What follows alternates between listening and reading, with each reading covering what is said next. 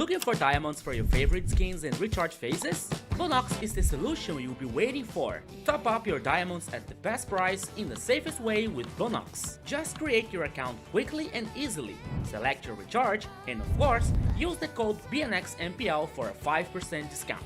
That's it! Enjoy your diamonds all thanks to Bonox, the official sponsor of MPL LATAM.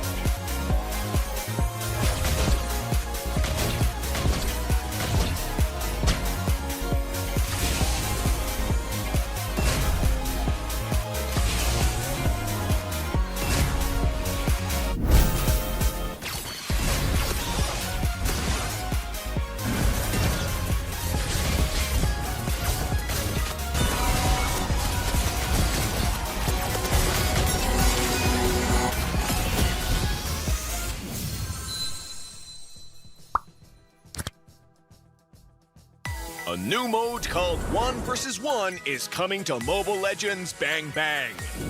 In 1 vs 1, 2 players will battle it out to see who can score enough kills or destroy the opponent's turret first. A guessing event will also launch with this mode. Both players and spectators can place bets to win fun guessing coins. Now, let's learn more about this new mode. There are 2 ways to win in 1 vs 1 mode. The first method is to secure 3 kills on the opponent within the match time.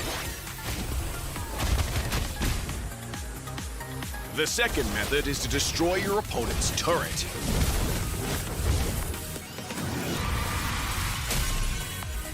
The 1 vs 1 fun guessing event will launch with this mode. At the start of the match, both players and spectators can use their 1 vs 1 fun guessing coins to bet on the match's outcome. The game will also add a set amount of 1 vs 1 fun guessing coins to the prize pool for both sides. All fun guessing coins in the prize pool will be split among the winners.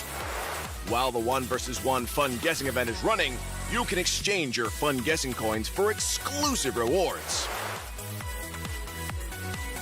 Prioritize heroes with quick wave clear or strong burst for this mode. Quickly push your wave into the enemy turret to apply constant pressure and chip away at both the turret's HP and the opponent's HP. The 1 vs 1 map features bushes and creeps as well. Securing jungle resources grants an economic advantage, while the bushes offer the perfect cover for surprise attacks. The 1 vs 1 mode is just around the corner. So, rally your audience and fight for glory!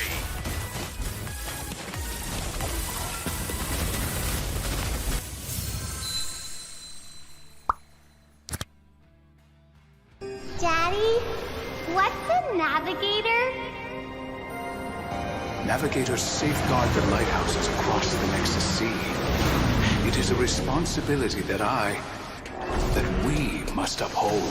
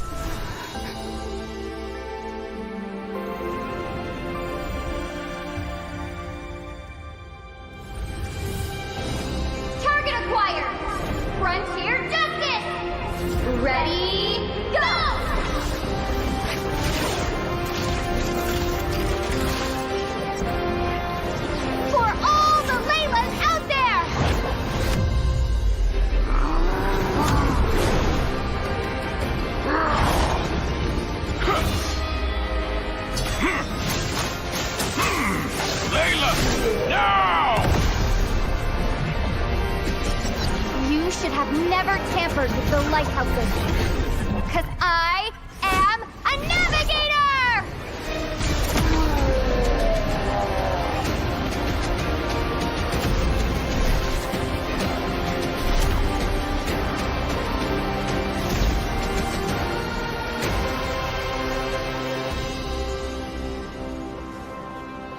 I'm gonna be the best navigator ever!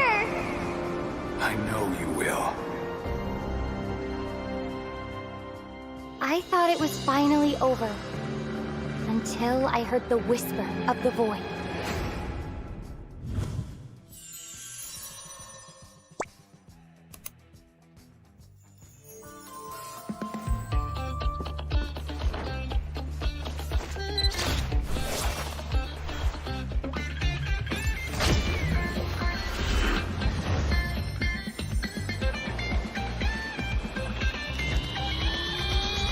Welcome to Double 11!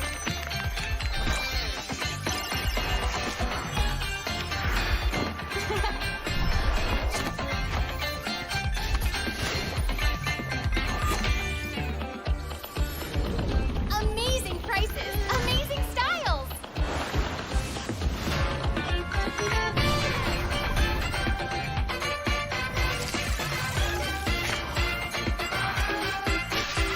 Win big in Mega Draw!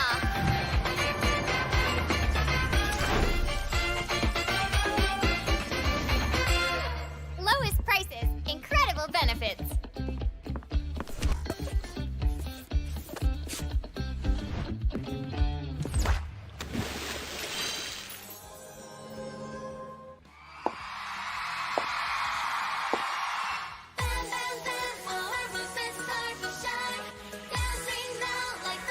Let's light up the stage!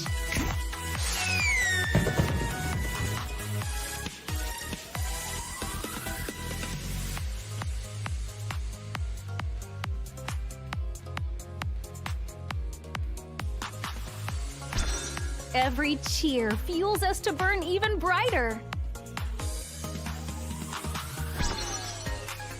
Time for my solo. I spot a super fan out there. Eyes on me! Let our bond clear away all of your doubts.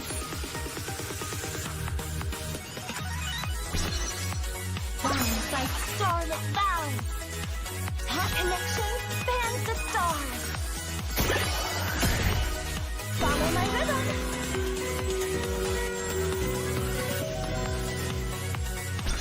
Your voices are the perfect accompaniment. How about an icy treat? Catch this frosty rhythm. Glisten like fresh snow.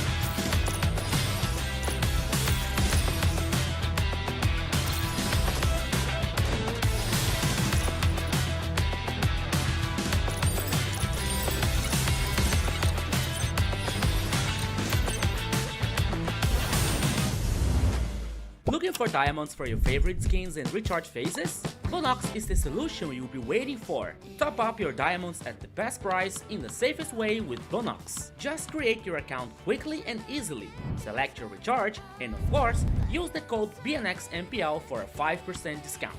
That's it! Enjoy your diamonds all thanks to Bonox, the official sponsor of MPL LATAM.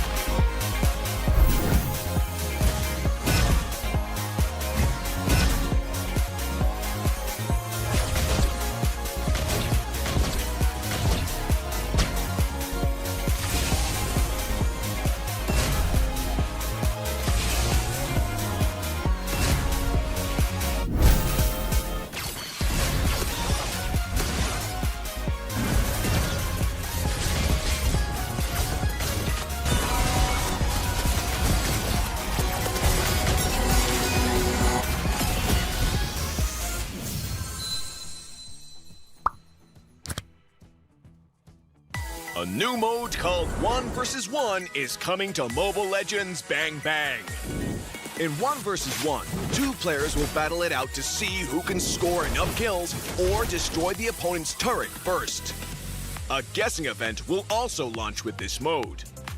Both players and spectators can place bets to win fun guessing coins. Now, let's learn more about this new mode. There are 2 ways to win in 1 vs 1 mode. The first method is to secure 3 kills on the opponent within the match time. The second method is to destroy your opponent's turret.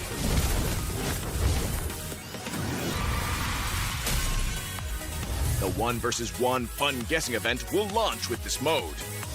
At the start of the match, both players and spectators can use their 1 vs 1 fun guessing coins to bet on the match's outcome. The game will also add a set amount of 1 vs 1 fun guessing coins to the prize pool for both sides. All fun guessing coins in the prize pool will be split among the winners.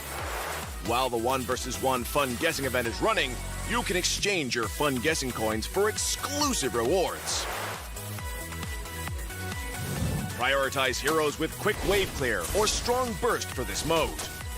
Quickly push your wave into the enemy turret to apply constant pressure and chip away at both the turret's HP and the opponent's HP. The 1 vs 1 map features bushes and creeps as well. Securing jungle resources grants an economic advantage, while the bushes offer the perfect cover for surprise attacks. The 1 vs 1 mode is just around the corner. So, rally your audience and fight for glory!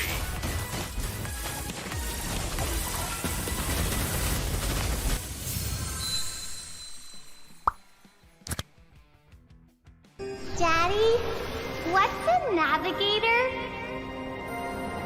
Navigators safeguard the lighthouses across the Nexus Sea. It is a responsibility that we must uphold.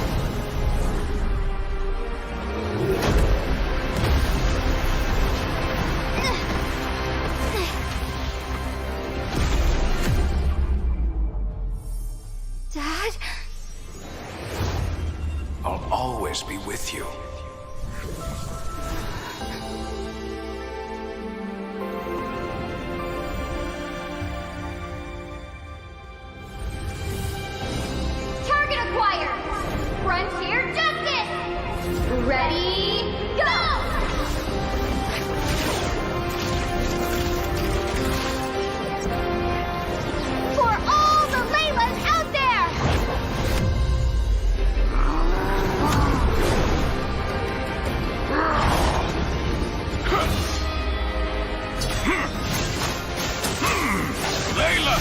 Now! You should have never tampered with the lighthouses. Because I am a navigator!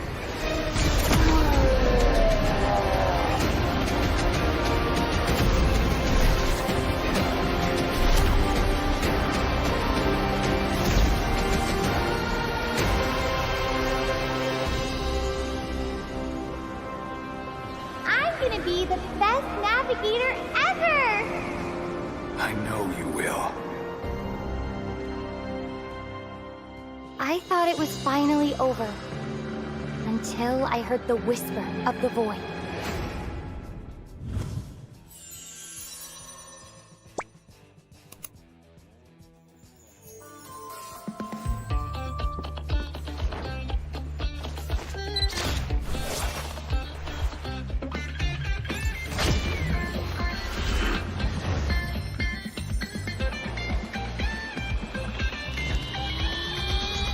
Welcome to Double 11!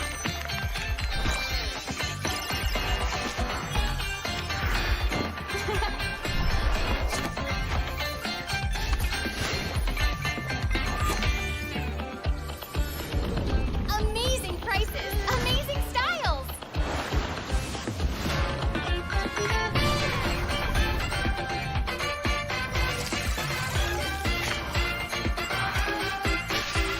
Win big in Mega Draw!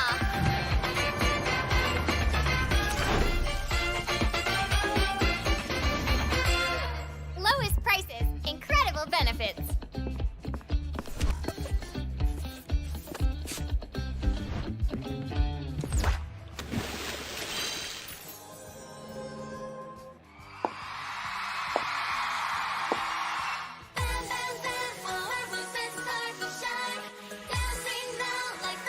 Let's light up the stage!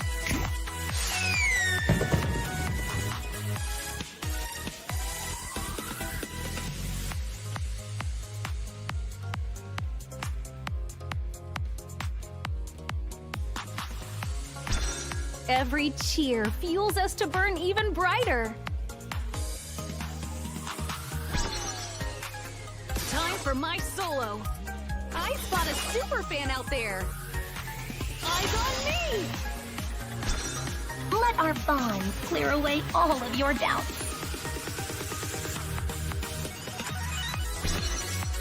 Bonds like starlit vows. Our connection spans the stars.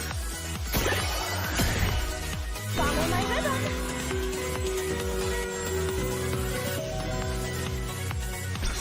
Your voices are the perfect accompaniment.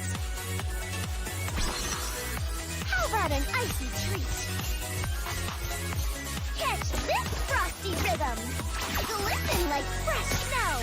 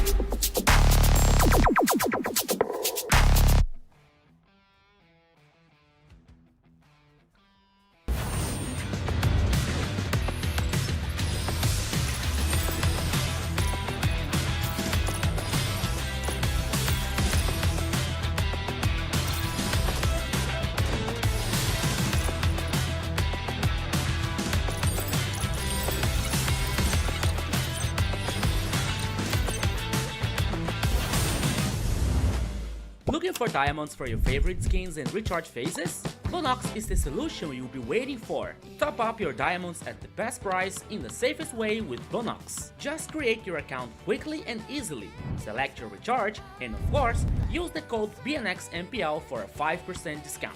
That's it! Enjoy your diamonds, all thanks to Bonox, the official sponsor of MPL LATAM.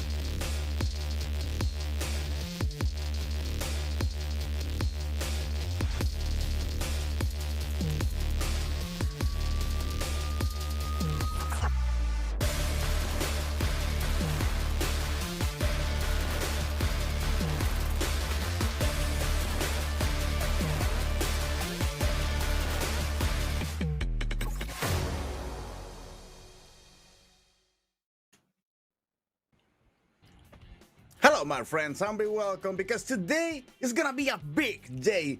One best of 7. Only one spot remaining on the last final, and one of these teams is gonna get it. Thanks to Kronos to be there, thanks to Rico to be here, thanks to you to be here to enjoy this best of 7 today on the losers finals here on the MPL Latin America Global Broadcast. My friends, how are you, Kronos? I'm doing absolutely great, Jerry. I mean, I thought I was hearing doubles, but I'm not sure if I am. But however, I think things are going on well. And I think, of course, today we have only one match to bring you. And it's going to be an exciting one. Ain't that right, Rico? Yeah. Hello, Jerry. Hello, Kronos. One more day. This is the final day before the grand final. It's going to be in São Paulo. So excited to see what is going to happen today because, hey, we are having nothing less than the last final MPL LATAM. It's Influence Rage versus Alpha 7. It's a best of 7.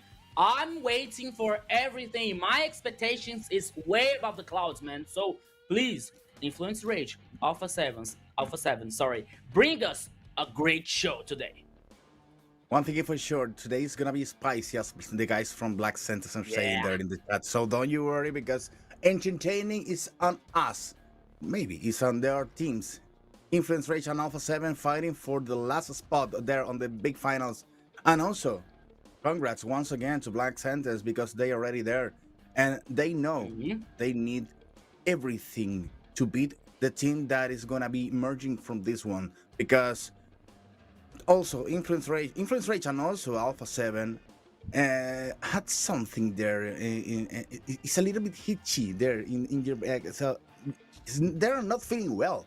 Come on, my friends. The team that is already in the finals, send them to the lower brackets, and now these two teams are playing for survival.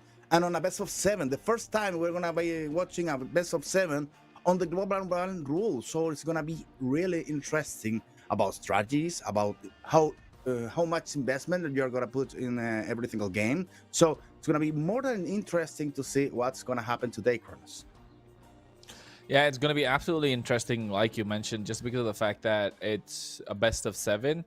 Although I think everyone would probably agree that this game might not go to a best of 7 just because of how well these teams are playing. But then again, I wanted to see a best of 7 between these guys, so I think we're going to see a best of 7. Stakes are high, but not so high, Rico, because most of the talents already agreed that it could be 6 game, but not 7. Good. Yeah, and as you said, but Jerry, the main question here is, who is the team is gonna be victorious after this? Because there are some discrepancies over there. Yeah, you're totally right. And for me, I think there are two situations here. And we can say and we can call it Dixon situations or not. But yesterday we saw a team that won DreamX in a 3-2. Yeah, it was a hard game. It was not easy, but it seems that when Alpha 7 wants to win, they just go forward. They just play aggressive. And we saw an Influence Rage losing for 3-0. Like not even close than a hard game. In one of the 3 games that Influence Rage lost yesterday. So they have to be careful about that. They have to talk in themselves. They have to solve that little point that they have to solve for today, because today is the last chance. Today is one team is gonna say goodbye, another team is gonna head to the great final. So that is a critical situation for both teams. But we saw a different situation yesterday. But one day and another. One day is totally different than the other day. So let's see what happens. Oh, I was losing you at the end, but I understood what you were saying, my friend.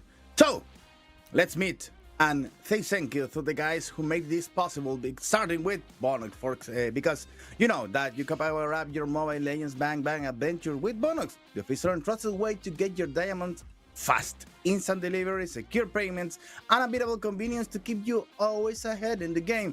So don't miss out and use the code BNXMPL and grab 5% off on your next top up today, my friends. Yeah, and not just that, make sure you get yourself the Pova 7 5G. Of course, power your play with the Pova 7 5G. Ultra battery, blazing speed, and fluid 144Hz display. Built for true gamers. Don't wait. Experience the future of gaming performance now. And let's talk about an amazing project. Here is the project next on Mobile Legends Bang Bang. Yes, the annual map update is live since September 17th. We got 4 brand new maps with fresh strategies that will transform the game. Expanded rivers, flying clouds, broken grass, and broken walls, and dangerous grass. So gather your squad and experience the new MLBB routes. And you know what? It's that time of the year right now. Mariah Carey already know that it's that time of the year, but not Christmas. It's time for you to vote on the Esports Award, because Mobile Legends have been nominated one more time to the Esports Award. So head over to esportsawards.com/vote and vote now for our game, for our players, in every single category that you may look for the Mobile Legends. Go ahead and vote on esportsawards.com. Yep, and also if you are from... Oh, wait, never mind. I get to do this time. Of course, the folks, as you know, today's the lower bracket finals. The Black Suns Esports have already made it to the grand finals. Congratulations, a big shout out. We see you in the chat, Black Suns Esports. Make sure you give us a follow and subscribe to us as well. But then at the same time, the MPL LATAM Season 4 Grand Final is happening on the 15th of November in Login EXP in Sao Paulo, Brazil. All right? And come join us live, of course, on site. You get exciting special skins, exclusive codes that are activations that are available right on site, and of course, plenty of surprises waiting for specifically you guys if you're able to make it. And you know what? If you think, oh no, it's gonna be too expensive, man. I live right by Sao Paulo. I thought I'd go, but then I had to pay my rent. I didn't have the money. I had to spend it on one of these phones. I had to go and top up on BNX MPL and using Bonox. But then all of a sudden, guess what? It's free entrance, folks. Make sure you get yourself there and don't miss it. Of course, it's LOGINEXP. That's the arena at Vila Madalena, Sao Paulo. Follow our social and for more updates, of course, and behind the scenes content. Hey, did I say that right, Rico? Yeah. Did I say it right? Vila Madalena. Almost. How do I say it? Vila Madalena is right. Vila Madalena is perfect. But the state is São Paulo. São Paulo. São Paulo. São Paulo. Yes. Yeah. São Paulo. São Paulo, no. São Paulo, yes. São Paulo. But it's hey, perfect, man. it's perfect, I got that. I don't know if I'm allowed to say it. I think it's a slang, so I'd rather not. I'm one of them. I'm one of the G's, not the G's that you guys are thinking of. Okay. So I want to say your excuse for not heading in the grand final. No excuses.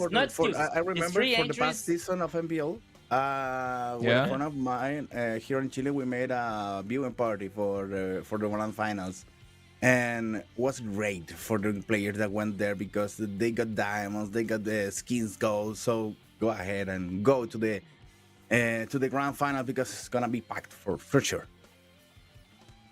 Yeah.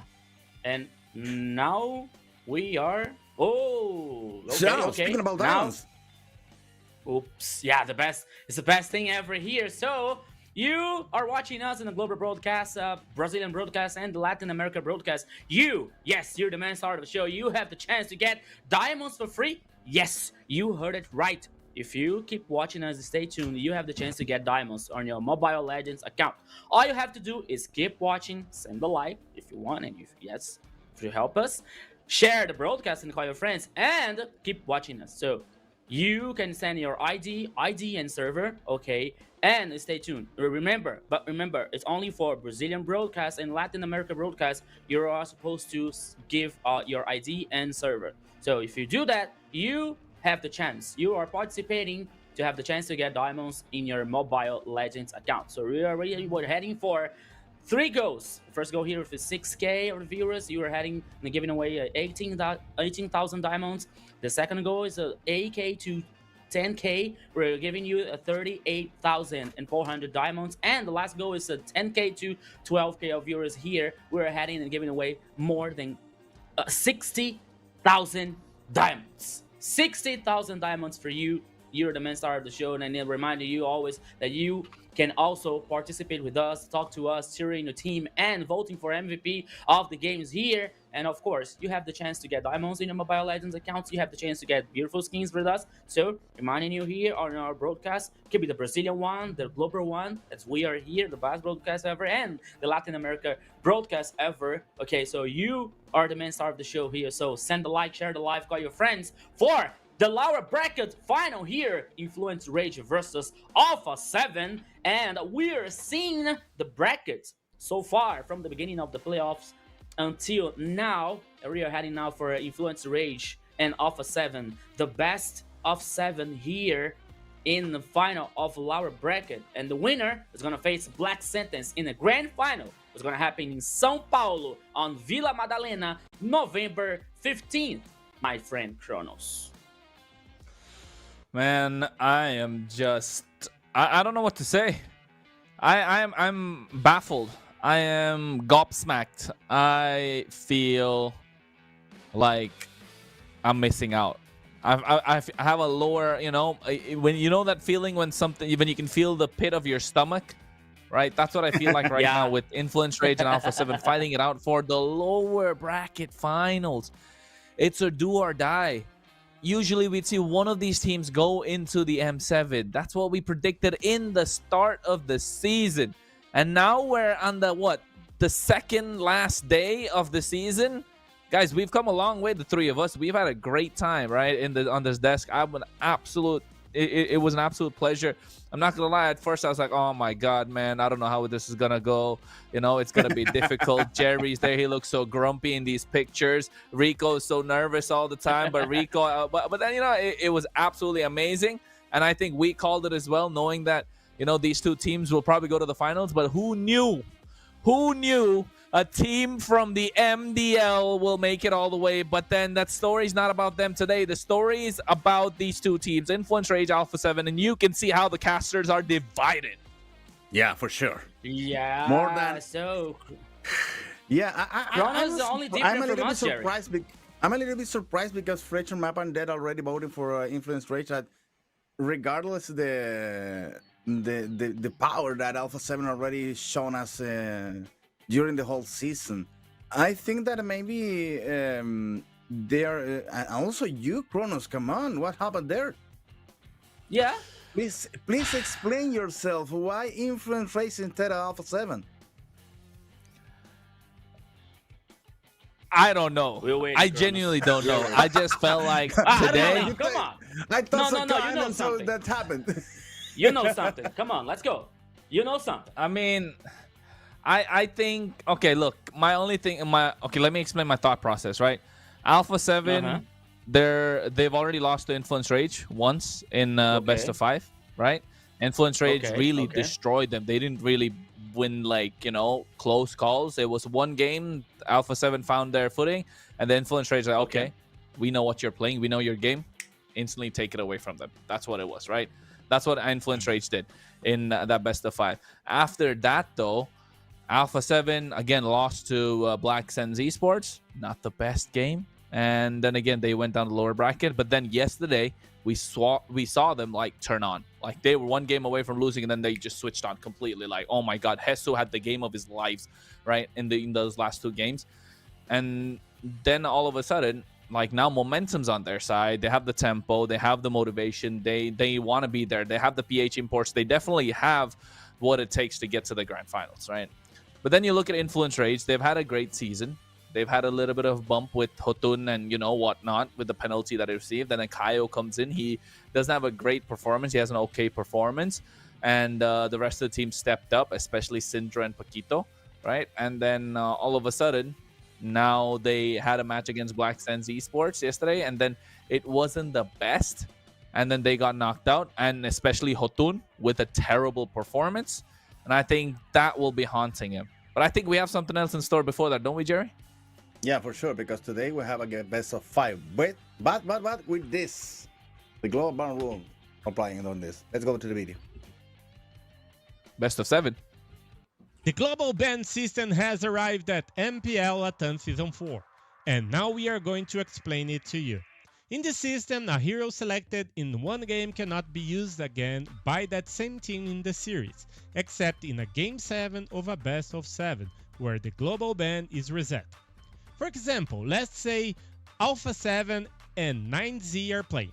If Alpha 7 picks Lapu Lapu in Game 1, starting from Game 2 they can no longer use him, but 9Z can still pick him. And in Game 7 of a best of 7, he becomes available again for both teams.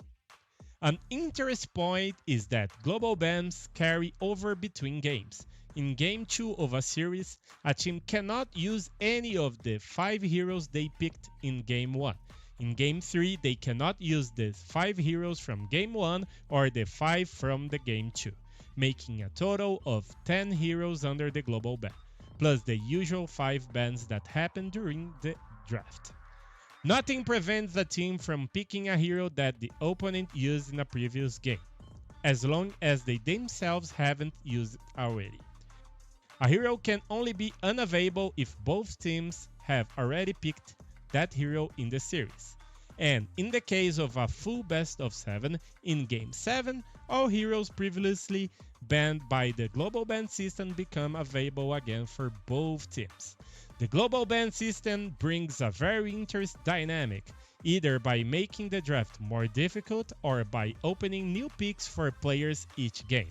This is the global ban system now in MPL LATAM Season 4.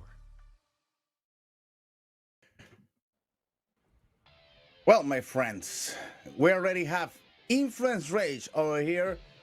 The guys yesterday suffered a lot in the hands of Black Sentence. Today they come with I don't know, with a different feeling on their shoulders. I think that Influence Rage is gonna be feeling the weight of the responsibility to be there on the big finals. Chino, Yotun, Syndra, Paquito, and Fury are gonna be showing all that you can to beat Alpha 7 today on this best of 7. So sorry there, Kronos. Best of 7. And these are the commonly used heroes for this team, Kronos. Yeah, and I think, you know what, when it comes to these this best of 7, hopefully we get to see a Game 7 so we can throw out all these global bans out the window. But I think here, Coach Blackjack's definitely has a lot of work ahead of him, especially, and we saw this yesterday, it's Paquito, right? We're talking about Paquito. Look at his picks. The Grok is not available, neither was the Kalea, and the Gatot was always taken away from them. That was always taken away from them. And then in one of the games, Gatot was even banned out. So, and then you get them the first pick, and they're not going to pick Gatot because they're going to prioritize Hotun's hero pool. So that is the biggest loophole right now for Alpha 7 to capitalize on, to exploit. And I think Paquito has to understand that. And you can see 5 heroes he's played, 2 of them have 0% win rate because it's just not working. I think I want to see him step up on the Khalid, step up on a little bit of a Hylos.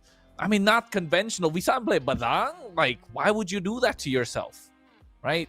Don't do that to yourself, man. Play the Belleric even. We saw Vagin pull up with the Atlas. So I hope they find something for themselves, because you can see the keys to victory. Recreate the same formula that worked against Alpha 7 in the Swiss stage, which is the early game pressure, proactive rotations, and river dominance. They know how to dominate the river. We've seen that before. We see it time and again. Even yesterday we saw it. Keep empowering the mid and goal laners through aggressive drafts and confident objective fights. But then again, something not mentioned here is, I believe, what we saw yesterday, Paquito's roaming hero pool, which might be a big target for Alpha 7 to exploit. Right, Rico? Yeah, it makes total sense when you're saying the situation like that, Kronos, especially because Paquito here, I think that he's more confident when he's getting heroes that gives him ability to roaming and to dominate the map, without the risk of being killed, of being hidden by the first blood, for example. So for Paquito here, especially a hero with a hard engage here, is very good, and it gives him a certain freedom to dominate the river, and gain information for that team. I think that if Paquito feels well, the rest of the team, the rest of the composition also can work well together in that situation. So it's going to work with Alpha 7. We are heading to these questions in the first draft here. The first draft is going to be so important to see which hero Paquito is going to fight. And we're heading also, as Jerry said, the global ban system. So it's a best of 7, so many heroes can appear, especially in the alpha meta. But now we're heading for Alpha 7's lineup here.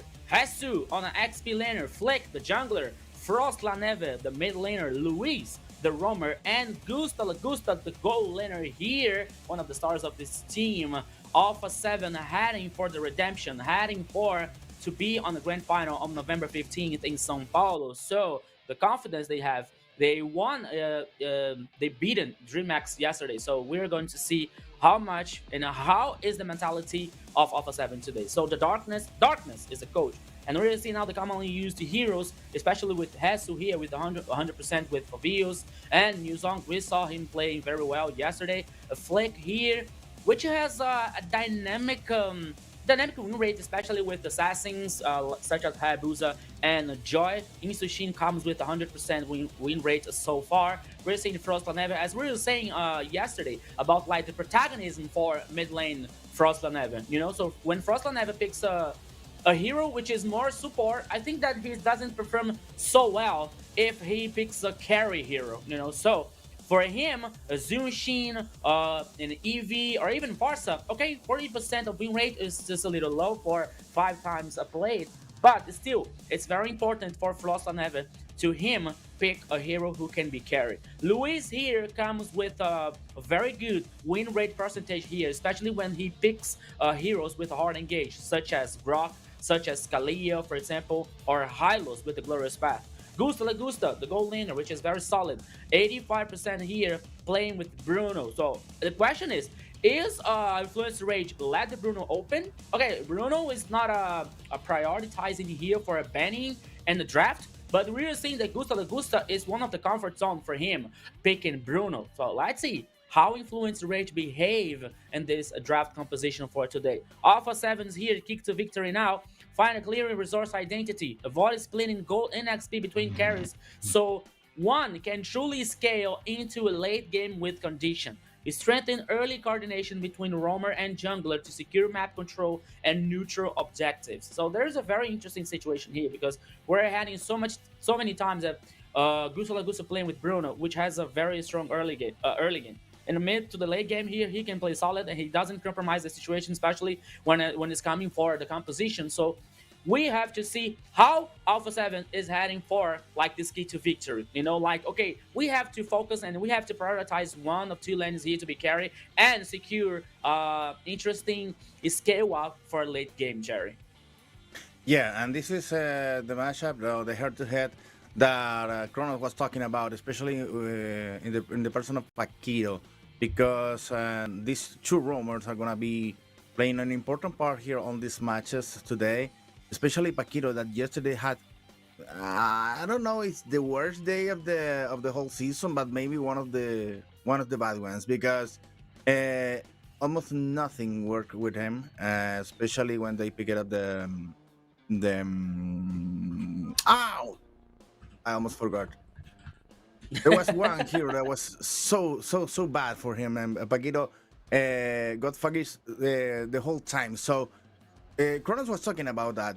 Tonos was talking about the importance of Paquito here on the alignment of Influence Rage, and it's important for him to be safe at the very beginning and not to be squished on an early game, because this also compromises the game of Gusta La Gusta that can't do anything to be on the top of the game. Kronos, I don't understand, my friend, because I told you before. Please explain yourself why Influence Rage, and you said a lot of things, and that a lot of things. Yes, I'm coming. I was trying to finish. I was trying to finish. Come on, we're gonna get there. We're gonna get there. So I was saying, you guys understood the momentum factor, right? You guys understood the momentum factor.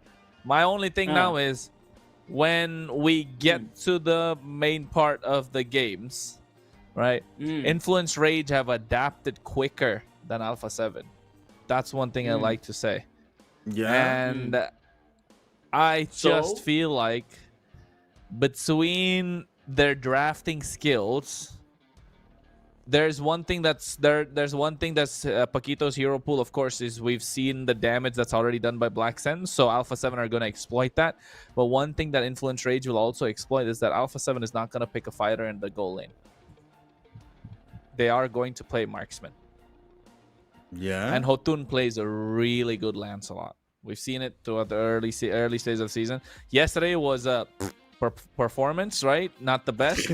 So I think it's gonna be crucial to see who will come out on top. But then it's a coin flip. It's still a coin flip for me. Yeah, I just thought Influence Rage maybe.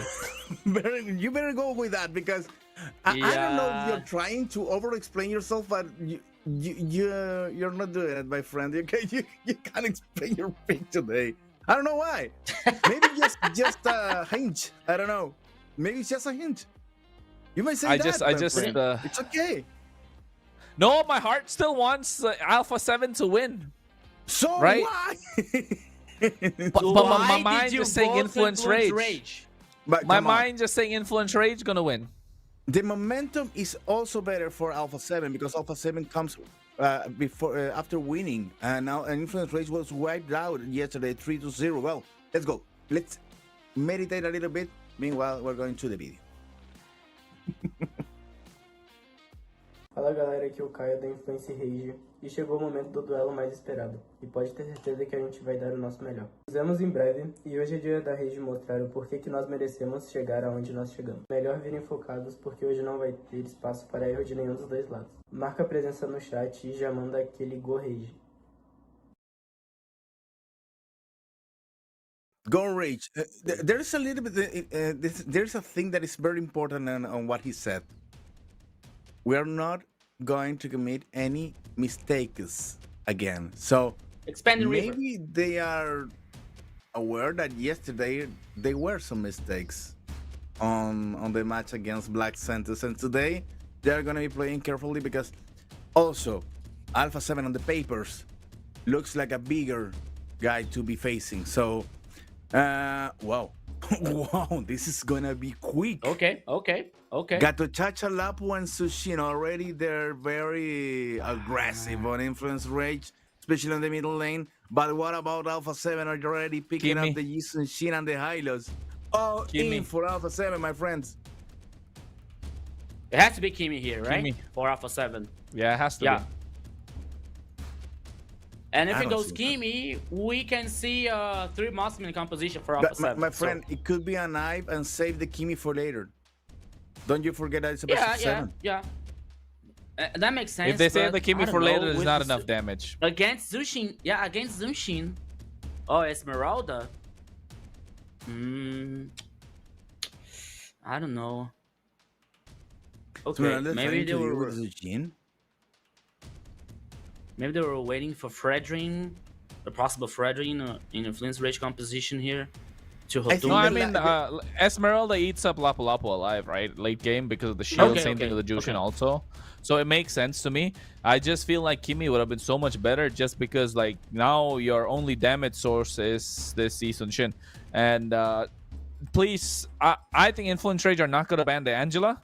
Because Alpha 7, I think they want to pick the Angela because they already have two sources of magic damage. That's Hylos Rome. That's going to be Esmeralda and what's that in the but EXP. So that's two sources of magic damage. So we're gonna see Kronos, maybe Angela and Frost.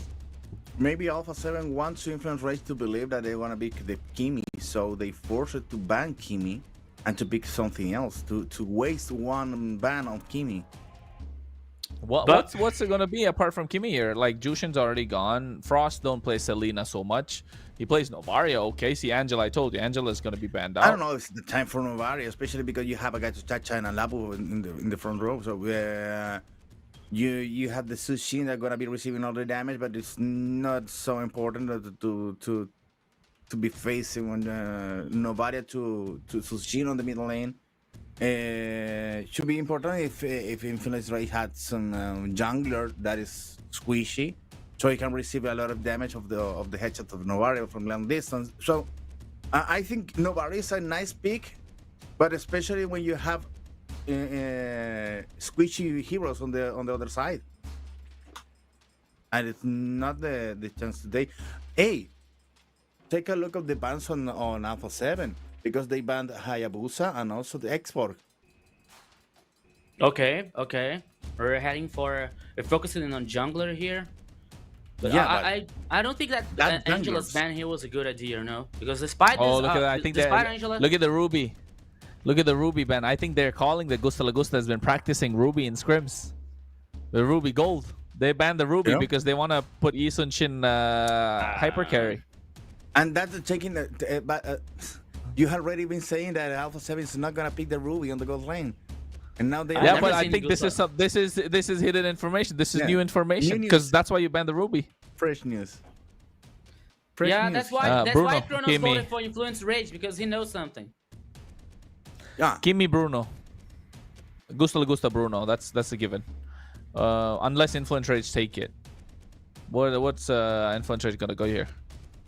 Joy? No. Yeah, I think Joy is good. Yeah. Yeah, Joy. And Yeah. Carry? Joy? No. Ranger. Granger. Okay. Solid. Yeah, gonna be Bruno other side. Solid lineup. But it's gonna be a Bruno, and then Alpha 7 have a solid lineup also. Sushin Joy and Granger is a solid damage dealers lineup over there, and it for influence ranges depending on how Gato Chacha and Lap is gonna perform. Because if the front row is working good, okay, you have the Joy to go in and generate damage. Granger and Sushin from the back line, that works. I think There Hylos is were- gonna but- suffer a lot. No, yeah, Hylos is gonna suffer a lot for Alpha 7, but if Hylos suffers, then Hesu is gonna have, oh my god, a great time with the Esmeralda. needs to take the Lead. This is Esmeralda's game, yeah. lead the league. Yeah, and Bruno. Yeah, you already said that. Bruno was the right call to end that. Well, two powerful lineups and a very fast draft between these two teams. They've already been practicing and talking a lot of what they are going to be doing. Maybe they have even some lineups already planned for these first matches to come. I think the idea for Influence Rage and also for Alpha 7 is to end this quickly. As quick as possible.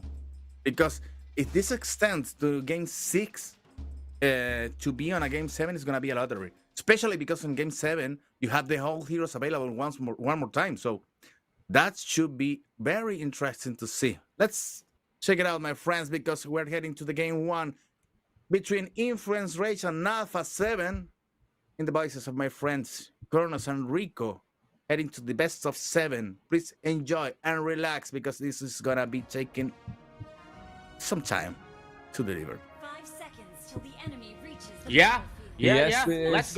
go, with my friend Kronos. This is the first game. Okay, so we're heading back now. The game is paused. You know what? So quick. I Hey, hate game one those is done. pauses because we're building the rhythm, the ambience here. Let's go! Pause. Oh my friend. Yeah. But you know what? That happens. That happens. Yeah, it happens. So Okay, in Meanwhile, terms me of- trying to do some. in terms No, go of ahead. investment, Kronos. How about this game? I think that maybe Alpha 7 burned some important picks over here. You have the Jisung Shin, you have the Esmeralda, and also the Kimi. Those are powerful picks. I will say the same about Hylos and also Esmeralda, yes, but Jisung Shin, Esmeralda, and Kimi are very powerful. Hylos could be some situational, and in the case of influence rate, you have the Granger that can be changing for another hero. The same for Joy. I think the most important pick on the side of influence rate was Sushin and Gato Chacha, and that's it. No, I think Gato, Jushin, and also Granger. Don't forget Granger. Granger. Granger's still another I don't know if important pick Granger as well. if Ranger qualifies as a triple S hero right now, or maybe a double S. I but mean, not in a the triple goal S. lane, think about it. In the goal lane, if you want to play marksman, you either play Harriet or Granger. Which other marksman is there? Bruno? Maybe. Maybe. Apart from that, you don't play any other marksman, right? Moscow very Sometimes rare Claude. these days. Sometimes Claude. Moscow Claude, and Carry but can very be. very rare. Carry. That's what I'm saying. Those three are very rare when you don't have any other options. The first choice is always Granger or Harriet. So I would say triple S in terms of gold lane. But then again, hopefully we get to see some rubies, maybe. Today talking from Gusta about- Lagusta especially. I'm talking about what we have already seen during the MPL, and not in the hero tier that you can find out on over the internet. Because let me check. Jisung Shin and Nathan are in a double S tier right now. Nathan, we have seen I think twice during the whole MPL. I think it's received the nerf as well, right? From the last time it was made. Yeah, but Nathan got nerfed. So It gets to the double S after the nerf. That's weird. you need to send me I don't this. know. Where is this? Send it to me. Yeah, I'm gonna send you the link, but I don't know if it's the same. It is a good tier list. We may. About to say, We may who is put interchange. Nathan in a? If anything, it should be Ruby on a triple S tier right now, and the Who goal was lane. responsible for this? Yeah, who's responsible for this abomination of? Well, you have Obsidian on an S just tier. kidding, I'm just kidding. What is this? If you have another one, please share with me. It's on the Discord chat, my friend. Let Yes, us check. I see it. Okay. Nah, that's for rank. That's for rank. No, This no. can be on rank, yeah. Oh, but wait. Yeah, I would say this is There's a rank. tab Rank over picks. there. Yeah. Wait, Yeah, wait. What is Amon doing here? What is Amon doing there? Huh? Amon is good No, in wait. rank. If you want to win rank games, you play Amon because wait. counters Yi Sun Oh, Shin in 100%. rank. In rank. Okay. Thank you. I don't like Amon. I don't play Amon in rank. My brother, my girlfriend hate me for not playing Amon all the time. They're like, if you play Really? Amon, we win. It's like, yeah, because it's easy to win if you play Amon. Because you counter so many marksmen, you counter so many assassins that don't move, like Yi Sun Shin mainly. So Amon's a very good counter for all of them. And usually against Amon, it's hard to win because he farms faster. You have a good front line. Yeah, so that's why I would say. But then I would looking at this. I wouldn't say Angela. This again, Angela. If you see Angela in SS tier, definitely because of rank games. But I think it does make a slight bit of a sense. CC does belong there. Alice, again, this is a rank hero. Because if you don't see Grok in SS tier, think about it. But if you want, I can extract this this code and make this He for was in SS tier. for professional leagues. Let's do it. Let's do that. We gotta As a do side that. project, we can do it. Come on, let's go ahead and go He was. to the land of dawn because the game one is starting right now. You tune and flick on the very first movement here, my friend Rico. Yeah, thank you, Jerry. So let's go, everybody. Hello, welcome everybody to the Land of Dawn. This is only the first game here in this best of 7. It's the lower bracket final. Influence Rage versus Alpha 7. Two situation here. Alpha 7 now playing with a composition with 3 Moskmen. Influence Rage playing aggressive, trying to get the dominance of the map. So let's go, my friend Kronos. Yeah, I think this is going to be crucial if we take a look at how and who's going to come out on top. Especially with Flick on this Isun Shin. He needs to find a way to start getting that snowball in a little quicker than normal. You can see already Frost doing a lot of poke damage. Paquito's not going to have a great time, especially against Louise and Frost. However, Syndra needs to get some control. This battle is set, and you can see both these teams have their cameras on. They're both in their boot camps. They're both in their gaming houses, making sure they can get everything on top. Hotun this time, you know? Look at that. Hotun is in the center this time. Usually it's Paquito, is it not, for Influence Rate? This time, Hotun. And you know what is being told to the people who sent in the center, right? He always pays the bills. What's... Oh my God. Right? Yeah. Yeah. At least here in my country, the Santa's in the center of the table is supposed to pay the bill. Well, I mean, yeah, if you sit at the head of the table in the restaurant, yeah, it ends up that you have to kind of pay the bill. So it does make sense. It does make sense. So I think whatever happens, they're going to blame it on Hotun today. Already Turtle taking out low, 4,000 HP. Chino goes in. Bravest Fighter already lashed out. But at the same time, oh, nice retribution coming in from Flick. Dauntless Flick coming out. They might be able to get first blood. Chino flickers out. No casualties. Just a lot of spells. Oh, wait, never mind. Syndra wants to go through. I think they get a taunt on Louise. Not coming through, but look at Hesu from the side. He's lurking. He's lurking around. He wants to get something. He wants to get his hands dirty in these fights. But nothing there. No overextensions. That could be a very good situation for Alpha 7, especially because Hesu is already on level 4 here. Oops. Okay. Hello. And the situation is that Alpha 7 got the first objective here. It's got the first turtle. And they were heading for a possible team fight. But you know what? I think that now they don't want to take any kind of unnecessary risks. So by the time that the... Oops, here we go, Kronos. Glorious Path. Oh, Glorious Pathway coming through already. Paquito has to make it out with the AOG. Again, they don't want to risk. It's all just ultimates. Look at what they're trading, right? Every time they're trading one flicker for one flicker, one retribution for one retribution, one ult for one ult. So... And look at the spell timings. They're almost the same. Yeah. That was kind of... But now you're seeing here like 3 minutes and a half. 38 seconds for the next turtle. And both teams are like... okay, the junglers here are making the path or pathing here in the jungler. But now Hasu has taken a lot of damage. Ooh, that could be 2v2 here, Kronos. Oh, okay. Flick. Hey, never mind. He doesn't get that gold crab. Look at the EXP of the junglers. It's the same, but in the mid lane, Syndra forced to use the beacon. Frost doing a lot of damage. Paquito, he was caught between two sides. Now Syndra doesn't have the ultimate, and that means Alpha 7 have the advantage for this turtle.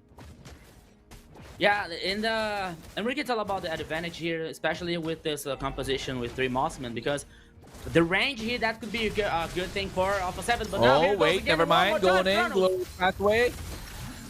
Bland, they already used the range stacks. AOG coming through as well. Retribution in the hands of Hotun comes in with the electrifying beats, looking for Hesu, but he's taking him down. So falling Stormer dishing out the damage, but first blood in the hands of Fury.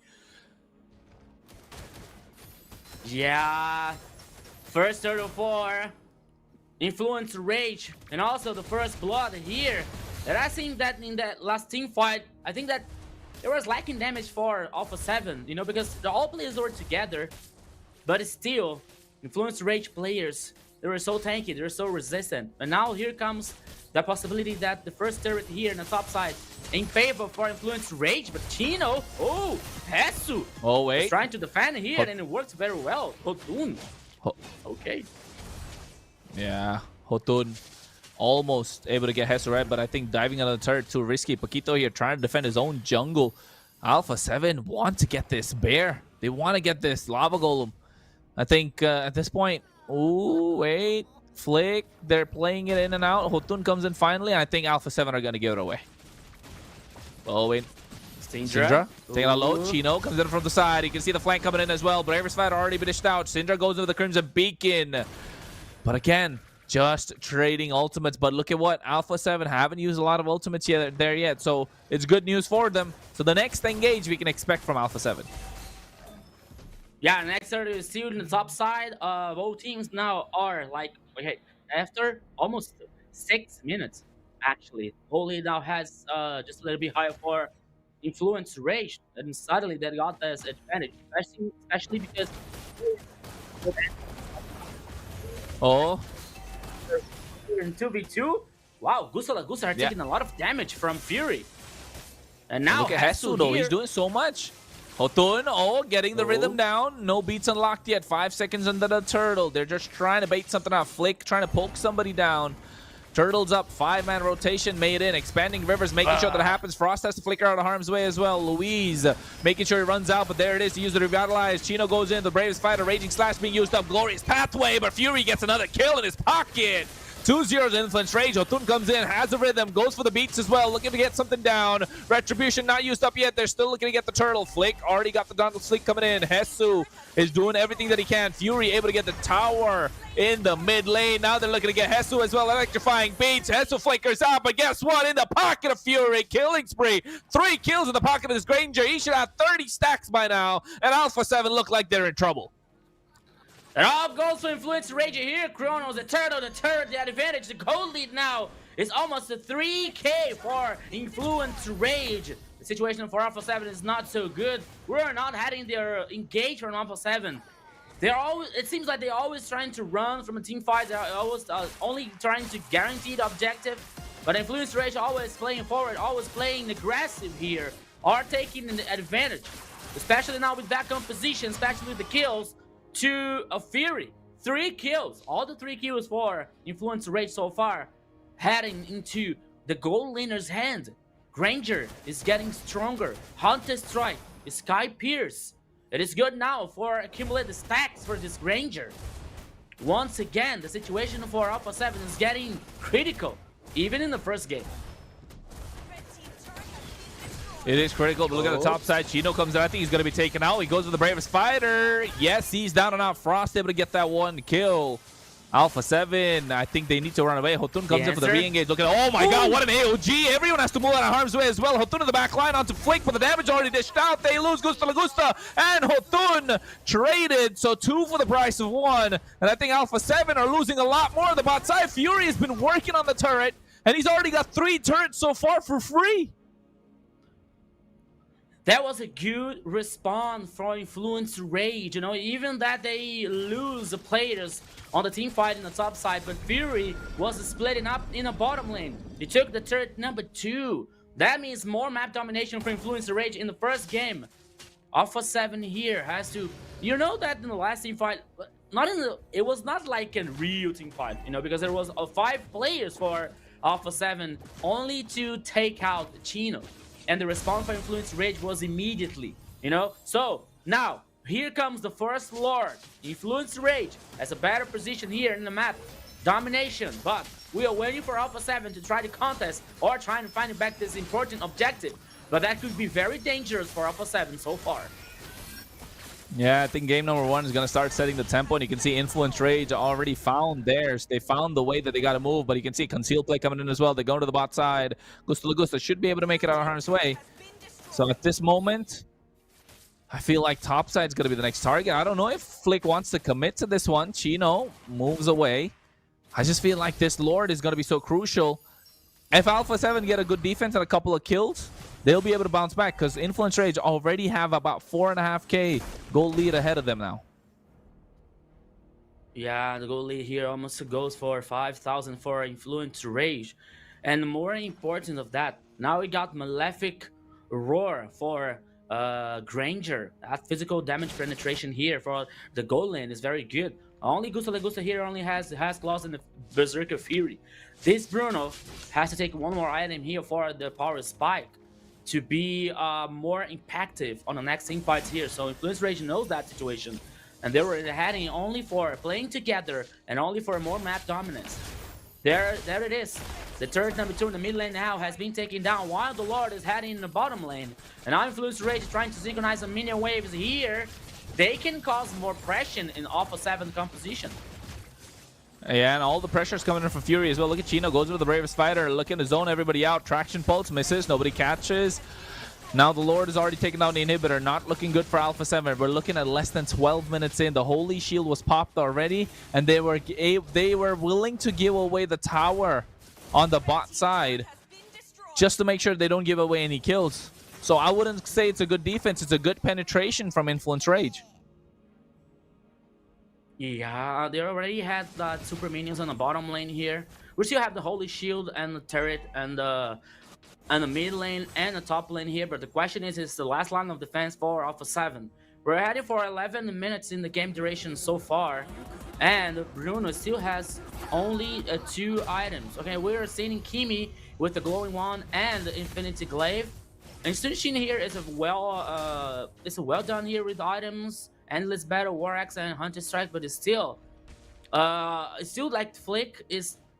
I don't say that he's not able to impact positively in this game, but you know, I think that he can't find that situation. He can find the ways here for help Alpha 7 in the next team fights. And in the team fight situation here to get superior numbers and trying to guarantee the other objectives. I think that Influence Rage composition here works so well when they're playing together to avoid these kills, to avoid that kind of risk for Influence Rage so far. And it's still working because you can see they're all playing together, all synchronizing here in the mini waves, the 9 farm in the jungle for Alpha 7. All that Alpha 7 can do now is like playing defense, but oh no. Hesu! They could have done that, but Hesu walked in a little too deep, flickered out as well. Oh my god, they just rained down hellfire upon him. Influence Rage, Dauntless Fleet from Flick to make sure they get the vision, but they're looking to get this Lord. They're already marching down. The Lord is going to come in quick in the next 5 seconds, and they want to maximize the 100 seconds that they have with Hesu without his flicker. So if Hesu comes in a little too forward, he's going to be clean wiped out by Influence Rage. Lord coming down the bot side, Rico. Yeah, there's one more Lord. That could be the final Lord here. That could be the final push for Influence Rage. That situation for Alpha 7 is so critical. The most Hesu here, I think this is the only player that he is allowed to play just a little bit far from the base, but it's still, if he take any false step, he can be killed. But let's go, Kronos! Oh no, Paquito, make sure he got the taunt in as well. Chino goes into the Bravest Fighter, taking a little too much damage from Frost. The Lord is still on the bot side as well. They look to get the inhibitor in the mid lane. Hotun comes into the picture now. No minions present, but you can see Paquito goes in. He gets taken down by Flick, and now with the help of the Lantern Flare, they get Louise as well. Fury dishing out the Rhapsody from behind. Not enough damage coming through.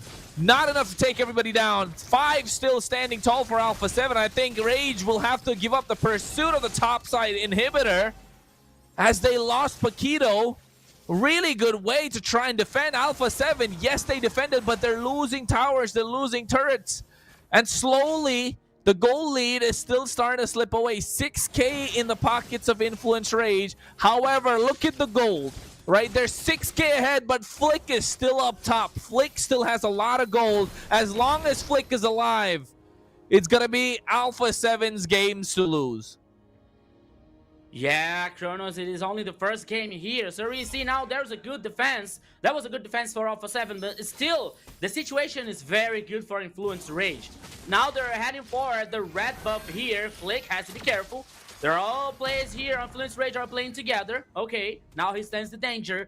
And Alpha 7 now feels a little bit more brave to get out of the base, to trying to play just a little bit more aggressive here. You know, the situation is still not so good for Alpha 7. But the defense was good. They can take Paquito. And now 15 seconds left for the next Lord. And I believe that this Lord here, Alpha 7, is going to fight back. And you know what? They already reached the 40K mark, right? When you reach the 40K mark, you don't need a lot of gold, but oh my god, what an AOG come through. Everybody flickers out of harm's way. Goes with the Bravest Fighter as well. Glorious about to slow him down, but he can see the Raging Slash flicking! Looks like it's taken out by Fury, and now they're looking to take down more. Hellfire rains down Fury on a double kill. Hotun in the back line, triple. They get a wipeout. Influence Rage get game number 1 in this best of 7 lower bracket final. Yeah, my friend Kronos, there it is, double kill for Hatun! The first game here goes for Influence Rage. What a match, what a domination! 15 minutes of game duration here, the first game. Man, Influence Rage has a full reset from yesterday after losing 3-0 for Black Sentence, and now they're heading for the top versus Alpha 7, giving no chance for Alpha 7 in the first game. Jerry, what did you see, my friend? What a game domination for Influence Rage. I think that Kronos knew something. No, my friend. This is impossible. It's only the start. I think that what is happening here? I was making my coffee, hearing what was happening on the game, and it's almost impossible to believe because I know maybe you may think, okay, Alpha 7 is gonna have a really bad time against Influence Rage. Influence Rage is gonna be taken all on the battlefield, but you don't expect this game to end this quickly and with that kind of dominance from Influence Rage. That's the point, and especially because before going to the game, and don't forget to vote for your MVP right now, guys. Go ahead and vote right now. So I don't understand what's happening right now with Alpha 7 because we were talking about the investments on this match, on this particular game. We said, okay, Influence Rage took the power pick on the Sujin on the middle lane, and maybe the Granger for Fury. Okay, that's a power pickup. That's a power pick. But what about Alpha 7? Alpha 7 wasted a lot of important picks: the Jisun Shin, the Esmeralda, the Kimi, and the Bruno on this game, and they lose so quickly. That is almost impossible to believe right now. I think that is weird from Alpha 7. Maybe they are going under I don't know, some problems inside, communication problems with the team. No, I'm not gonna into anything more important over there, but I think that something is happening inside the team that is not working at all. It's weird to see Alpha 7 in this position, and also almost losing with the first Lord, because if Influence Rage won it, they could have ended the game even before. So that's a weird thing, my friends. Kronos, nothing against your prediction. If you win, I'm okay with that. But it's weird to have this situation for Alpha 7. Don't you think the same way? Yeah, it is, because I think with the defense that we saw, it wasn't as clean as we'd like, right? They tried, but defense? I mean, what defense? Exactly, what defense? That's what I'm saying. They're giving away 2 apples and getting just one for themselves. So Rico, yeah, what do you got to say? I think Rico fell, but let's stay on this because Alpha 7 just made it up with 3 kills, and Gusta Lagusta almost disappearing on the whole game. So it's critical, the situation right now for Alpha 7, because if you think more, I believe that that is a very bad moment for Alpha 7. Despite of the thing that they yesterday won against Remax, maybe they wasted they used all the talent that they had yesterday, and now, well, nothing can work right now. Rico? Yeah, Jerry. So that was I'm a surprise, surprised, by the way. Yeah, it's not that I don't know what to say. I don't find the words to say, because Alpha 7 is the most powerful house until now. Influence Rage right now suffering. Yesterday, before in front of Black Sentence, you may say, okay, Alpha 7 after winning on DreamHack is coming with a lot of energy and is gonna be taking Influence Rage out quickly. But no, Influence Rage made made that with Alpha 7. and it's such a short time, 15 minutes. That's Yeah. so weird in a game like this. And you know what, Jerry? More than that, I did vote for Alpha 7 and the cast's prediction because, okay, Influence Rage won Alpha 7 in the Swiss stage, you know? But for me, the situation is, in the most decisive moments, Alpha 7 took the best, you know? Like Alpha 7 won in the final, you know? So, okay, Influence Rage won Alpha 7 in the Swiss stage, but that was a Swiss stage, you know? There was not like a playoff. There was not like a do or die situation, you know? And I was like thinking that Alpha 7 now is able to handle that kind of situation. So now we're heading for the first MVP here on this lower bracket final. Cat goes to Fury. Yes, the gold laner with the Granger. KDA 601, 28% of damage, 78% of kill participation here. This Granger was on fire. Fury, yes. 4 MVPs on the competition so far. He played very well here. And that was an official masculine. So there comes like, I don't think that is probably the situation that Fury comes to play with a fighter, for example, that is happening with the meta around the globe. But everything is possible. And now we're seeing Fury playing so good to be in a good position here. As we're seeing the highlights, the Granger, the gold laner of Influence Rage, getting the MVP in the first game. It was very, very important for this victory, my friend Cherry. I remember that we had an interview with the guys of Alpha 7 after the game with ULF. And they say they are ready for everything. And they say that they can solve the things like losing the first game, for example, against ULF. And they are prepared for almost anything. What's happening right now, Kronos? I'm speechless because I think that Alpha 7 needs to be at least on the same page of Influence Rage and not looking like this on the first game. And you may say, okay, it's the first game, so let's leave it that way. It's a good game for Influence Rage, and the next one is going to be for Alpha 7. I don't think so, because they had the Yisun Shin, the Esmeralda, the Kimi, and the Bruno. They had a nice composition over there. That didn't work out against an Influence Rage flexible composition, because if you think there, you had the Lapu, the Gato, and the Joy. There was flexible picks. Yeah, I think Alpha 7 with their performance for this game, underwhelming, right? Underwhelming. Yeah. It's all about the early game tempo. I think they lost the second turtle, and then from there, when a first turtle looked really good.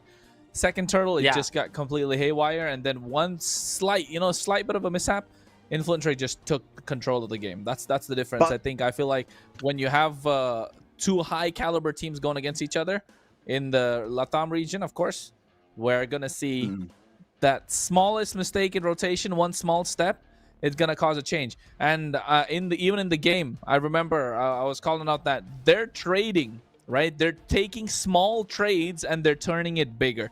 There was 2 flickers. If you see the flicker for a flicker, revitalize for revitalize, retribution for retribution, ultimates for ultimates, and if one used the ultimate too much, then the other had the chance to do something.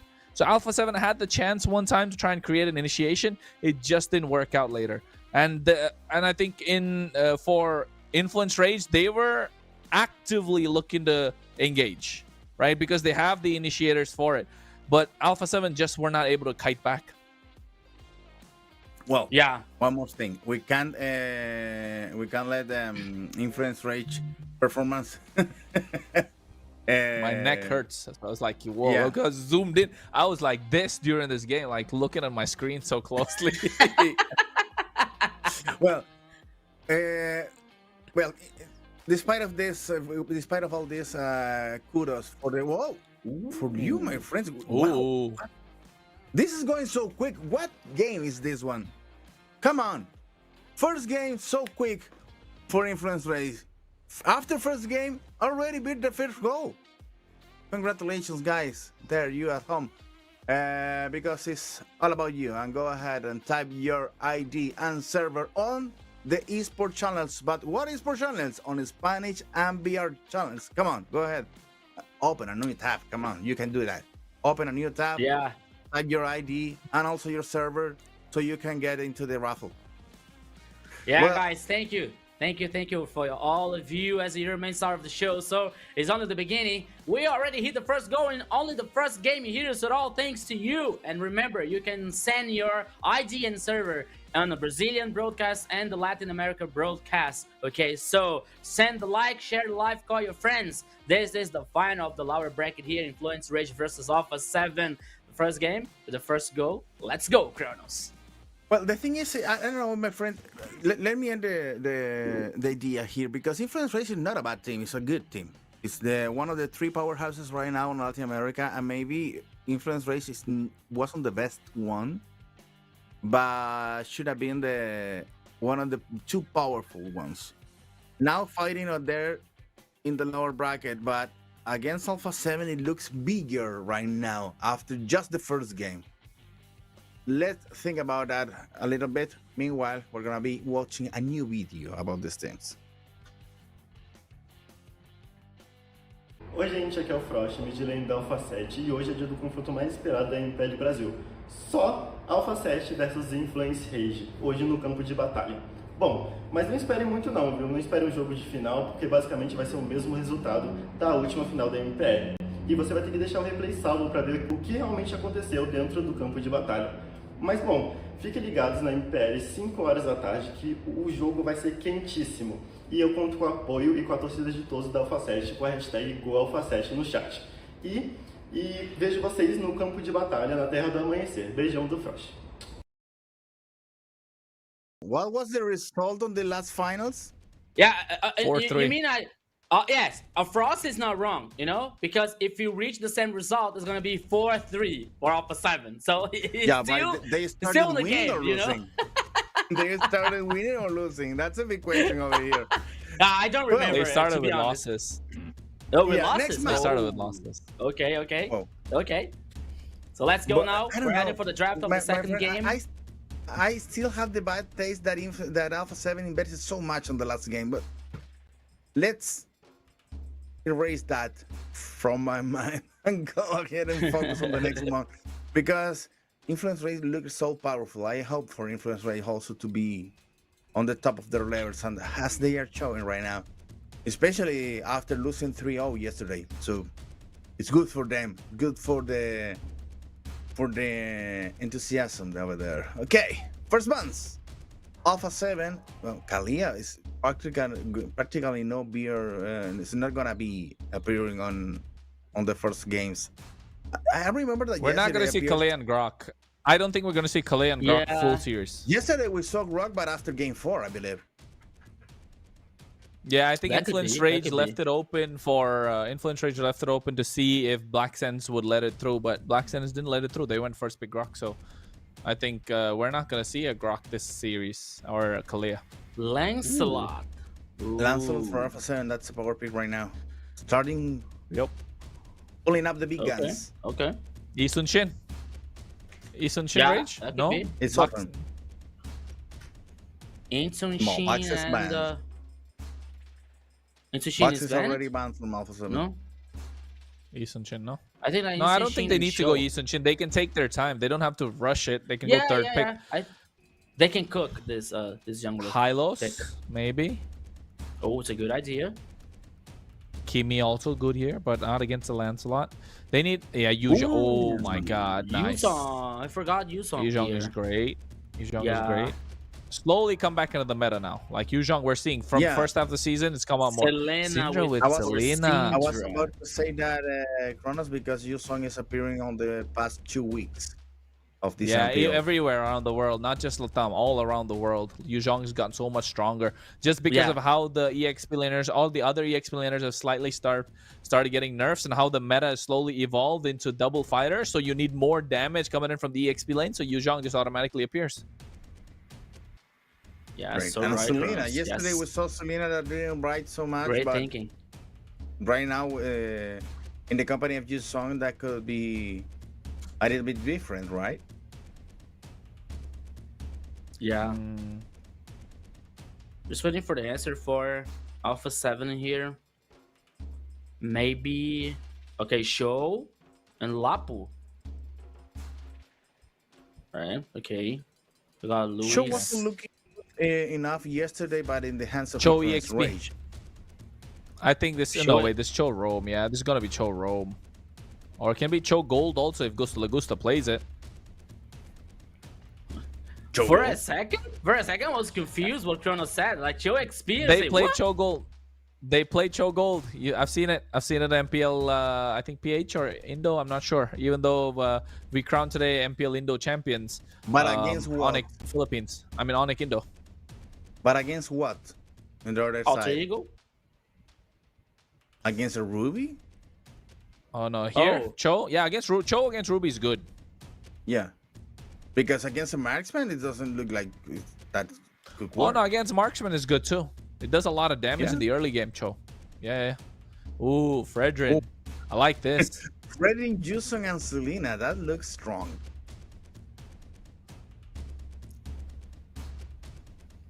I think maybe Influence Rage is aiming for the late game right now. Lunox and then what? They're gonna ban our carry as well or Granger? Because Gusta Lagusta don't have Bruno now. You know he's gonna go Granger or carry. So here for Alpha 7, I think they'll be looking to ban out Ruby, no? They need to ban out Ruby here. Ruby, That maybe could be Hilda because Alpha of 7. dangerous grass. As they were banning the first game, that could be a possibility. But once Hilda again, I ban don't would be see really Gusta nice. playing with a. I don't see a Gusta playing with the soldier. To be honest, you know, I've never seen something like that. Okay, the meta is in favor for that, but I don't know. Hilda for Ramen here. Okay, another one of our. I think that maybe Hylos can be the last ban for Alpha 7.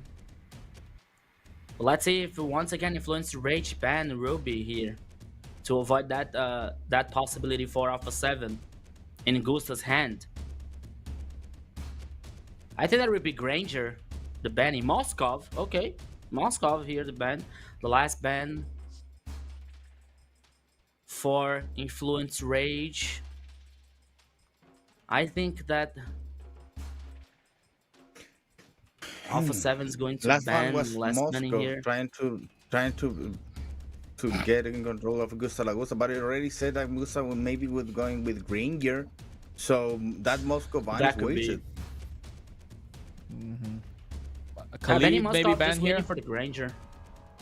Alpha 7 need to ban Khalid. Oh, Obsidia. Okay. Yeah, I mean, yeah, makes sense because Lancelot's not going to be able to dash in and out. And you were laughing think about my tier list. They banned Obsidia. I still don't think it's right. But I think Influence Rage can also play Kaja here. Paquito can play Kaja as well. Oh, Kaja, that's a possibility. A very potential for pick-off situation. As we're seeing this, they're having two strong heroes, especially in the with a certain resistance here. Oh, Claude. Okay. I believe that Granger there was more Farsa. for it taken out from Gusta. Granger Farsa here. So dangerous though, Can Farsa. Farsa so Granger. dangerous to play. I mean, Yeah, it's Granger. Granger Farsa. 100% Granger here. That could be Granger and Farsa or Eevee. Farsa's a good Yeah, call Granger because Eve. There's not a lot No. of movement here on the Influence Rage lineup. Not a lot of movement. He has No, Black I'm Dragon. thinking- Yeah. Well, but under one skill. After that, Claude as well. Second skill and ultimate with the sprint. Uses Yeah. Dexter. Yeah. And I think Matilda gonna be roam over there as well. So Kagura. oh, Beatrix and Kagura. This is nice. Alpha 7 Holy. going all Alpha 7 at the poker table like, yeah, I'm gonna go all in. Now, Beatrice Damn. this is not the first time for Alpha 7. Kufra. Oh, what is going on? Hey, it's the best of 7, Kronos. Everything can happen, you know, so there's still a lot of heroes here that can be bursting up. That Kufra. could burn them. A long time since Kufra in the pro scene. Yeah, with a very hard engage here. I think that the Influence Rage's composition scares me so much. Good initiation, good zoning. That's a great protection Yeah. of damage. Good control, especially with Syndra, with Selena. That's the Oh thing. my I goodness. believe that we are already seeing this this lineup on Alpha 7. This combination between Kagura and Beatrix is not the first time on this MPL. Yeah, especially Yeah. Kagura here is very good, especially in a team fight in a jungler, you know, in a compact sizes. That could be good for Kagura. So I think that influence rate is going to have a pay attention for that situation. Well, but also Selena looks promising there in influence rate and is called for the middle lane. Let's check it out. What is gonna be happening on the game number 2 between Alpha 7 and influence race? Alpha 7 now needs to be back on the game. Let's just say it, because Alpha 7 is 1-0 under influence rage already here in the land of Dawn on the voices of Kronos and Rico one more time. Let's go. Let's go. Let's go. Let's go. Welcome everybody once again to the Land of Dawn, a second game on this best of 7, the lower bracket final, Influence Rage versus Alpha 7. But now here goes Chrono. First blood. Indeed. Louise even flickered for that. Not looking good. Alpha 7 already starting off weak. Influence Rage starting strong. Now want to invade as well. They have Retribution. I don't know if they want to go for the purple buff. I think too risky to go for it. But Paquito, I think he's saying, come, let's go for it. Syndra comes in. He has the arrow. They get on top of Louise. Retribution to steal it away. Flick is without a purple buff. Oh, Kronos, what is going on here? Influence Rage. Seriously playing so aggressive. They're putting the cards on the table. The last in the first minute here, the first blood in Syndra's hand. We're talking about Paquito. Selena. Oh, in the mid lane, we were heading. Yes, we were tracking the red buff, but in the mid lane here, there was pure chaos. Luis once again taking so much damage, but now he's getting forced to head back on the base. Influence Rage playing together. Hotun. Oh, no, my goodness. no. Hotun. Oh, Flick. No, my not goodness. like this. Flick gets caught. No, he gets deleted. No, not like this. Not like this. Influence Rage are starting to get to their heads. Influence Rage are starting to get to the heads of Alpha 7, and it's not looking good for Alpha 7. They lose another objective, and the goal lead is starting to slip away slowly. That's it, Kronos. I think this is 4-0 Influence Rage. I guess. No, I'm kidding. But the situation now is getting very difficult in the second game for Alpha 7. Especially with the dangerous situation from Syndra. And now we have Paquito here with hard engage. No, Louise. Oh Damn. my god. It's They're so confident, Kronos. Yeah, I'm not sure why Alpha 7 are not able to find their footing. I think they're looking for tempo, but look at Hotun, he's level 6. Flick is level 5. They're invading again. Paquito misses the Timer's Revenge, but you can see the Way of the Dragon come through as well, but taking out low. Fury Staff coming in already. Paquito gets taken out by Hesu, the bravest fighter.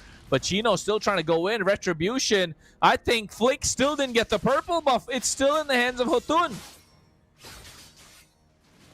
Wait, what? Hotun stole the buff once again? Yep. I didn't see. Yeah, Hotun. Because yeah. Flick don't have purple buff. Yeah, you're right. Once again, no purple buff for Flick. My goodness. We're heading for like 3 minutes and a half. A goal lead here. Okay, it's not so big.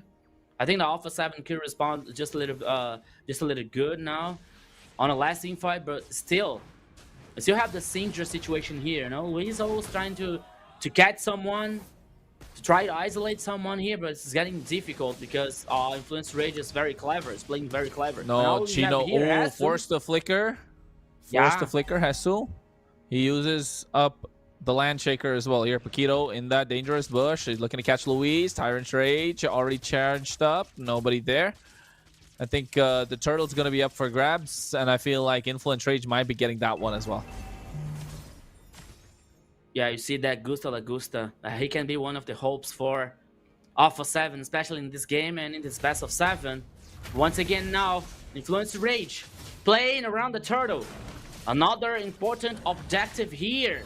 It started immediately. Now here comes the Black Dragon from Chino, just zoning the players of Alpha 7.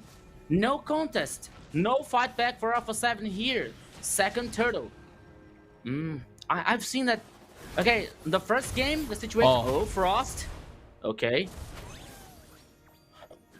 It's not the same situation than the first game here, but also Alpha 7 feel like they're not feeling confident. Oh, show! No, Luis! they go in. Hotun goes in as well. Bennett's Rage comes out, and Nibiru's Passion at the same time. You can see Fury comes in with a blazing duet, looking to catch up Luis. Everyone taking out low. Arrow connects. Now they're looking at one more, and they find it indeed. Paquito gets one more back. Luis taking out super low. Hotun gets taken down.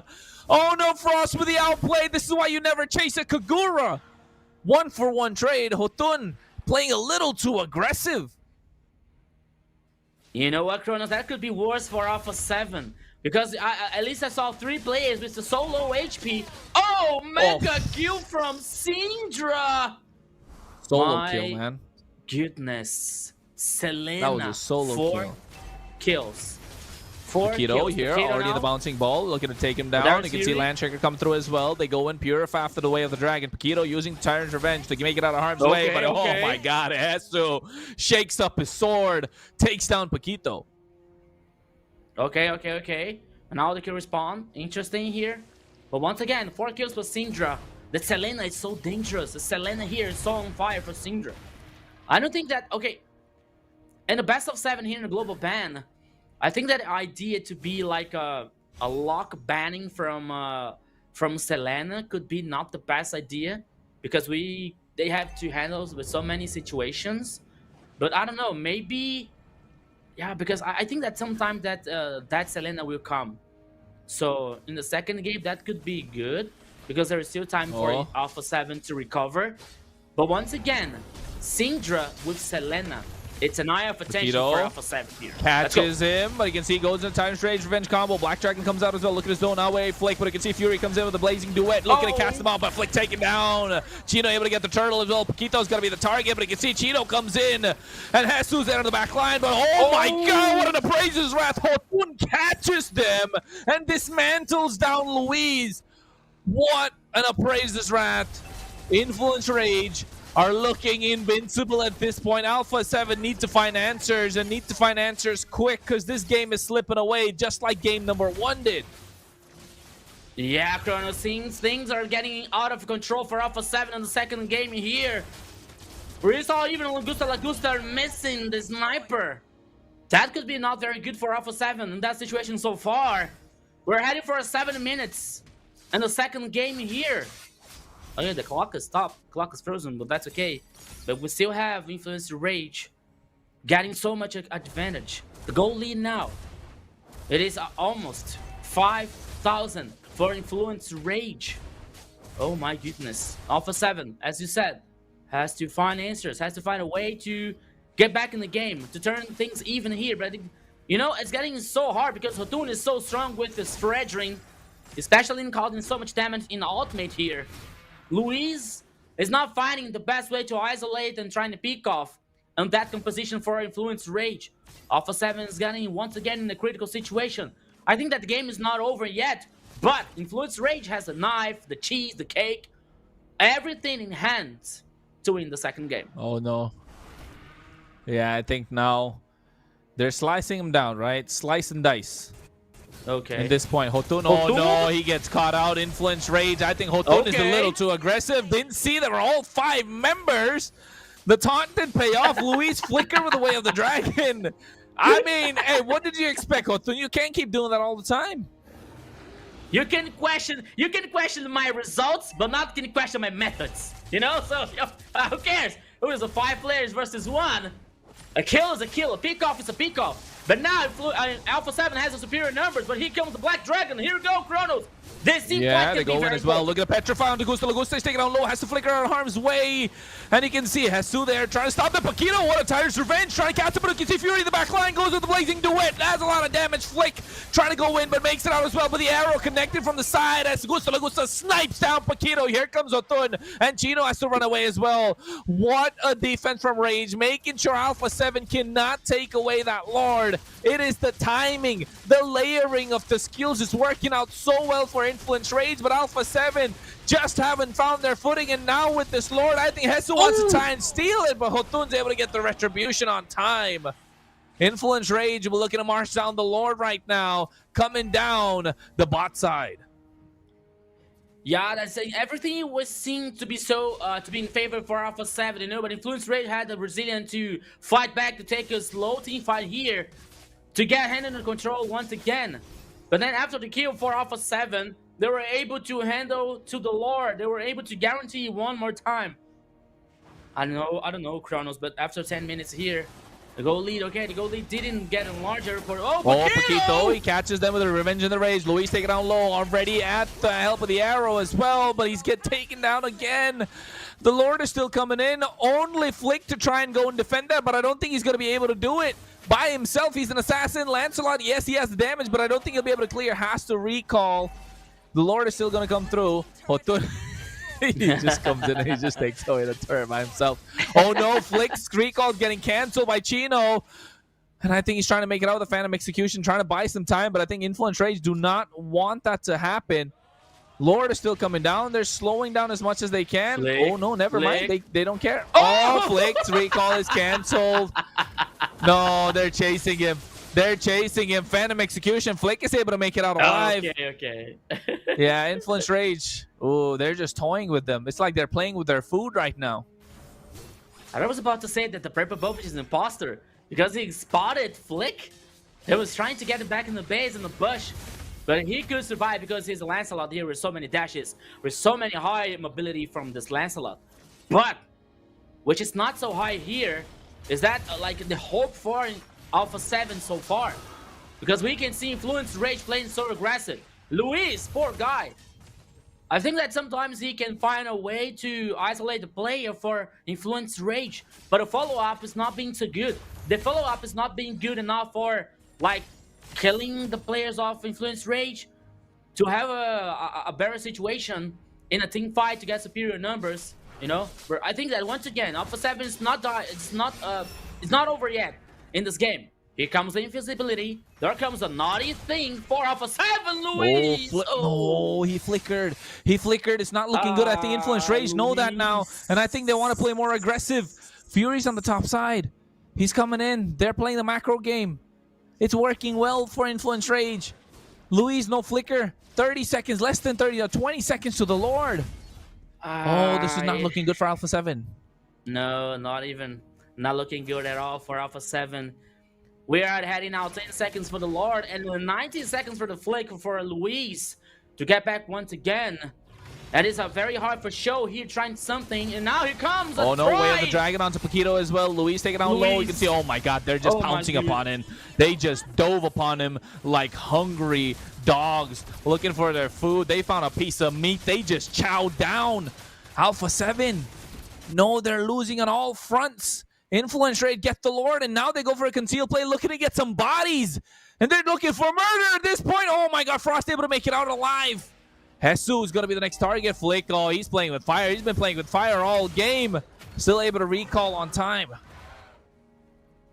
Yeah. There's this time there was no imposter. There's no like if the purple buff is spawning Flick, he was able to get back in the base. But once again, Kronos, it's the second game. It's the second domination game here for Influence Rage.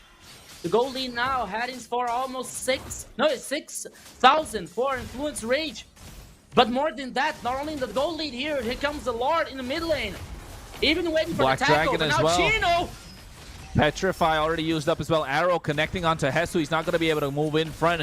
Luis doesn't have the flicker for about another 10 seconds. Lord already taken down both. Oh no, Paquito able to get the Tyrant's Revenge onto Hesu. Take it down low. You can see he gets the kill as well with the help of the Shah Residue. But you can see Fury with the Blazing Duet. Gusta Lagusta goes in with the Wind of Nature, looking to take down Paquito with the Immortality's pop. Nibiru's Passion comes out as they're able to get that kill. And now they trade 1-for-1. Hesu for Paquito. And Alpha 7 this time doing better than they did in game number 1 for the defense. Okay. The defense here was very interesting for Alpha 7. Okay, we are seeing how the turrets are so much damage with the so enduring HP here.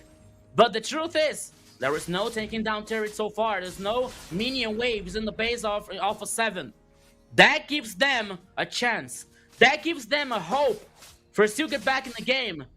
The second game here, we're going to see now Gusta Lagusta with 2 kills. That's one of the hopes for Alpha 7.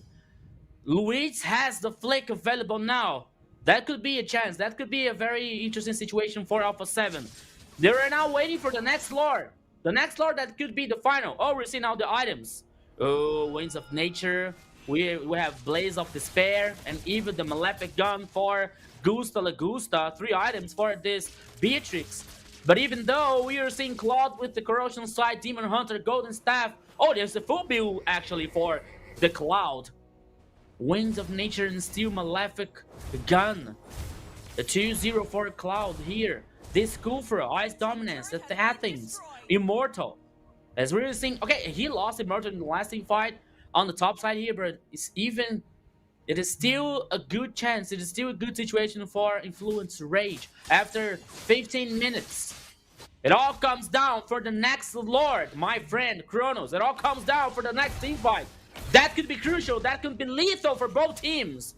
Especially for Influence Rage. Oops. Oh, oops, look at that. Look oops. at that. Gusta Lagusta looking to catch Chino off guard. They're trying to go and try and penetrate into the inhibitor. They're going to take it down, but you can see that sandwich play trying to come in from Influence Rage. Paquito charging up. Misses. Nobody home.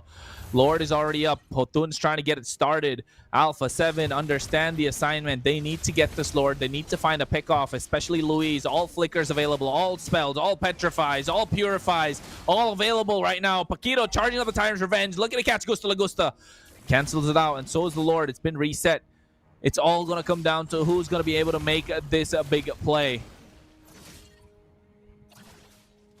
Now we're having Syndra. Syndra is heading. Oh, Luis! Once again, is stunned by Absol Arrow from Syndra. Oh my goodness, Syndra here is the sniper with the Selena. The Lord now is heading with the half HP here.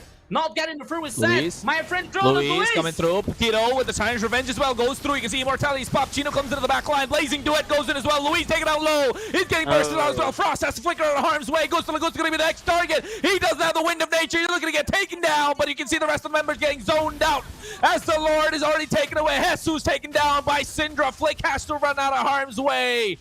And now somehow, some way they escape. And I'm not sure who got the Lord. Rico, you gotta tell me, because in the thick of all that fight, I missed out who got the Lord. The Lord was heading for Influence Rage, my friend. Influence Rage, guarantee you one more Lord that is heading in the top side now. That could be the final push. Okay, maybe, but because Luis now is heading back in the game once again, and there is a 10 seconds left for Hesu. Alpha 7 is getting the full team here to try to defend one more Lord, but it's getting very difficult. Paquito!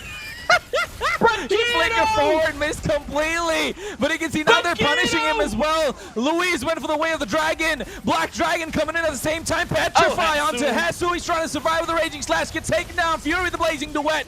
And Venice Rage being used up as well. Syndra goes in and out to take a kill on Frost. As now Link is doing everything he can to defend. Punctures in and out. Gets himself a double. Trying to do something, but Fury's taking out solo. Gusta Lagusta has too much damage as Alpha 7 are able to defend. Flick trying to get another kill. Onto Fury. Immortality's popped. Oh my goodness, all inhibitors down, but Alpha 7 still stand tall. 18 minutes in, they're able to defend. You know, Paquito here, it almost blew everything's up for Influence Rage. He was able to survive because he lost his Immortal. And he kept going in the team fight here. The defense for Alpha 7 was so good. My goodness. Okay, we can see Flick and the Lancelot here bursting the damage, causing so much damage here, and that was able to defend the game. We're also now the base is all open from Alpha 7. And I told that the last Lord could be the final one, but this is definitely going to be the final one here. And once again, things are not done yet for Alpha 7. With a peek off here, with a certain situation for Alpha 7, that could be the game change. The reverse situation for Alpha 7. But it's very difficult for Alpha 7. Because Influence Rage are playing aggressive, are playing confident. And the base is still open for Alpha 7. Yeah, as always. Forever here, the base is open for Alpha 7. So they have to defend. They have to control all the minion waves here, especially the super minion waves. And Influence Rage only waiting in the jungler for a mistake for Alpha 7 here. 10 seconds for the next Lord. That could be decisive. That could be the final one. Here comes the Lord on the bottom side now. But both teams are heading the top side. Oh, Kronos, here we go. Conceal play comes through as well. Hotun is going to be the target. Luis get the way of the dragon with the help of the Menace Raid. They're able to melt him down. Here comes the blazing duet from Fury as well. Black Dragon from Chino looking to take down Gusta. But in the back line, look at Fury as well. Wind of Nature from Flick and able to escape that at the same time. Oh no, Gusta is able to try and get some damage down Fury. That Wind of Nature was clutch. Flick was almost about to get him. But they got Hotun and they traded him for Frost. 1 for 1, but no retribution. I think Alpha 7 want to start the Lord. Oh, I don't see. I can't believe my eyes here. Hotun is the jungler. Influence Rage now has no retribution available. Paquito goes in, Titus Revenge, Menace Rage already used up as well. They're going to try to get the retribution on point. Flink is able to get that one. Paquito's going to be the target. And now with that arrow trying to come through, Influence Rage give away the Lord. The advantage that they had is all gone now. 20 minutes in. This is an Evolve Lord. This could be a final push if Alpha 7 play it right. Let me hold my breath here. Let me check my heart pressure. Because there's so much emotion for my heart in this game. There's only the second game here in this best of 7. And now Alpha 7 here has a very good situation for destroy the turret to gain more map domination here. But here comes now Hotun Luis, my friend. What are you doing? Okay. Arrow connects. Okay. They spot it. They know where they are. But not only... Look at that. They're still able to defend. Oh my god, come on. Syndra, Sniper. Syndra hits all the absolute arrows here so far. My goodness. They're doing everything they can. Look at that. They even defended that tier 1 in the mid lane. So they're not letting Alpha 7 through, but with the help, the Bennett, they're able to catch that one. Bot side's going to be the next target. I think they're giving up the bot side just to defend this Lord. And I think they need to start doing that because the Lord's already marching in close enough. Luis able to get the Jeet Kune Do knock up as well. Jesus looking for the perfect play, has 4 seconds. So does Frost, and I think they want to go in, and they really want to go in. Bravest Fighter already used from Jesus. Luis concealed play, looking to go to the back line. Has the flicker. Jeet Kune Do with the bouncing ball, canceling it out. The Lord able to get them. You can see he gets the way of the dragon onto Paquito, but the Black Dragon comes through as well. Fury with the blazing duet now in the back line. Chino goes in, but Gusta's left untouched. Hotun with the Winter Crown, but he can see he's still trying to survive as well. Immortality's popped now. Chino goes down, and so does Hotun. And Alpha 7 looking for the clap back, and I think they will. But what a knockup from Paquito with the help of the Titan's Revenge. They're trying to defend the wave. Fury's taken away, but the base crystal's left exposed. The Lord is still left standing. Gusta wants the base, and I think Alpha 7 will get it. What a way for Alpha 7 to take back game number 2. Alpha 7! Take my money, take my energy! What is going on here? What happened in second game? If you go to the dictionary and find the meaning of resilience, if you go to the dictionary and find the meaning and try to search the meaning of patience, the resilience, you are going to find Alpha 7's photo of the team. Because that what happened in the second game. They were so resilient. They were so able to handle that situation. You know, we were telling out Influence Rage had all the odds here to win the second game. But the situation here and the reality goes for Alpha 7. My friend Jerry, it's a best of 7. 101. Everything is equal here, my friend. I think in this game was a mixture of 2 factors. One time, well, you said it already. Resilience from Alpha 7, waiting for the right moment to fight back, waiting for the right moment to... holding to the lives. Oof. More than just waiting for the right moment, because... Come on, the base was almost done. They had the house on fire already, so there wasn't even a chance to fail one more time for Alpha 7. But also, a lot of responsibility for Influence Rage, because Influence Rage wasted a lot of possibilities to end the game. They made some mistakes over there. They left Augusta alone a long time, just dealing damage for free. And now on the highlights, we are gonna be watching something about that because Influence Rage had the chance to close the game more than one time, and they wasted. So I think the mental right now is gonna be so hard for Influence Rage because they had the game and they let it slip. And Alpha 7 now is back into the life. It could be a 2-0 for Influence Rage, and that should have been a complete disaster for Alpha 7. But right now, it's a tight game. Small things comes to be bigger right now today, Kronos. Long night ahead, boys. We're sure. about what, an hour and a half into the stream. It's only game number 2. Influenced Rage just throwing away what they already have. And it's all, and you know what? It's not everyone in Influence Rage. It's just Hotun. He's been a little too cocky with his positioning, and his team pays the price. Too aggressive, not knowing when to back off, and just became a problem for his own team to deal with. Syndra had a brilliant game. Fury did well. At the same time, Chino was doing amazing. Paquito was hitting those ultimates, catching them at the right time. Sometimes he did botch it, but it just came down to Hotun's positioning at the end of the day. The brothers are not on the same page.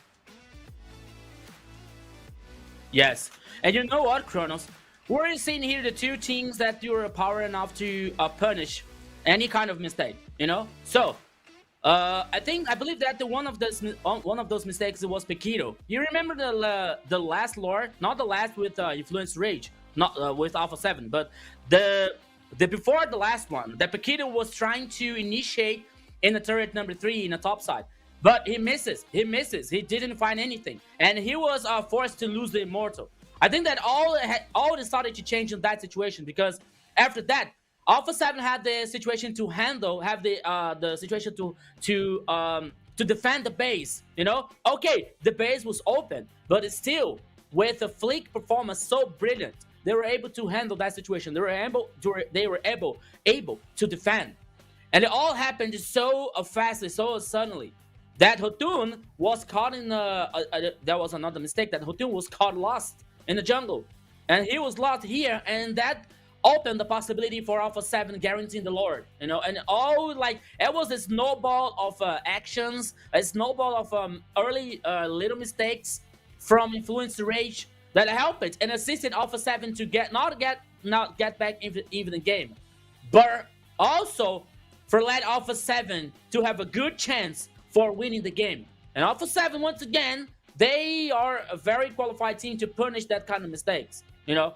Influence Rage, as you were saying, Kronos and Jerry, the Influence Rage has so many times, there's so many chances to close the game, you know, with so much advantage, but they didn't do that. I think they were so confident, they were so confident for that, they just forgot it. They just like, okay, we can close the game at any time, and it didn't happen, because on the other side there is Alpha 7, and Alpha 7 now, once again, a very resilient mode here, was able to reverse that situation. The result, a victory for Alpha 7, a victory, and then all the games here leads from 1-1 so far. So, Influence Rage, Jerry was saying about the mentality. I believe here there are two possibilities. The first one is the mentality for Influence Rage then can be just a little bit burned down from that situation. And the other situation is, okay, we lost the game, but we still in our mentality condition for winning the series, winning the best of 7, you know. So that could happen, these two kind of situations for me. But the deal is, and the result is that Alpha 7 won the second game. I don't know if it's that easy, Rico, because looking to the goal difference over time, you may say that Influence Rage was dominating the game until the very last end of the game. So yeah, we already know that on the very late game with with all the heroes on full build, the goal difference is not so that important. But the thing is, you were dominating Alpha 7 during most of the game, and after that, you crumbled just for one mistake, and that's so bad. That looks really bad, especially when you have the advantage on all the numbers. And Alpha 7, well, just stay there on a leap of faith, and after that, if they fail that, it was over again for Alpha 7, but they managed to do that, and it was more responsibility on Influence Rage than Alpha 7's reliance. It's okay. You can say that there is a resilience on Alpha 7, and that is needed on every important team here on the region. Every important team on this level of competition. But for Influence Rage, that kind of a waste is not acceptable, especially against Alpha 7, especially on these situations. I think it is the lower bracket finals. Flick, the MVP for this game, with his Lancelot, I think that was one of the best on Alpha 7, but also was difficult to choose one MVP here on Alpha 7 because all the players are great, but most of them are not playing on their level right now, Ronald. Yeah, I think Flick this time just proving that, not on the same level. Because if you ask me, he didn't do anything flashy, right? He really didn't do much flashy plays. But you just have to respect the Lancelot. Just have to respect it. Yeah. So, for me, it was well deserved, the MVP for Flick. I to be honest, I voted for Gusta Lagusta because for me his position was so good, But Flick here was one of the responsible for the reverse situation for Alpha 7. But once again, the resilience here for Alpha 7 was so strong, So we're so good for that kind of situation, and that was a very, very important for Alpha 7, And Jerry was saying that about the mentality. I agree totally with Jerry. That could be like that could impact so strong in Influence Rage mentality. But first of all, here the Flick, the MVP here, 6 out of 10. The casters were like almost 100 observers. The referee was conflicted, and the audience, none. I think that I was seeing the chat saying Gusta Lagusta deserved the MVP, but Flick here was well deserved also, and reminding you guys that you are in the broadcast, that you are the main star of the show, and you can also participate here in the MVP vote system. Okay, you can vote for MVP also. Okay, so back to the goal mentality. But first, another good news for you guys. Yes, we're talking about the goals, and we already reached the second goal. Yes, 6, and yes, 8K of viewers here. All thanks to you guys. And now we're giving away 38,400 diamonds for you. All you have to do is send your ID and server on our broadcast in the chat. Remember, and the Brazilian broadcast and the Latin America broadcast, send your ID and server, and you have the chance to get so many diamonds in your MLBB accounts. All thanks to you. You are the main star of the show. Always reminding you guys. So don't forget to share the live, send the like, all your friends to this grand lower bracket finals here. Alpha 7 versus Influence Rage. Only the second game. Read here, and the second go reach it here from 8K, more than 38,000 diamonds just for you. Thank you so much for your support. Thank you for your audience.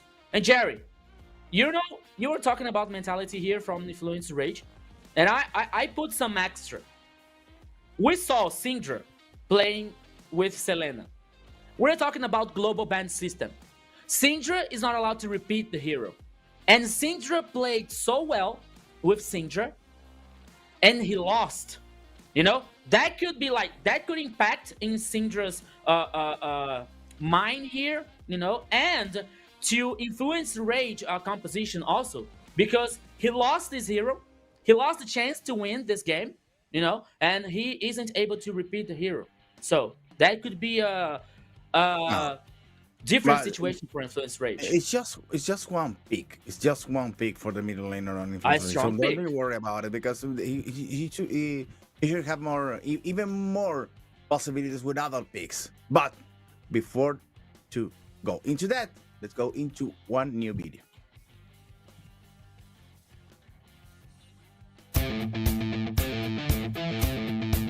Hola, soy Paquito, más conocido como el hermano de Jotón. Y esta es mi historia de cómo empecé siendo un don nadie, empecé siendo el hermano de, y pasé a ser el mejor roamer de Latinoamérica. Todo empezó en 2016 cuando empezamos a jugar junto con mi hermano, casualmente, hasta 2022, 2023, que empecé a competir con él. Él ya tenía su propio equipo, le faltaba un roamer, le faltaba mi rol, entré a competir y nada, empecé siendo un don nadie, empecé siendo alguien que entró por ser un acomodado, entre muchas comillas. Pero lo que nadie sabe es sobre mi evolución, sobre cómo me tuve que levantar prácticamente todos los días a partir de las 9 de la mañana para empezar a mejorar mi microgame, para tratar de integrar conceptos, para tratar de evolucionar rápidamente, porque estaba en una época bastante apretada. Y nada, tuve que pasar varios procesos en el que tenía varias personas de la comunidad, del competitivo, que me trataban como eso, como un acomodado, como alguien que no se merecía ese lugar, como alguien que realmente no era tan bueno como para jugar competitivo. Y tuve varios procesos en lo largo de mi carrera, los cuales yo tuve que, nada, evolucionar de a poco, ir ignorando las críticas, pasar por ser un sustituto más, a ser el mejor roamer de Latinoamérica para el mejor equipo de LATAM. Yo tuve bastantes aprendizajes durante los distintos equipos en los que estuve. En Malvinas Gaming aprendí a lo que es empatar, porque tuvimos varios empates. Me sentí bastante mal, pero no me dejé caer por el hecho de no ganar. Durante Bigetron aprendí que no todo se aprende simplemente jugando, ya que, bueno, estuve de sustituto bastante tiempo. No me dieron las oportunidades para demostrar lo que yo podía hacer, pero no lo tomé como algo que me tirase, lo tomé como un aprendizaje, el decir, bueno, tal vez hay algo más que puedo aprender y no simplemente solo es jugando. Aprendí que mirando también se pueden ver cosas que por ahí dentro de la partida no la vas a notar, y eso está bastante bueno. Creo que se puede aprender bastante simplemente viendo cosas mínimas que dentro del juego van a hacer la diferencia. Y ya dentro de Influencer Rage aprendí a poner en práctica todo lo que pasé, todo el proceso de 2024. Aprendí a lo que es estar en un equipo, aprendí a convivir, tuve que dejar de ser un poco yo para poder aportar más al equipo, porque al estar todos juntos no siempre vas a, ¿cómo decirlo? No siempre vas a estar bien con todos, vas a tener que ceder un poco de tu parte para que el equipo funcione. Okay, let's get back into what he said about to be in Bigetron, but they didn't let him play. That's like when you no. Oh, Broken walls indeed. Yes. hopefully like this is the only prediction that Rico gets right and not the series, right? Hey, come on. Hey. Hey, you're leading, man. I got you. I'm right behind. Yeah. Who knew? Who knew Okay. I'm leading?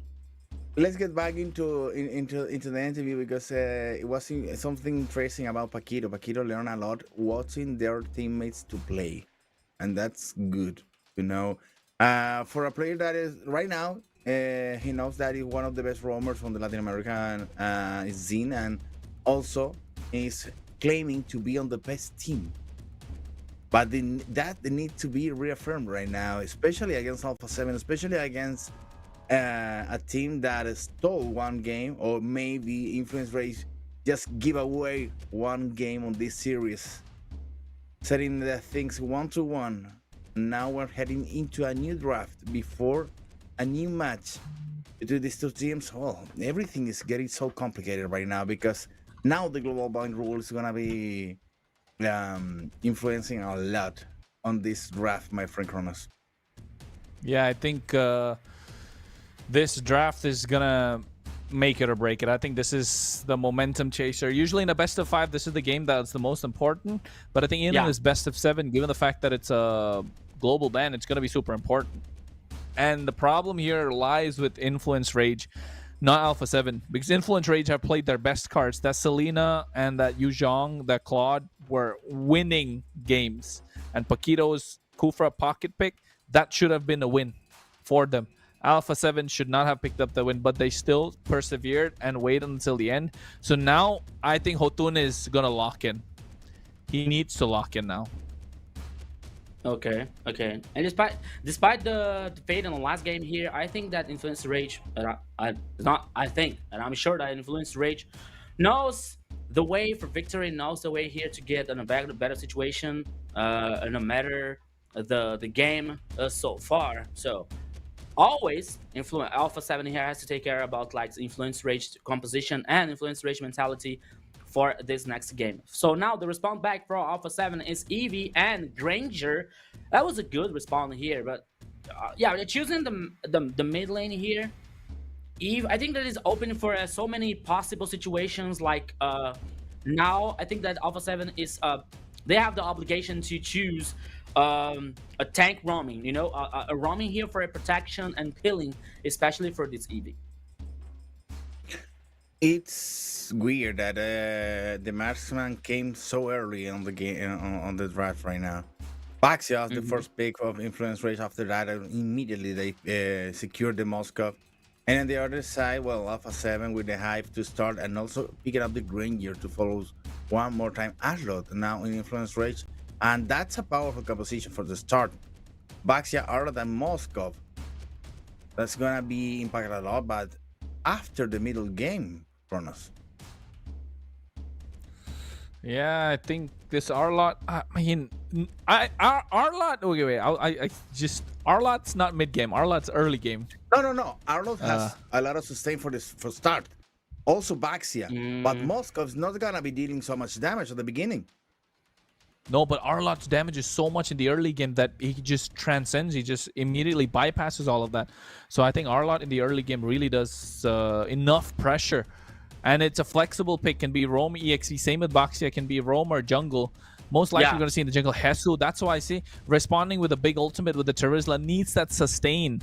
So it's looking good for Alpha 7. They have a kill box composition. I think here, Influence Rage need to pick up a Farsa for Syndra because that Selena game was lethal. Same thing with Fury, right? As of now, everyone from Influence Rage is turned on except for Hotun, in my opinion. I think Hotun really needs to step it up this game if Influence Rage need to win. But for Alpha 7, their engines are warmed up, and they're going to give it everything this game. So this game is going to be the momentum changer. I like the Valentina ban, just because you don't want to give a lot away. And I think the next ban is going to be a Farsa on the other side. So, for sure. But for Influence Rage, need to take away more junglers. The Joy is left open. We still have the Hayabusa that's up for grabs. So I think it's got to be Hayabusa or Joy. Unless they want to let go the Joy. Just because of... Oh, no, they don't. They want to ban the Joy. And... yeah, I think now they need to...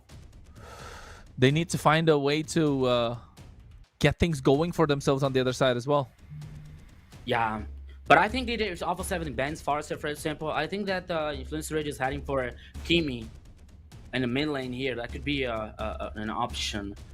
And for Influence Rage, banning Hayabusa as the last pick here could be that could be a possibility for Influence Rage or for Alpha 7 to still choose Fredrin. That could be a possibility for jungle as well. For a Flick. But now we're heading for Influence Rage last ban. I believe it's gonna be. I think that it has to be Hayabusa.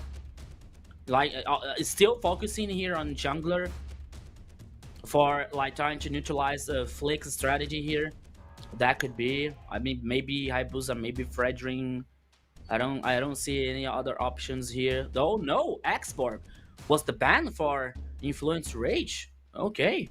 They're assuming like that's physical damage, but now let's see how Alpha 7 is responding here, choosing the... Maybe it can be the jungler now, or they can cook for the last choice.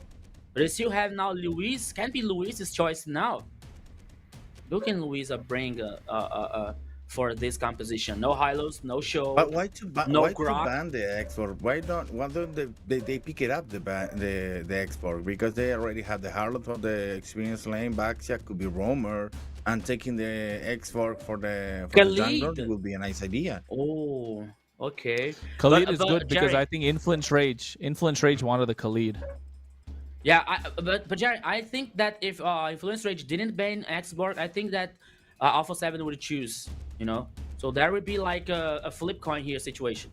If Influence Rage doesn't ban Xborg and Alpha 7 picks up, and the opposite, like Alpha 7 ban Hayabusa, for example, and still Alpha 7 choosing the Xborg, you know. or for choosing Xbox for Influence Rage. So now, but assuming that Boxer can be the roamer and Arlott the XP, but here I think that Boxer is gonna be 100% for jungler and Arlott gonna be the roamer here. Kadita and Hilda. Oh, Kadita here for mid lane. It's a great finisher. I'm not liking it. Influence Rage. I don't like the Hilda so much. Yeah, I knew it. Akai. Akai. I don't like the Hilda a lot at all. I mean, Broken Walls make sure, but I think the Hilda is just not a good pick here, just because of how. This proved my point, Kronos. Instead of banning the X4, why don't they pick X4? Sending Baxter to the roaming, sending Arlo to the experience lane, and keeping up the X4 on the jungler, because it could be a nice matchup for Akai. Oh no, it's because they had the first pick. Alpha 7 had the first pick after after the bans, right? So I think that's why. Because if Xborg is open, they would pick the Xborg. So I think that's why they left it open. But I was expecting Khalid to come for Influence Rage, because Khalid Arlott combo, we've seen it in the early stages of the tournament, and that's super good. But here, I think Khalid and Arlott just make sure that should have been picked up. But I think Alpha 7 pick it for themselves also. Good aggression early on from both teams. And I think in this one, Paquito's already done a lot of problems for Frost in the previous game. Same this game as well. But for Alpha 7, everything riding on Gusta La Gusta. For Influence Rage, I think Chino needs to, put on a lot of pressure in the early game. Yeah, for sure.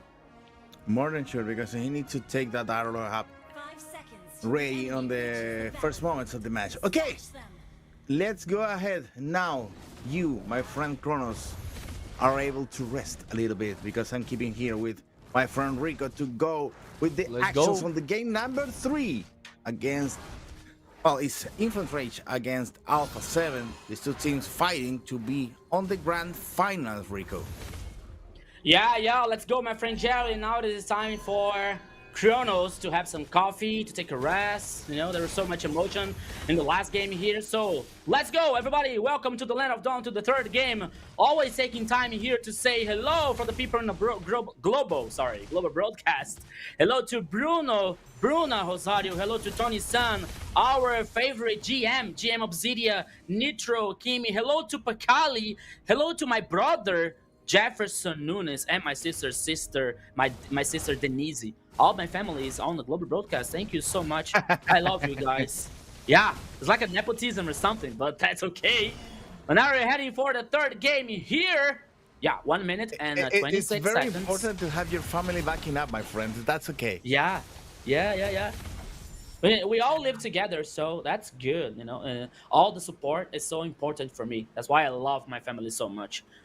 But now here, we're heading for almost the second minute here, Jerry. I think, Chrono was already saying that Shino needs to be sharp here on the first encounters of the game. Influence Rage now taking up the places, checking even in aggressive way into the enemy jungle. Are now Alpha 7 working as a unit, going to the turtle after, Fury and Gusta La Gusta already there on the gold lane, just fighting this 1v1 that is almost eternal. Oh, Jutun! Nice steal there. Flick needs to run away. Unfortunately, is already in trouble, trying to hide because the damage is already going into him, and Luis is going to make the sacrifice just to protect Frost La Neve, and also Jesus to be killed. The killing, and also the turtle for Influence Rage. Oh, for a second, I thought that Fury was able to was heading for trying to another pick off here for Influence Rage. But the truth is that the first turtle was Influence Rage, and you said it right, Jerry. Luis went to the sacrifice to save Jesus in the first team fight here. So once again, Influence Rage, early game, it started so well. It's starting so good for Influence Rage. Let's see if they can handle and they continue the pressure and the advantage so far. If you feel any noise on my microphone, please tell me, because and also for me that's okay. That's okay. Because there's a concert near my home today. Do you like Linkin Park? Oh, that's good. That's nice. They are playing like- like 2 blocks from my home, so this is gonna be huge. In Okay. just some moments. So I gonna need to close the window because the noise is coming from the stadium. Okay, but go ahead and focus on the game. 25 seconds before the next turtle appears, and Influence Rage is already taking care of the positions. Oh, Hesu. nice pick up there. Oh, Hesu, Syndra, making the one trick that you can make with that middle laner. It makes a lot of damage. Yeah. Once again. Go. I mean, once again, early game, Influence Rage's early game is so good. It's so well, so strong, so aggressive here. But now heading for the second turtle. And once again now, Alpha 7 is not in a good situation because Flick now. We're in the front line here. The turtle already started for Influence Rage. They were taken out here from the page, but now here comes Luis as the main target that can be killed. But now here comes another kill. Influence Rage getting superior numbers, but now here comes once again the ultimate from Moscow. The turtle is stole from Alpha 7. Flick is stealing the turtle. One kill for Influence Rage, but the second turtle was stole for Alpha 7. Ah, that was a big retribution here. After all, because Alpha 7 had the same chance that Influence Rage to take the turtle. And now over Gusta. Well, you know, with Syndra, with the Carita, it's almost for sure that they're gonna be taking some little surprises, and also nice pickups over there to get the superior numbers anytime that they needed. Influence Rage taking all the chances to be the one to claim victorious after the third game of this series. Don't forget, we are 1-1. 5 minutes on the clock. Influence Rage now pushing up Alpha 7 against the wall one more time. 3K on advantage on the gold. Yeah, my friend Jerry. That seems that the last game didn't change at all, like Influence Rage mentality. Though there is still good, there is still playing aggressive, there is still with a strong early game here versus Alpha 7. There leads them to a very interesting situation. And now the first turret in the top side in favor for Influence Rage. Fury playing Moscow. Oof. There it is, the first turtle for them. Moscow here with the corrosion side. And Gusta with the Granger with the Haunted Strike, the first item here closed. But once again, Influence Rage always playing forward, always playing aggressive here. Flick, okay, he was stunned, but he's a Kai, he's resistant, he's a tank. But even though, meanwhile, Fury is heading for the turret number 2 on the top side here, Jerry. Nice distractions of Influence Rage because he's trying to fix the... Hey, one more kill on Hesu. Hesu having a bad time. Bad time. Syndra there with the comebacks, and also trying to play with the minds of Alpha 7. Rage now against the next turtle on Luis. It has nothing to do with that. This nice objective for the guys of Influence Rage. And now one more tower. Yeah, another one. Jerry. On the goal, already falling. Demolition damage on Influence Rage is so huge right now. And I was about to tell about that. Check out the goal lead. It's almost 5,000 for Influence Rage. And we are talking about only 7 minutes in the game duration so far. My goodness. There is so huge advantage for Influence Rage. Playing so aggressive one more time, like you see Hotun now trying to steal the red buff here. Flick can be dangerous. Oh! Nice pickup. He was full out here, but now he's forced to use the Beyblade. His ultimate for Makai. Piquito here. Influence Rage. The players are always playing together. Once again, Luis is heading for Syndra. Kadita now using the ultimate here. There was a great burst of damage, but now here comes a beautiful knockoff here. The response back for... My goodness, Influence Rage once again. Okay, Alpha 7 got a kill on Syndra, but the advantage, the situation is critical for Alpha 7. The goalie now only... One kill that causes 2 towers. It seems fair to me if you are Influence Rage, because 2 towers for just 1 kill. Come on, Alpha 7, what's happening here? If there is always this kind of trade, Influence Rage, Influence Rage says, okay, we can do that. That's a good deal. That's a good fair for us. That's a good trade. You can do that. 1 kill for 2 towers. Not a good one. Not for Influence, not for Alpha 7. The influence No, rage? Oh, okay. That's a good that's a good deal. And Fury damage is already feeling it, that 11, 12, 11,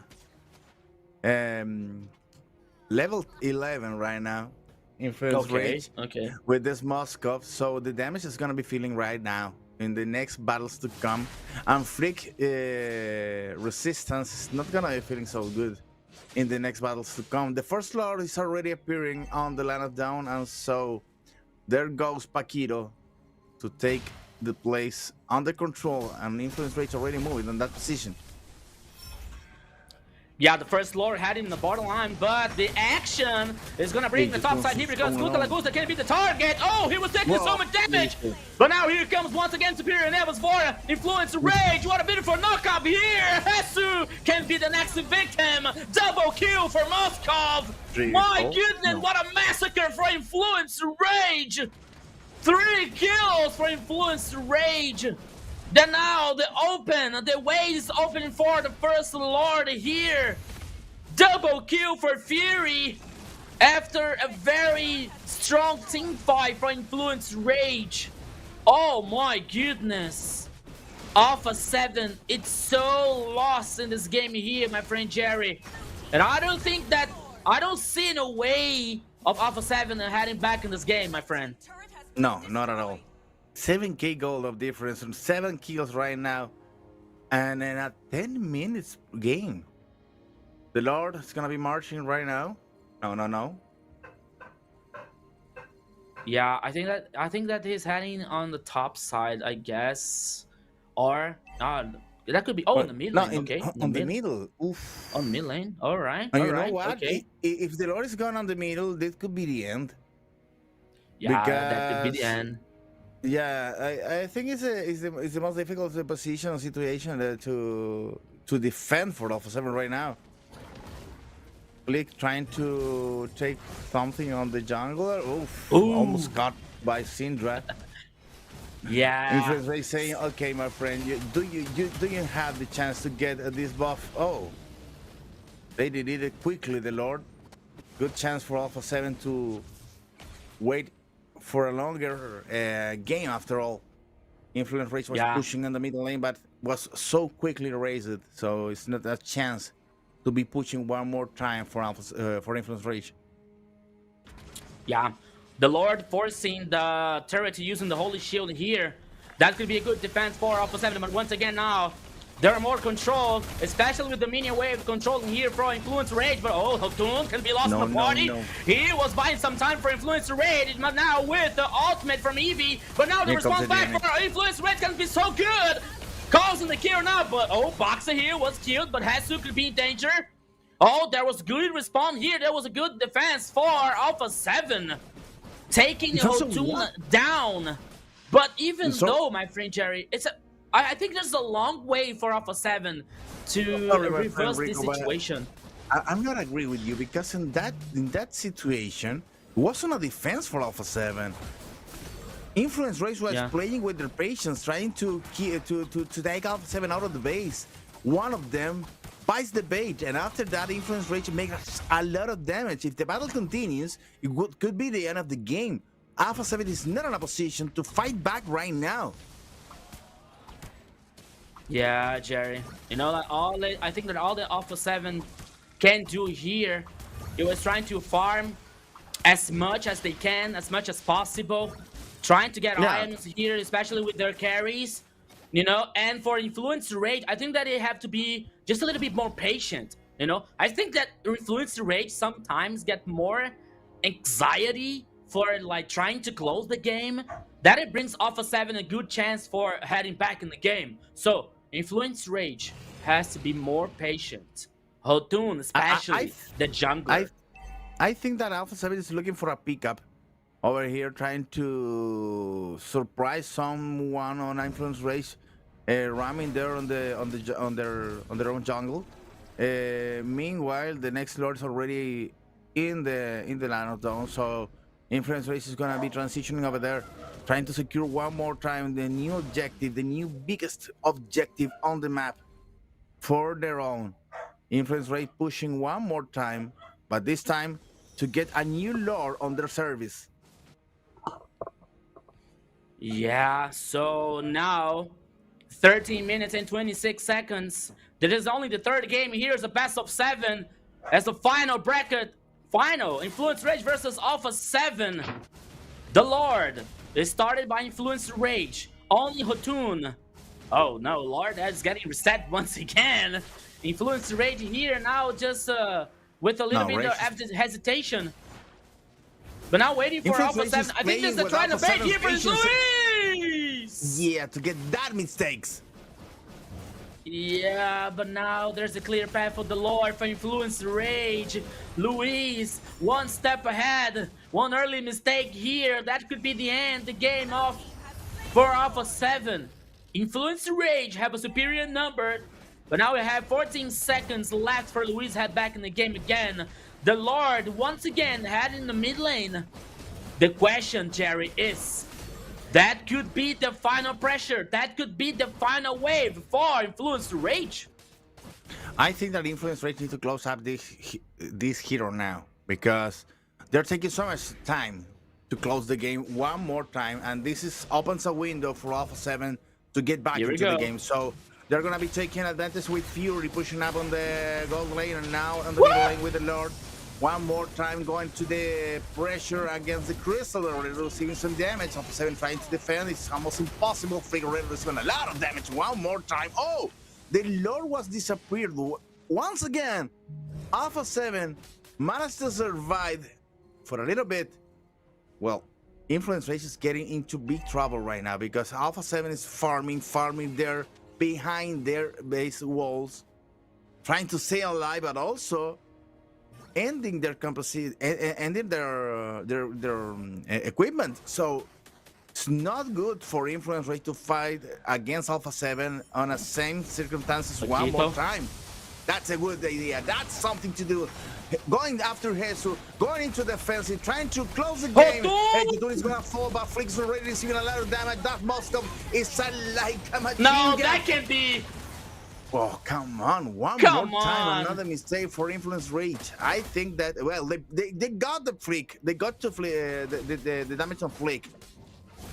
They managed to kill one more member on Alpha 7, but when they lost Hotun, they reset the attack, and that's not a good idea. They need to push to the end.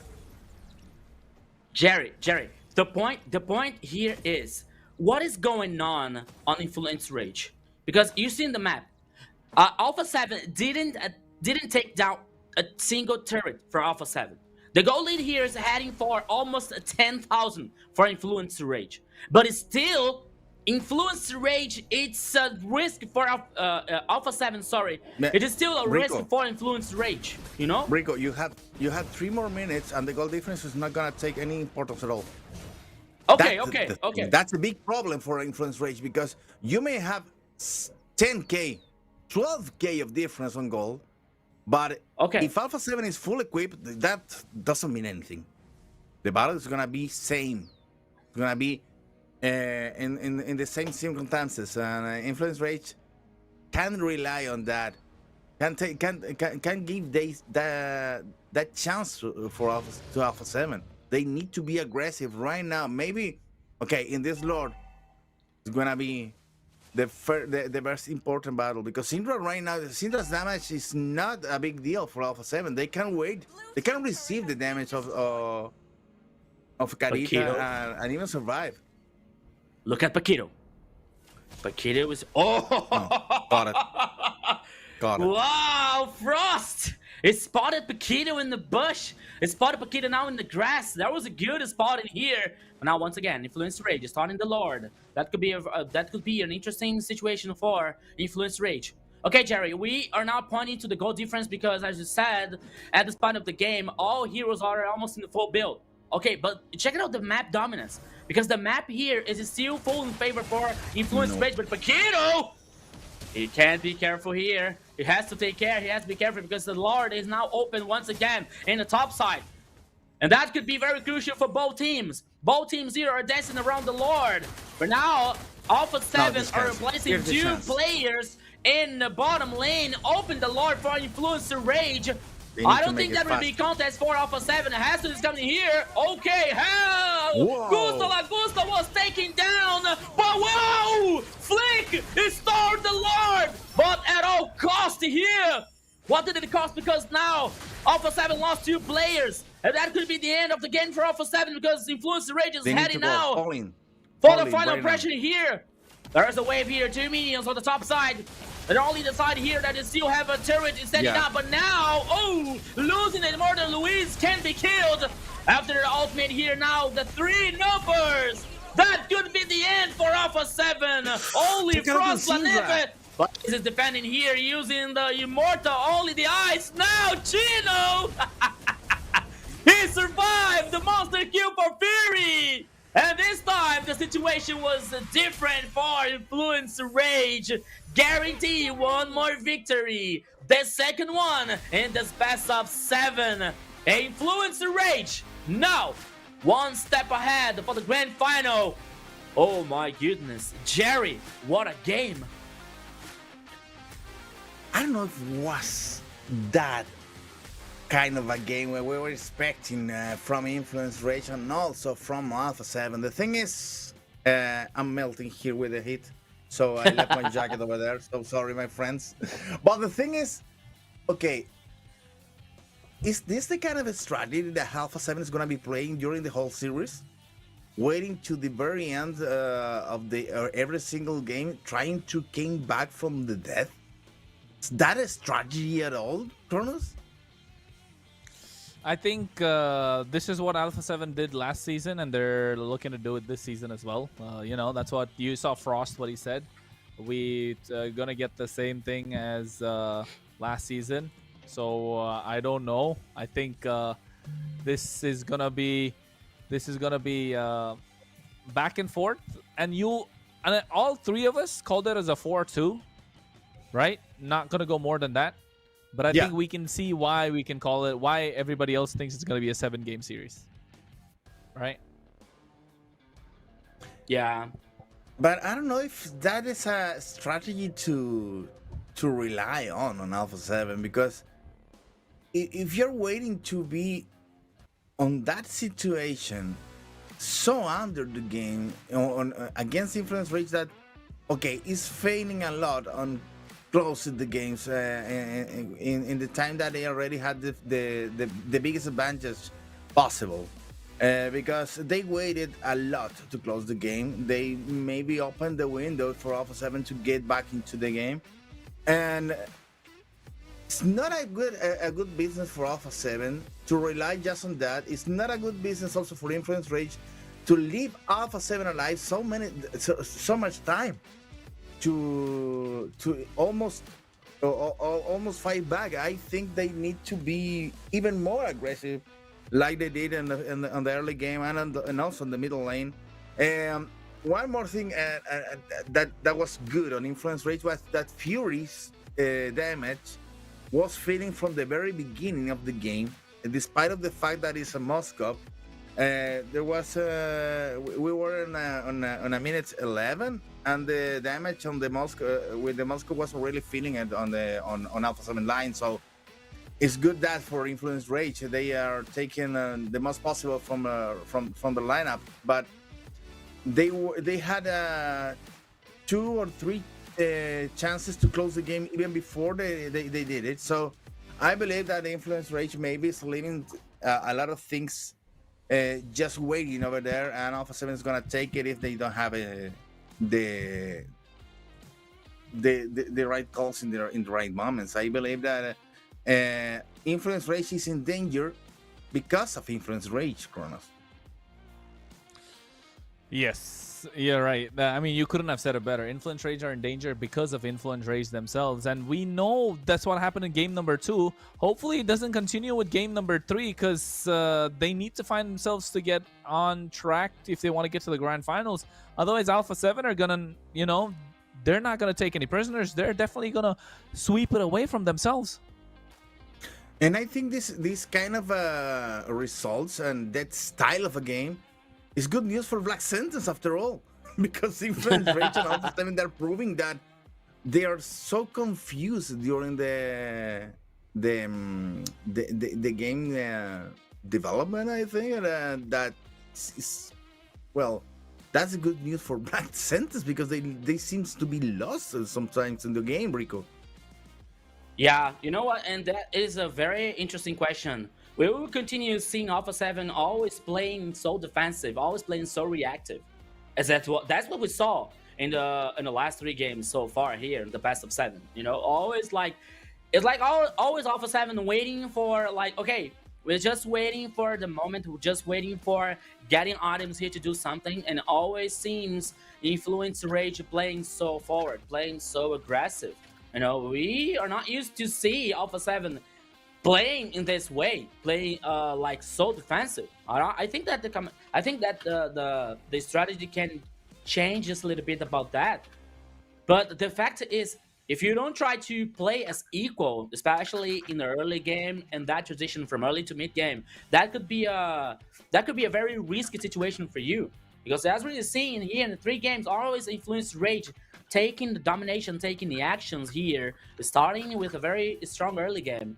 Okay, the last game before this, that was good for Alpha 7, but you see, always the Alpha 7 getting the base open here, and almost for a miracle, the Alpha 7 in reversing that situation.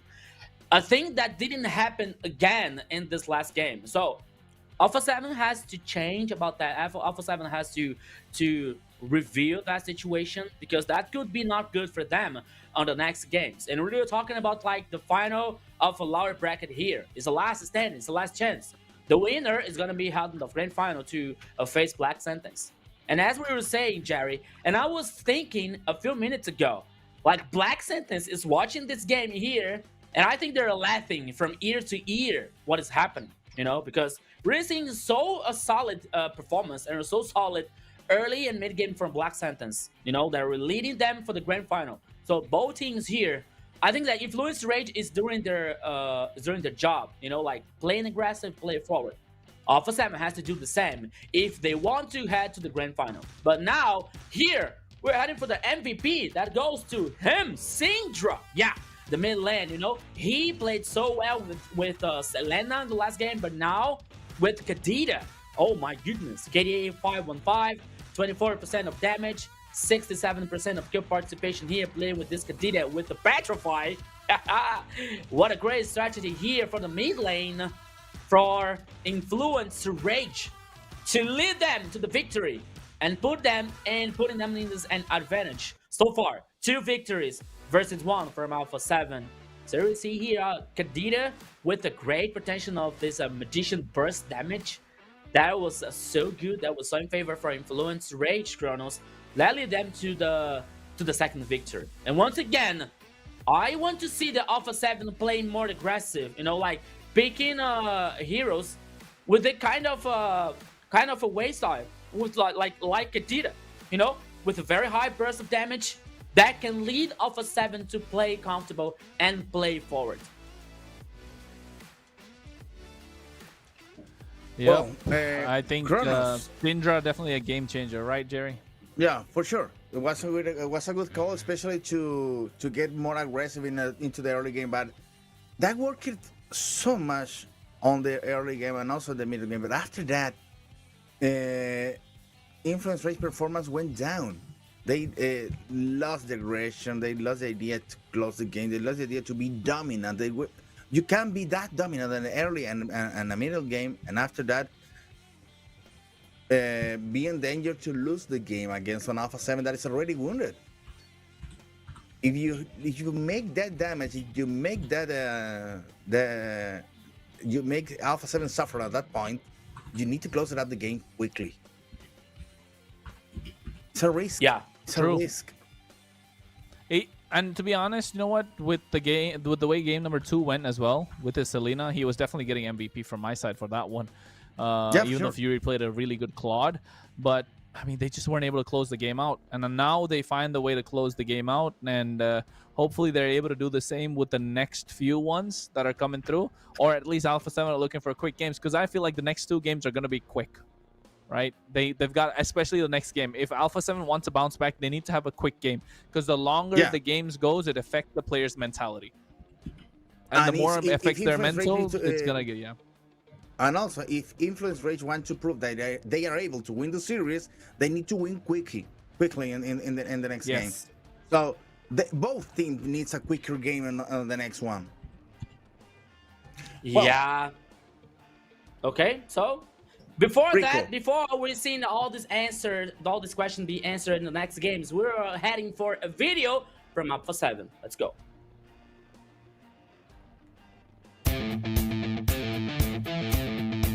Salve galera, eu sou o Luiz e eu sou rotação da Alpha 7 e eu vim participar do MLBB Story. Então, comecei a jogar o Mobile Legends já faz cerca de 10 anos. Achei o jogo num anúncio, é um jogo que logo de início assim eu gostei bastante porque parecia com um jogo que eu jogava na minha infância, então foi amor à primeira vista. A partir disso comecei a jogar casualmente, fiz muitas amizades, joguei em vários times assim amadores, vários clãs, e após cerca de 4, 5 anos eu ingressei num time que realmente foi aí que começou o competitivo. Comecei a competir já faz uns 5, 6 anos. O começo foi bem complicado, não tinha tanto apoio, tanto das organizações no começo assim de competitivo quanto familiar. Era bem complicado falar pra minha família, tipo assim, nossa, tô jogando um jogo profissionalmente, esse jogo vai garantir um futuro pra mim. Então o começo foi bem difícil, eu tive que lidar com muitas dificuldades, mas eu consegui superar todas elas, tipo, tranquilo, sozinho. Porém foi difícil, não foi uma fase que foi fácil e por isso sou grato por toda a minha caminhada até aqui. Independente das dificuldades, acho que eu sou uma pessoa bem resiliente, eu consegui várias conquistas depois disso. Algumas delas como ganhar 6 MPLs, ir para alguns mundiais, 2 ligas LATAM, EWC. Então acho que tudo isso contribuiu muito para mim, pra minha própria conquista assim, individual. Fico muito feliz com os resultados que eu tive. Então é isso galera, essa foi uma parte aí da minha história. Quero agradecer aí ao MLBB Story por deixar eu compartilhar um pouco da minha história aqui com vocês. Fico muito feliz, sou grato por esse momento aqui. Igual a 7. That's it. Well, my Luis. friends, it's good The to Roamer. know something about the story of this protagonist here on these losers finals, but I don't know. It's kind of hard to talk about losers finals with these two teams that already won a lot of things here in the region. So let's say lower finals, looking for the spot on the big one. Well, Rico, according to what we saw on the last game, what is Influence Rage lacking to be the team on the big finals? Because looks like they are now bigger than Alpha 7, but they need to prove it. What they need to be? What they need to do? I think that for me, the only thing lack in Influence Rage so far, but wait, before that, my magic, expanded river. Oh, dangerous grass. Okay. Told We you, cannot that's hit- the last one we- he's gonna get right. We cannot hit everything, right? Me and the come on. trash talk. You I'm see, just you kidding, see, I'm just kidding. and that's it because Chrono said that he was my friend. You know, don't tell me that he was my enemy. Hey man, but I that's am okay. your friend, man. I am. Okay. Oh, for me, what lacks for Influence Rage so far is a lack of they have to be just a little bit more patient. You know? Okay, they're playing aggressive, and that is very good for them. They're playing forward, and they're playing like with their early that composition that gave comfortable situation for them. You know, and it is very good for them. But sometimes you're seeing like even Paquito and Hotun playing too much aggressive. You know, sometimes they're getting lost in the position. They're getting like trying to do something else in the game, and they are getting lost, and they give some kind of a chance for Alpha 7. You know, and I speak especially for before the second game. You know, you really saw the Paquito trying initiation in the last turret in the top side. That went for nothing, and he was forced to lose Immortal, and then he was killed. You know, and that then opened a good chance for Alpha 7 get back in the game and reverse that situation. And the last game we saw like not only Paquito but Hotun getting like picked off sometimes, you know, and that could be not so good for Influence Rage. And I'm not talking about like versus Alpha 7. I'm talking about like if Influence Rage faces Black Sentence in the grand final. They have to be patient about that. They have to be like resilient about that. But even though, despite that situation, for me, why composition is very good. The teammate is very good. The aggressive style here is very good. You know, the only for me, in my opinion, the only thing that they have to like point and solve is a lack of patience in these games.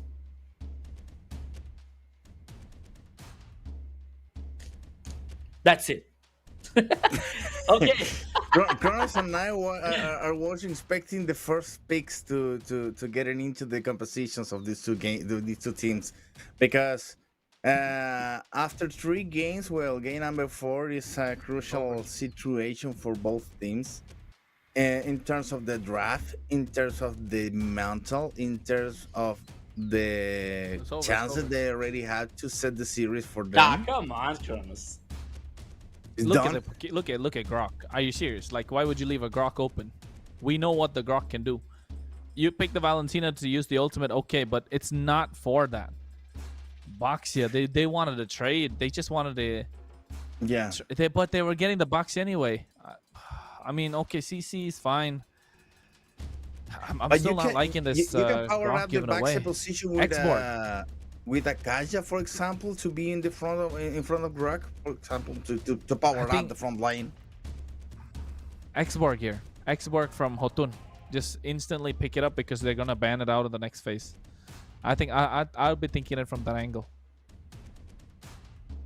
I'll be thinking of Xborg so that oh no, Yi Sun-shin was open. I'm not sure though. Yi Sun-shin against Boxia is not. Yi Sun-shin against Boxia is not the best pick though, in my opinion. Yi Sun-shin is not a really good pick against Boxia just because of how Boxia can, you know, rotate a bit faster. The point of picking Yi Sun-shin is you want to rotate faster, you want to farm faster, but Boxia is really good at those things. And also, Valentina is able to take the ultimate away from Yi Sun-shin, so the surprise element is gone. But Valentina has 3 ultimates to choose from, 3 powerful. So when you play a Valentina, there's 2 ways to confuse Valentina, right? You either give her no ultimate to use at all, or you give her too many ultimates to choose from. And I think Influence Rager just giving too many for Valentina to choose from here. Arlott being picked up as well from Alpha 7. Exactly. And he has to try to confuse Valentina.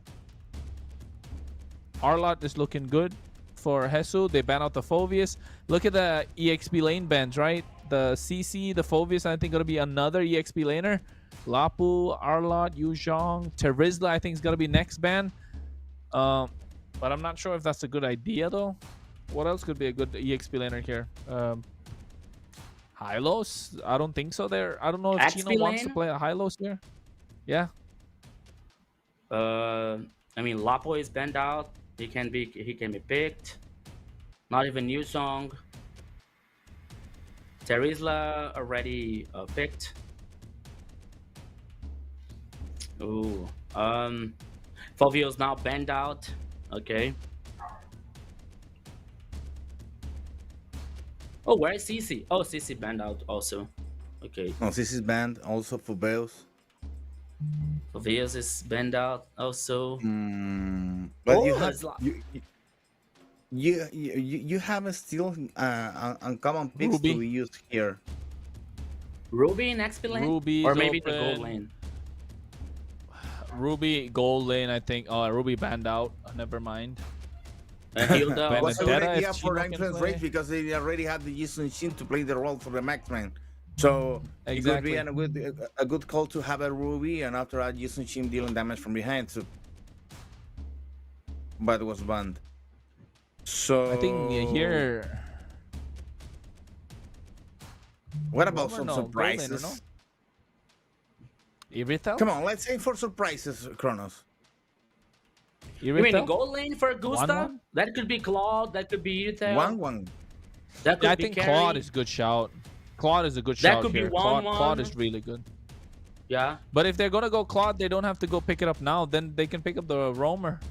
Yeah, they can Claude cook needed to be rushed. Belleric? And then No? talking about Chip? Belleric for Luis. Chip? Chip is open. Oh, Chip. Yeah. That And could Chip be a for good. influence I think rage could be a Matilda. nice combo. Nah, Matilda. Luis Matilda here. Luis Matilda just it's kill more- influence it's more rage like right there. Luis. Oh, Claude Claude, for okay. Augusta. Okay. But they're gonna go Matilda, I think. Claude Matilda. They're just gonna kill influence rage lineup with that Matilda. Absolutely. So influence rage needs to come up with something now. I think gold lane. No, against Matilda and Claude, something's gotta. They could go But maybe. But if Influence Rage picks Esmeralda here. Oh, Uranus? Carry. Okay. Oh, carry. Uranus? The back, yeah. Export Uranus? No, not export. Or export Esmeralda. Uranus. That could be Esmeralda. And that could neutralize No. Matilda. No, glue. Okay. Alice. Glue? Oh, glue. That glue is good. Okay. Okay. One Matilda, more no of here? that situational picks that has been happening during the last series. That glue wasn't part of the early part of the MPL. Come on, just don't tease us. Pick that Matilda. Make it work. Matilda is there. Belleric is there.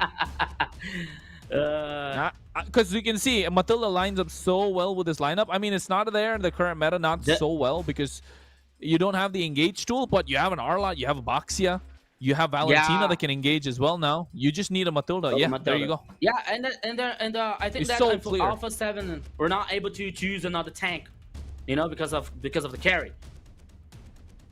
So Matilda here. No, that I mean could be it the doesn't best matter choice. if there's a it doesn't matter if the carry or not. It's just Matilda's so good with Boxia, Matilda's so good with Arlot. Valentina can also use Grok's ultimate, so you have another engage tool. So Matilda's just there for the disengage and the heal. And now Influence Rage are in trouble. This is a winning draft from Alpha 7. I don't see them losing unless it goes super late game or they just throw early on.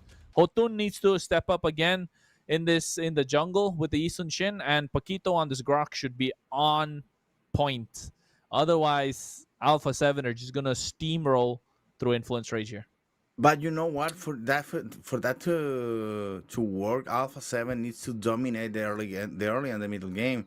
And in the last 3 games, Influence Rage was the one who was setting the script of the play of the game. So I don't know if that's gonna be possible.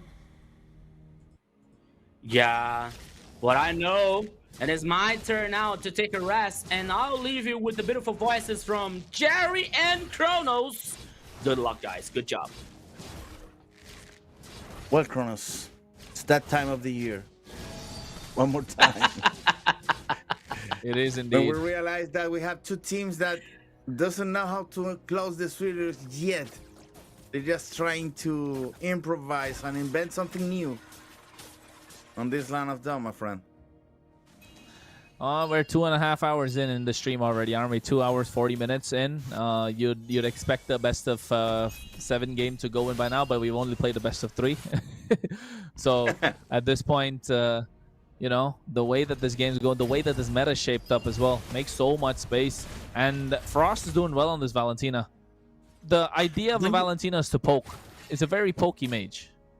Yeah, but don't you forget that it's the first time we haven't seen we are in this situation, a best of 7 with the global ban rule, and also the global ban rule is so good. It's changing the aspect of the leagues that I know that for some other games are taking notes about how this rule works and how it's possible to implement in other games, because you have so much heroes. You need to close the gap to have funnier games. Yes, I agree. But here on the top side, I think they're trying to go for an engage. Jesu's very aggressive with the hero that he likes. Like, already level 4 now, making sure Luis can get his level 4. Actually, no, just skips the wave completely. RWM dropped down. Meanwhile, the turtle pit already taken down. Hopefully able to get the retribution on point as well. Jesu has Chino on top of him. Final slash coming through, but he's just a glue that's so tanky. They're able to secure the turtle against a Boxia. This is not looking good for Alpha 7. Alpha 7 need to play aggressive with the lineup that they have. It doesn't make the Boxia look so good. I told you, Alpha 7 early games is really in trouble right now from the very beginning of the season, and right now it's looking even worse. I think that something happening there with the concentration of the team that is not working at all. Yeah, I think not just that. Influence Rage need to... I mean, Influence Rage, Paquito's doing a really good job. Like, Paquito is able to tank a lot of damage. He's trying to zone them away while Syndra is just poking from behind. Look at the combination. These two are like two peas in a pod. Frost is trying to do the same with Luis, but they don't have a front line, so they have to give up control of the turtle or the river. But they're still fighting for it. But Flick needs to start playing a little more aggressive. Look at that. First blood in the mid lane. Hotun catches Frost off guard. When Luis is not there, that should not happen. That's a mistake from Frost, and now they're paying the price. It's going to be a 4v3. Hesu already used the final slash. He's still going in. Gets out with the guiding wind. Influence Rage is reading so good at the rhythm of Alpha 7. Getting those pickups so early and so fast without any problem at all. Yeah, leaving now on Alpha 7 on a disadvantage on the numbers. And one more time going to Paquito. After Paquito, Gusta and Flick, but he's tanking everything. It's the work for the grow. Yeah, it is. Oof. Oh. That's a lot of damage already, no? Those hidden counters are really important for Alpha 7 because he's wasting a lot of could be wasting a lot of time then going back to the base and be ready to fight the objective that is starting nice right charge now. Coming through with a knock-up. Syndra able to drop down RWM. Look at the blazing do it. Come through it from Gusta as well. Hotun able to get the turtle. And now Flick trying to do a lot with that Tortoise's Poissons. They're trying to go back. No kills traded. Never mind. Fury gets himself a double kill in the midst of nowhere. Hesu and Luis just melted down by the carry. I don't know if you realize, but the turtle also was for Influence Rage. And now they're going to lose one tower. No, Fury needs to escape right now because he's receiving a lot of attention there. Flick going after, saying, hey, guys, you need to pay right now. You have a bill for you, my friends. 3-0 in 5 minutes. The difference in gold is already 2K in favor of Influence Rage. I told Rico before, the difference in gold is good to start for Influence Rage on early and the middle games, but after that, they left Alpha 7 to catch them. So they need to fix that on this game. I think that's the right call to win the game, to win the series after all. Yeah, it has to be the call. But Fury already 2 kills. Influence Rage, he has been switched on this full series. Fury has been playing so clean, so well. Usually on a carry, you're passive, but playing aggressive early on as well. Against Gusta out of all sorts. Some might even call him the best gold laner in LATAM. I think Fury is here to try and take that title away. And you know what? If Gusta is out of it, take the title. Yeah, Paquito here. Oh no, he's isolated by the fight, but not enough. Wait, never mind. Goes in, Dauntless Fleet, looking to catch Hotun. There, certainly he'll come through. Oh my god, what an RWM. Nice, clean from Syndra, able to get Luis. That was nasty from Influence Rage. Syndra, oh my goodness, this guy has been playing out of his mind so far. Hesu comes in looking for the final slash. He might catch 3. Flickers back as well, able to catch him. Gusto with the blazing duet. And Frost goes for the backup of the tectonic charge, able to catch 2. And now Hesu able to catch Syndra in the back line. But look at Hotun. He's dishing out so much damage. You cannot leave a Yi Sun Chin alone. He catches 2. As they trade 2 for 2. Influence Rager not giving away an inch to Alpha 7.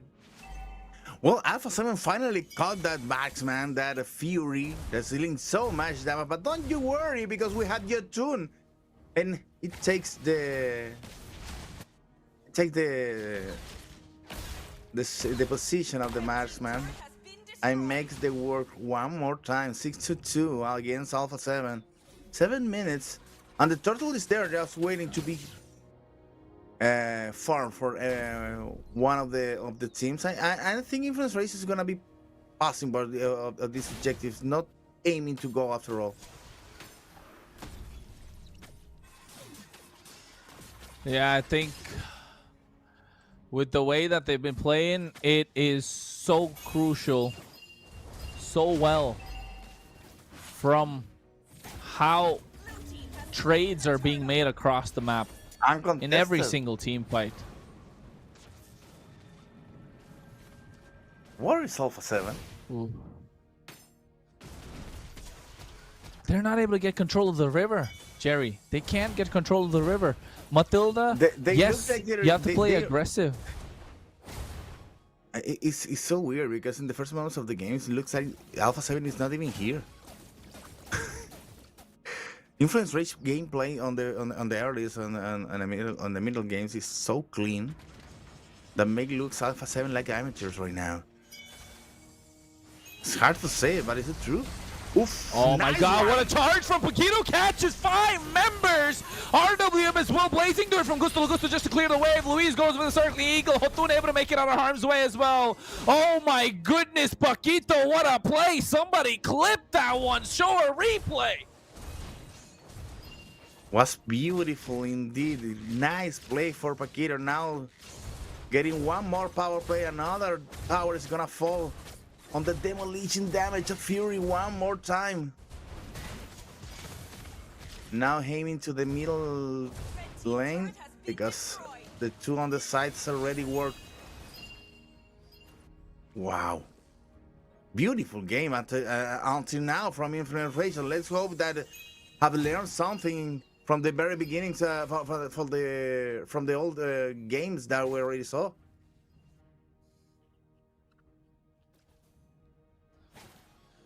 Oh my god, it has been so good from them this far.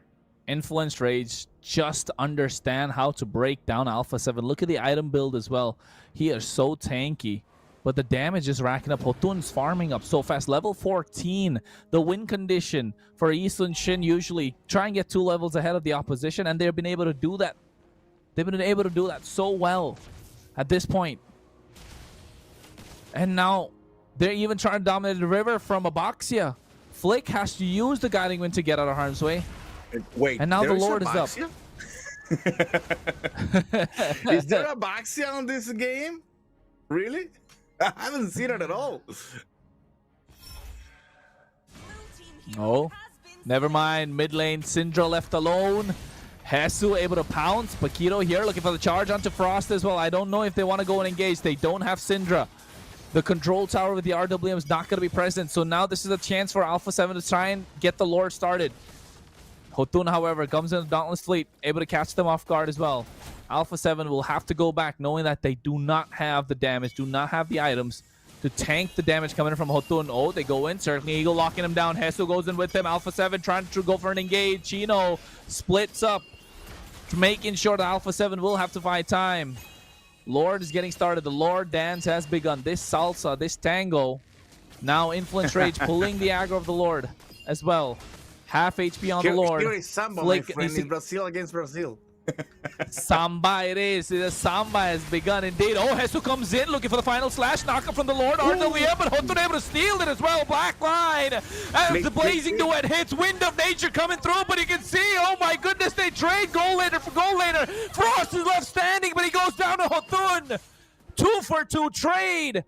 Chino and Fury for Frost and Gusto Lagusto. This is not good for Alpha 7. It's both their damage dealers. And also, well, Chino and Fury is gonna be having 2 more seconds of advantage against Alpha 7 because the last Frost and Neve and Gusto Lagusto fell after them.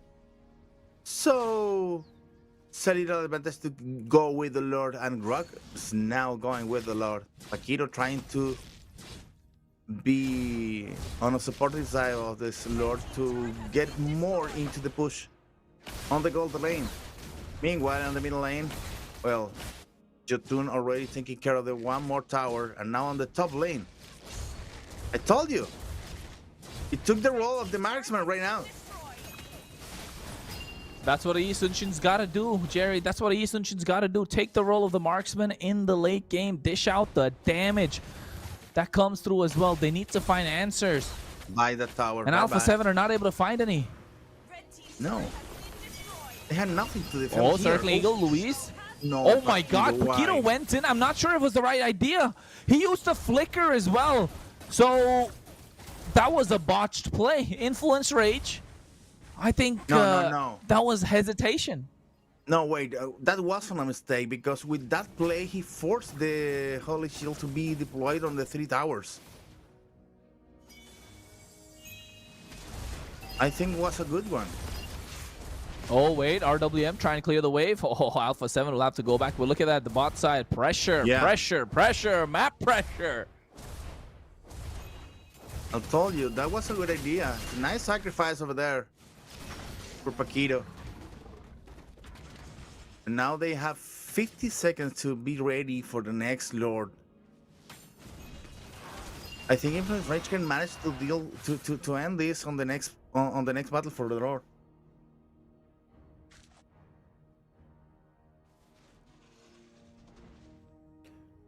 They need to be so precise. Well, almost 14 minutes on the clock. 10-6 Influence Rage. Putting Alpha 7 one more time against the wall. And 3K just in advantage. The difference on goal is just a few right now. And also in the marksman's, well, Gusta Lagusa is taking some way back into that fight.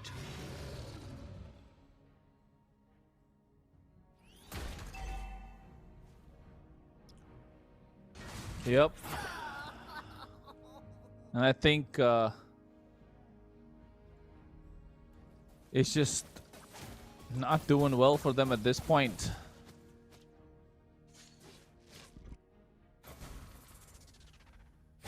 Oof. So far, I think Lord already started. No, they are even gonna This is fight a it. steal. Oh, this is a steal, man. So This weak. is a steal.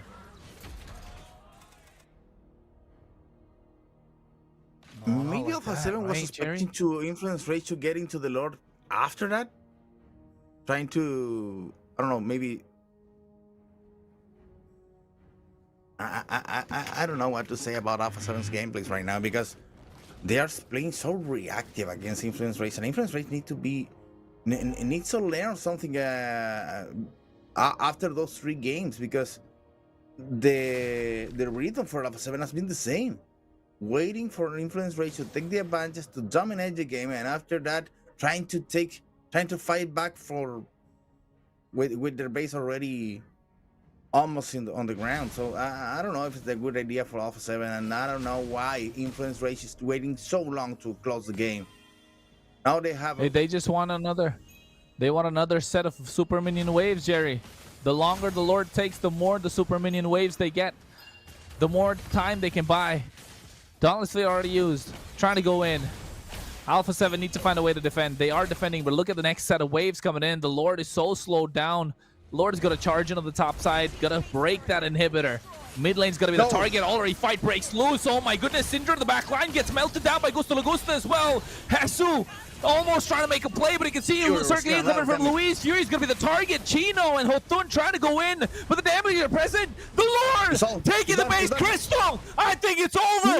It's one hit. They were chasing the fight, but they forgot the Lord. And oh my goodness, Influence Rage distracted them from their base crystal. Can we vote for the Lord for MVP right now? Oh my God. He did what all Influence Rage didn't on the last games. They closed the game. They closed the game so quick. Oh, well played also for Influence Rage, calling the attention on Alpha 7, and they were so distracted that forgot that the Lord was already destroying their crystal. Well played for Influence Rage and getting the new game into their hands. Rico is playing like the Lord right now. Yeah. Good. You know He's what trying to it is? exercise. It is the first time that I see a Lord doing a backdoor in Mobile Legends Bank. You know, we're seeing players hitting the backdoor, but a Lord is the first time. You know, what a game! Oh my goodness! I agree with Jerry. Can we put the Lord MVP, please? Because he was MVP on the last game here. In our scene, we're seeing the same situation here. That Influence Alpha 7 is waiting for something. But hey, maybe we're talking about like the idea for Alpha 7 are doing something, but maybe it can be the total opposite. Maybe it can be something different. But we're seeing that Alpha 7 is not playing to I don't know. It's not playing to the Alpha 7's idea is so reactive. You know, like it's a react to influence Rage's actions, to influence Rage domination so far. You know, and that could be an idea, that could be a strategy, but it is not working so far. It is a 3-1 for Influence Rage. Now Influence Rage is one match for the victory. It's one victory for the grand final. Alpha 7 has to solve this right now, because that could be too late for Alpha 7. But remind that you are able to vote here for the MVP, and we're begging for the stuff to put the Lord as MVP. I don't know if they already did it, but that's okay. No. Okay. They did it. I saw now. But they put the my Lord, goodness. but they say, please don't vote the Lord. Yeah, this is for him. You there on the chat? Are you able to vote for the Lord? Well, I think that something that really worked on Influence Rage was this change of the shift in the marksman role between Fury and Jotun worked so good, because Fury made the job from the very beginning. He started to deal some damage and also took the first 2 kills. Something that is weird for a carry, but after that, Jotun took the role of the marksman and worked so good. They did it very well on a demolition damage and taking care of the turrets as soon as was possible, and that helps to get the Lord on that position at the end. So Influence Rage played this game aiming to have the best macro possible, and it worked. And they made it possible also for Influence Rage to take the game before the minute 20, when Alpha 7 is going to come back for sure. So maybe this is the right call to play Alpha 7. Alpha 7 looks so different from the team that we really need to be watching right now. Because if, for instance, they managed to win this series, do you really want an Alpha 7 on this position to be playing the grand finals? I don't know. Maybe I prefer to get Influence Rage back from the horse and battling against Black Santos one more time. Yeah, and I agree with you, Jerry. You know, because we saw an Alpha 7 performance yesterday. They were good, despite the difficult for winning DreamHack. They were lead for the 5 games. Okay, but still, they had a play style. They had an idea, you know, and they were trying to play forward. They were trying to play like looking for pickoffs, looking for options and chances to open the map domination and to take actions. That is totally different that we're seeing today. We're seeing and so like Alpha 7 playing so in defense here, you know. So always all that I can see here is Alpha 7 like trying to defend something and Influence Rage taking the actions, you know. So the result so far is 3-1 for Influence Rage. Alpha 7, if they want to head to the grand finals, they have to change the game style now. They have to change the mentality now to beat the grand final. And once again, I think that the Black Sentence is watching this and say, okay, Influence Rage can be good, but Alpha 7 can reverse that situation. It's not impossible, but all the odds now has to Influence Rage to finish in the next match, because as Jerry said, Alpha 7 is so different that we are used to see in the last games, that I believe that, I don't know, maybe that for Alpha 7 maybe it's over now. Okay, so let's wait for the next match, but I don't know, maybe Influence Rage can finish in the next match, Kronos. Man, I'll tell you what, I think Alpha 7 should win next match and then Influence Rage should take the series. That way I get my prediction right. I get 4 points on the board. Okay. Yeah. But then you surprised me. I'm just kidding. Nah, that's Oh wow! okay. That's okay. Wow, Rico! Wow. That's okay. That's what you gotta say. Didn't surprise you. It's business. It's business, man. I'm used to it. I'm used to it. Don't worry about that. You know. At least we're heading for the global broadcast in the top. You know. For me, that's more important. Me, you, and Jerry. You know, the toughest. And we're getting there. We're getting there. You know. Yeah. The Go team. But now there opens for me. There's a question for Alpha 7. Will they be able to reverse that kind of situation? Because, okay, we're seeing that, for example, they're winning 2 games in a row, even against Influence Rage in the last final, and even with DreamHack yesterday. But now, it is 3-1. They have to win 4 games in a row now to head to the grand final. Are they be able to do that, Jerry? What do you think? I don't think so. I don't think Jerry is so. waving the hat already. No. I don't think so. I told you before, and Kronos was agree with me. The main problem that Influence Rage has to not close the game, to not win this series, is Influence Rage. If they let this series slip right now, come on. That's very big problems, and that's bad for the region, not for the only the teams. Because if you have, well, Jotun is our MVP, well deserved for sure, especially when you take that responsibility to be the best damage dealer possible here, taking the place of Gary that started at the beginning, dealing the damage. So well played for Jotun, and also well played for the Lord. I know that some of us was just about to vote for him, but also I know that this is gonna be, well, 100% for Jotun, because I don't know how who is gonna be voting against Jotun right now, really. Yeah, and you know what? I think that's the first time that all the casters voted for Jotun, like for a single it's player. happened before. To be it happened before? I'm not. I don't remember, to be honest. But Jotun, once again, I believe that he's gonna be a 10 out of 10 here for all the voting for MVP system. You know, observers, audiences, and casters. But the fact is, Jotun now. Do you remember what I saw in the last game before this game?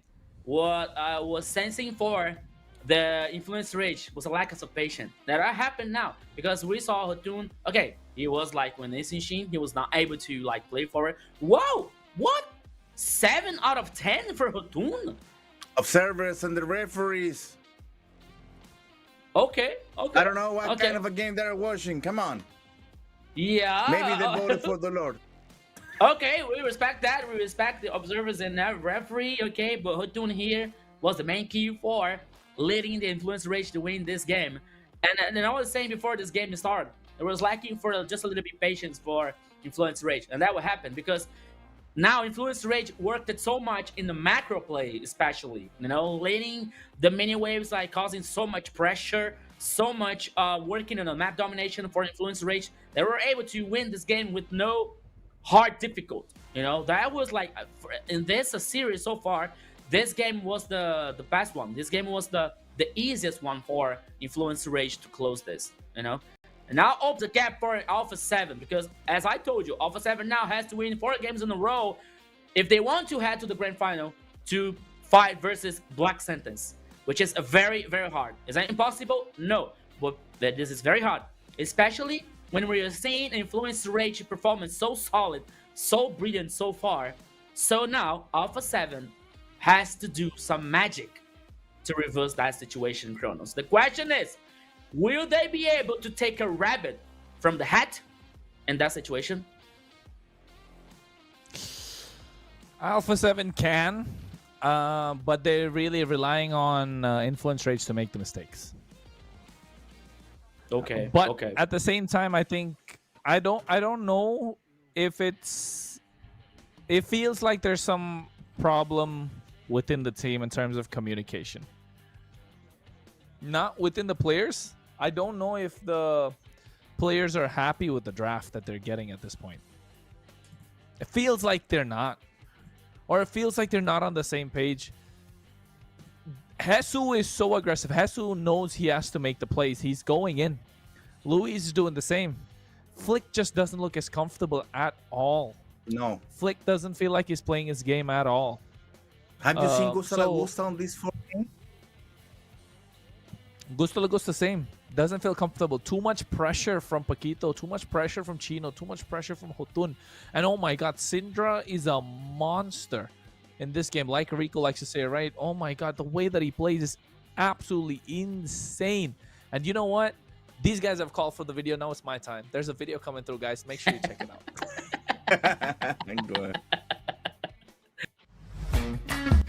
Julián.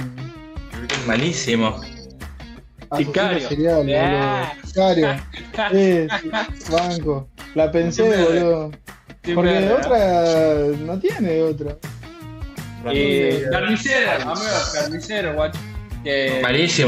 Malísimo, carnicero. La mierda. No. Es que muy normal. Tipo, asesino, muy normal, amigo. Muy normal, asesino. Seria barista, mano. Ele é muito hermoso. Ele ia ser barista. Pra fazer dele. Barista. Barista al café. Bem. Pescador. No hay otra. Pescador. Sí. Pescador. Pescador, ¿no? Sí, para mí sí. Uma coisa muito diferente para todo mundo. Trabalha meses. Lucas. Cuidador de cães. Yo pensé. Yo pensé que trabajaba en el zoológico, boludo. Yo pensé eso también, algo parecido. Claro. Sí, algo que tenga que ver con animales. Um canil, acho que ele teria um canil, seria dono de um canil. Cuidado de Hotun. Carteiro. ¿Cartero? Sí. Ah, no, ¿sabes que Clay tiene una pinta de laucha? Profesora, amigo, de profesora. Profesor de arte, amigo. Sí, ¿viste? La pinta de vago. Hola, que vive fumado, bueno, eso es clave. Profe de arte. Tiene más pinta de banco que profesor, boludo. Sí. Bueno, va por ahí también. Pero tiene pinta de estar fumado todo el día, boludo. Tipo... A mí sería fiscal, guacho. Policía, sería policía, guacho. Ah, mierda. Policía. La policía. Well, that kind of a games is try to get into the relax with that we need before to go into another game. Flying Cloud. But I think that Flying Cloud, you name it right. See, now. Alpha 7 gonna win this game. Alpha 7 gonna win this game. Okay. Why? I think that Kronos came from the future. Because that's okay. because Rico got his prediction right, and they're also first pick. Let's see. Grok not open. Gatot has already been used, if I'm not wrong. Oh, they didn't use Gatot Kacha yet, so maybe that could be first pick priority. Yu Zhong, nice ban. Oh, Gatot Kacha would be a very good pick. I think here. Gatot Kacha first pick, no? Yeah. Baxi already used. It has to be Gatot Kacha. Gatot Kacha or Otherwise, Hayabusa. They can be be Hayabusa. Hey, my friend. Hayabusa? Gatot Kacha first pick. It's the first time we are here on a game 5. No. Okay. Second time we're here on the game 5. Next game, if there is one, we're gonna be really insane, really critical on the draft. Oh, CC. Oh, nice. Yeah, because they're gonna go tank jungle on the other side anyway. Okay. Good choice. I think that the way back here is gonna be Bruno, and that could be Farsa for Influence Rage. I don't think that I already used that. No. They used Eve. That could be. But with Hayabusa open, I don't think that they would choose Farsa now. I think that they can cook the mid choice. Uranos. Ooh.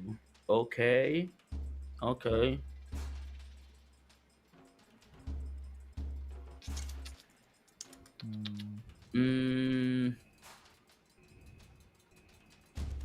We're not able to use Esmeralda anymore in XP lane. They can use Bauman. glue. I'm just kidding. They already have CC in the EXP lane, so they don't need it. Oh, I think I forgot it. What am I thinking? Sorry. Hayabusa. If Iran Just already made appeared, can be also the chance for a Gaja. What, for Rage? Yeah. Or Alpha 7? No. I don't know if for Rage, maybe for Alpha 7. Oh, they played Hilda and Hayabusa was open. Yeah. Okay. Ouch. So Influence Rage But need to Hilda be for Luis. very careful about the next picks. Yeah, we saw I Luis was playing. thinking that Hayabusa can jump. We saw Luis playing with Hilda yesterday, and he was good. But I think that they also lost the game. But Kai. it's still. And that calls a carry for Gusta here. Exo is still lane. available for Alpha 7, but they're not gonna take it because they already have the Hayabusa. Yeah. So Alpha 7 is just lucky in the middle laner and the marksman. But that if they don't go CC on the gold position. I don't know. True. Can you go CC gold as well? Yeah, that could be a nice surprise for this game. That's why it's been in carry. Yeah, I don't know. But you can send Hilda. You can send Hilda to the experience lane. Okay. Yeah. Take the X for as a roamer and CC for the gold lane. I don't know if I'm getting too creative here, but no. I've seen. It is really creative. It's creative, I'm but thinking it's that possible. you need to deal with the Uranus and the Akai, so that's a very hard first wall. And they ban the carry and they ban the Lunox themselves. So yeah. I'm looking at either Vexana, Aurora, Novaria. Novaria can be for Alpha 7. Novaria for Alpha 7. They need to ban Novaria. Selena. Nana is really good as well. Tigreal is still open. Oh, that could be a choice for during the whole season. I don't know if they're the right time to bring up a Tigreal right now. True. Matilda ban here, Alpha 7. Alpha 7 banning Matilda. Not too much tanky for Influence Rage. Kimi was open. But Kimi was open. Makes sense. Let's see what's left in the mid lane. Angela. But if they ban Kimi, maybe they are aiming to have more squishy picks on Alpha 7. No, you know what? Not Angela. Sicilian, man. Influence rate Sicilian. That could be.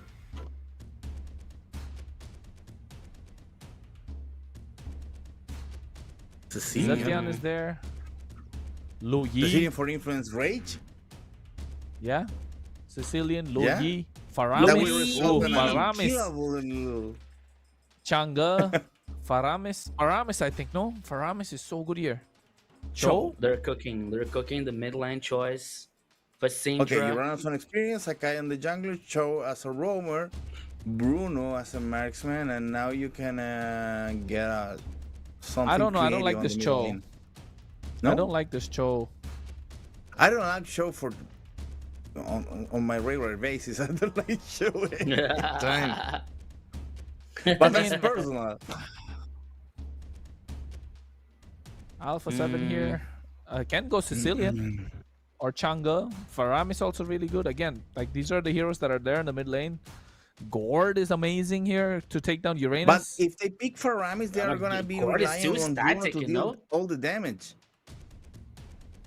Faramis has a good amount of damage. Oh, Brody. Ooh, nasty. Farsa. Nasty.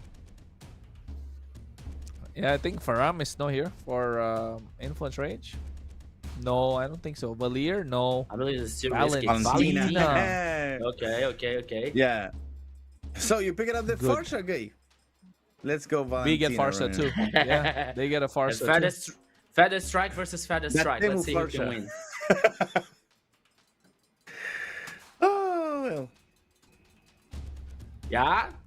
Two compositions here finished. Alpha 7 versus Influence Rage. This is so mysterious, my friends. I don't know I what's don't gonna like the happen choke right now because I don't like the choke. Alpha 7 got creative with that Brody over there. And picks on Influence Race. It looks like they're gonna be lacking of damage at the beginning. But let's wait. Maybe it's another maybe another strategy to go into the game. So let's go. Alpha 7 and Influence Rage, game number 5. Could be the last one even. If Influence Rage closes the deal right now with this winning. Let's find out in the voices of my friend Kronos and Rico. They are coming back together. Let's go. And I think this one, Alpha 7 is looking for a big snowball. So ladies and gentlemen, boys and girls, friends of all ages, get ready to watch MPL LATAM Season 4 as we're getting into the game number 5 of this best of 7 lower bracket finals. Yeah, that could be the last game here, my friend Kronos, the ramp god, and MLBB. Hashtag Kronos for M7. Yes, that's the new trend. Please support him for M7. Let's go, my friend Kronos, because Alpha 7 is in a very critical situation here because they have to win this game. That's an obligation. Influence Rage is in a comfortable situation, but I don't think that they will settle down because of that.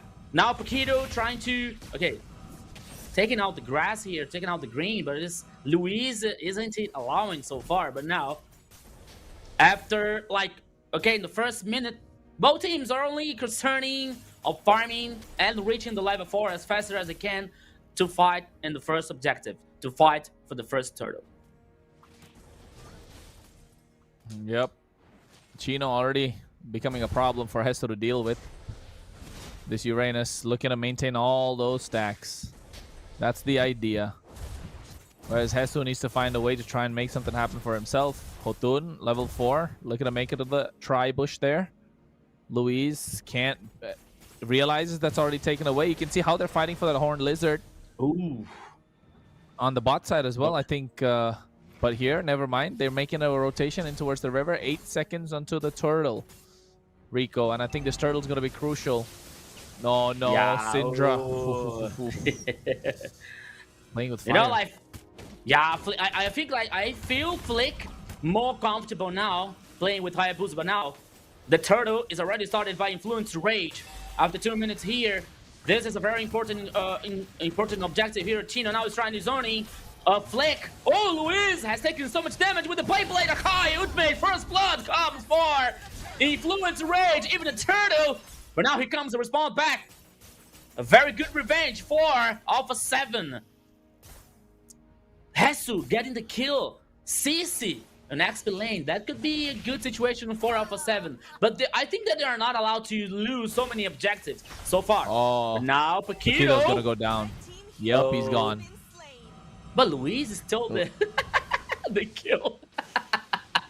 Yeah, I don't think it was... I don't think Alpha 7 are planning on that. I think Flick wanted that kill really bad. Yeah. But nonetheless, I think not able to get it. Still ahead in terms of farm. 324 gold ahead the Akai. Akai's going to get to the Dreadnought armor. Look at the itemization. 2 Dreadnought armors, 1 Silence Robe. They got the magic boots as well. Tough boots, rather, to make sure they're able to tank in a lot of magic defense early on. So Hesu and Flick are not going to do a lot of damage early on. It's going to come down to Gusto Lagusta, who really, and Frost, who really have to snowball. The idea of a Brody is that Brody has to snowball super hard, right? For him to get anything. Yes, you're good you're good early game. Mid game is Brody's power spike. If mid game Brody is not able to do a lot for Alpha 7, then it's not looking good. Get the kill on the bot side, get that tower, and then start taking down towers one after another. That's the playstyle that you want to make up for a perfect Brody game. Don't you think that Brody look like Xavier in this skin? You see, I think that he looks very like Xavier. I mean, I'd say yes, but you know, there are distinct features from Xavier that we can make out Brody for. So I don't think we'll be able to tell that to Xavier. I think at least. I think everyone would agree. Okay. Well, I think that in this situation here, we can remember that the game that Alpha 7 won, Flick was with an assassin, you know? Hands up, because the next turtle is here, Kronos, and everything can happen. Let's go! Away. Hotun already taken out super low. Will have to go away. Turtle being reset by Chino and Flick, but I think Flick should be able to get it quite easily with the Retribution. As now with the way of the dragon, they're pushing back Hesu, pinned to the wall. Vengeance gonna be an easy kill. Look at them. They're even throwing in the TNC Mort for a little bit of salt in the wounds of Hesu and Alpha 7. Okay. You know, that could be like, okay, Hesu was a sacrifice for Alpha 7 guaranteeing the turtle. But I don't know. Okay, but now we can remember that the game that Alpha 7 won, Flick was playing with Assassin. Flick was playing with Lancelot. And we know that is one the comfort zone for Flick. But now Frost La Neve! Oof! Had a strike! Oh, Valentina. Purify, man. The Purify. All right. The Purify came in clutch from Frost to make sure he could get out as well on time. I think it's looking good for Influence Rage by Alpha 7, just barely hanging on. Feels like they're almost even in goal, but they're hanging on. Paquito, concealed play, looking for Jeet Kundo, trying to catch the Brody. Gusto Lagusta, but never mind. Luis comes here with the concealed play of his own. Now they're trying to make a sandwich out of it as well. Frost coming in, half HP, but you can see nice use of the Feathered Airstrike and the Terrify onto Luis, but you can see Hotun comes in, trying to stop Flick from using any sort of Ogi Shadow kill after the way of the Dragon.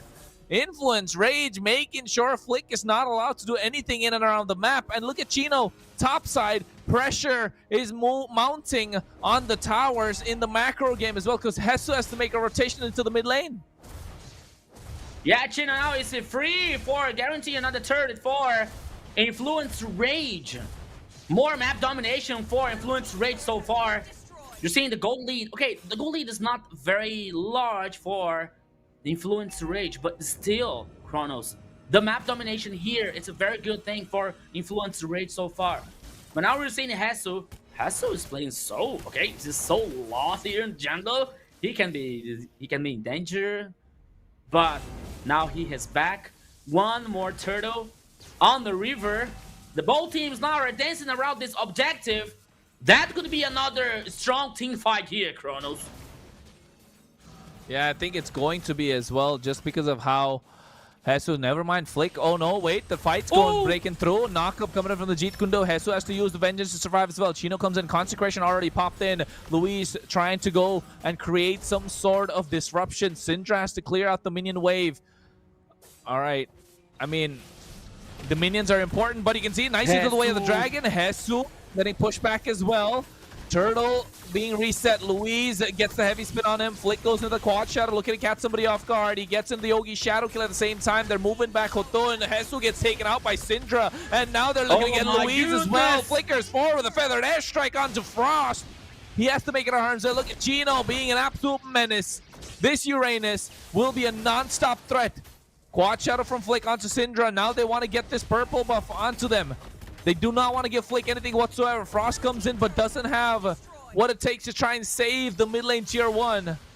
Fury gets that one for Influence Rage as they open up the map for themselves. Oh, Kronos, once again, the situation is getting critical for Alpha 7. There is no turret number 1 now in any of the lanes here.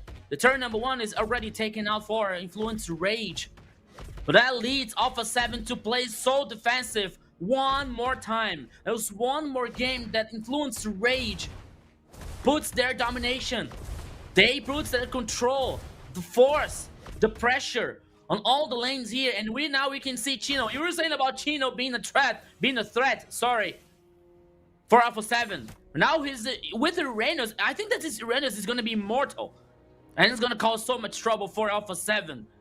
And now the goal lead that I saw a few minutes ago, there was not a big deal for Influence Rage. Now, Kronos, it's almost. Yeah, it is exactly 4,000 of goal lead for Influence Rage. We're seeing now Bruno with the Has Claws. I'm sorry, I lost items here. Oh, the Has Claws, I think that they finished the Malefic gun also. And all we have to see is for Brody, for Gusta Lagusta. I don't know. I want to say that Alpha 7 still have a chance here, but I think that minute by minute, step by step, Influence Rage is putting Alpha 7 to playing so defensive, to playing almost in their base. Influence Rage, I think that Influence Rage know what they're doing, Kronos. Yeah, Influence Rage know what they're doing. You're saying it right, Rico. Alpha 7 look like headless chickens at this point, and Jerry said it before. They're playing reactive to Influence Rage. They're not being proactive. And in a game of MLBB, especially in this current meta with this patch that's on, you have to be proactive to win the games.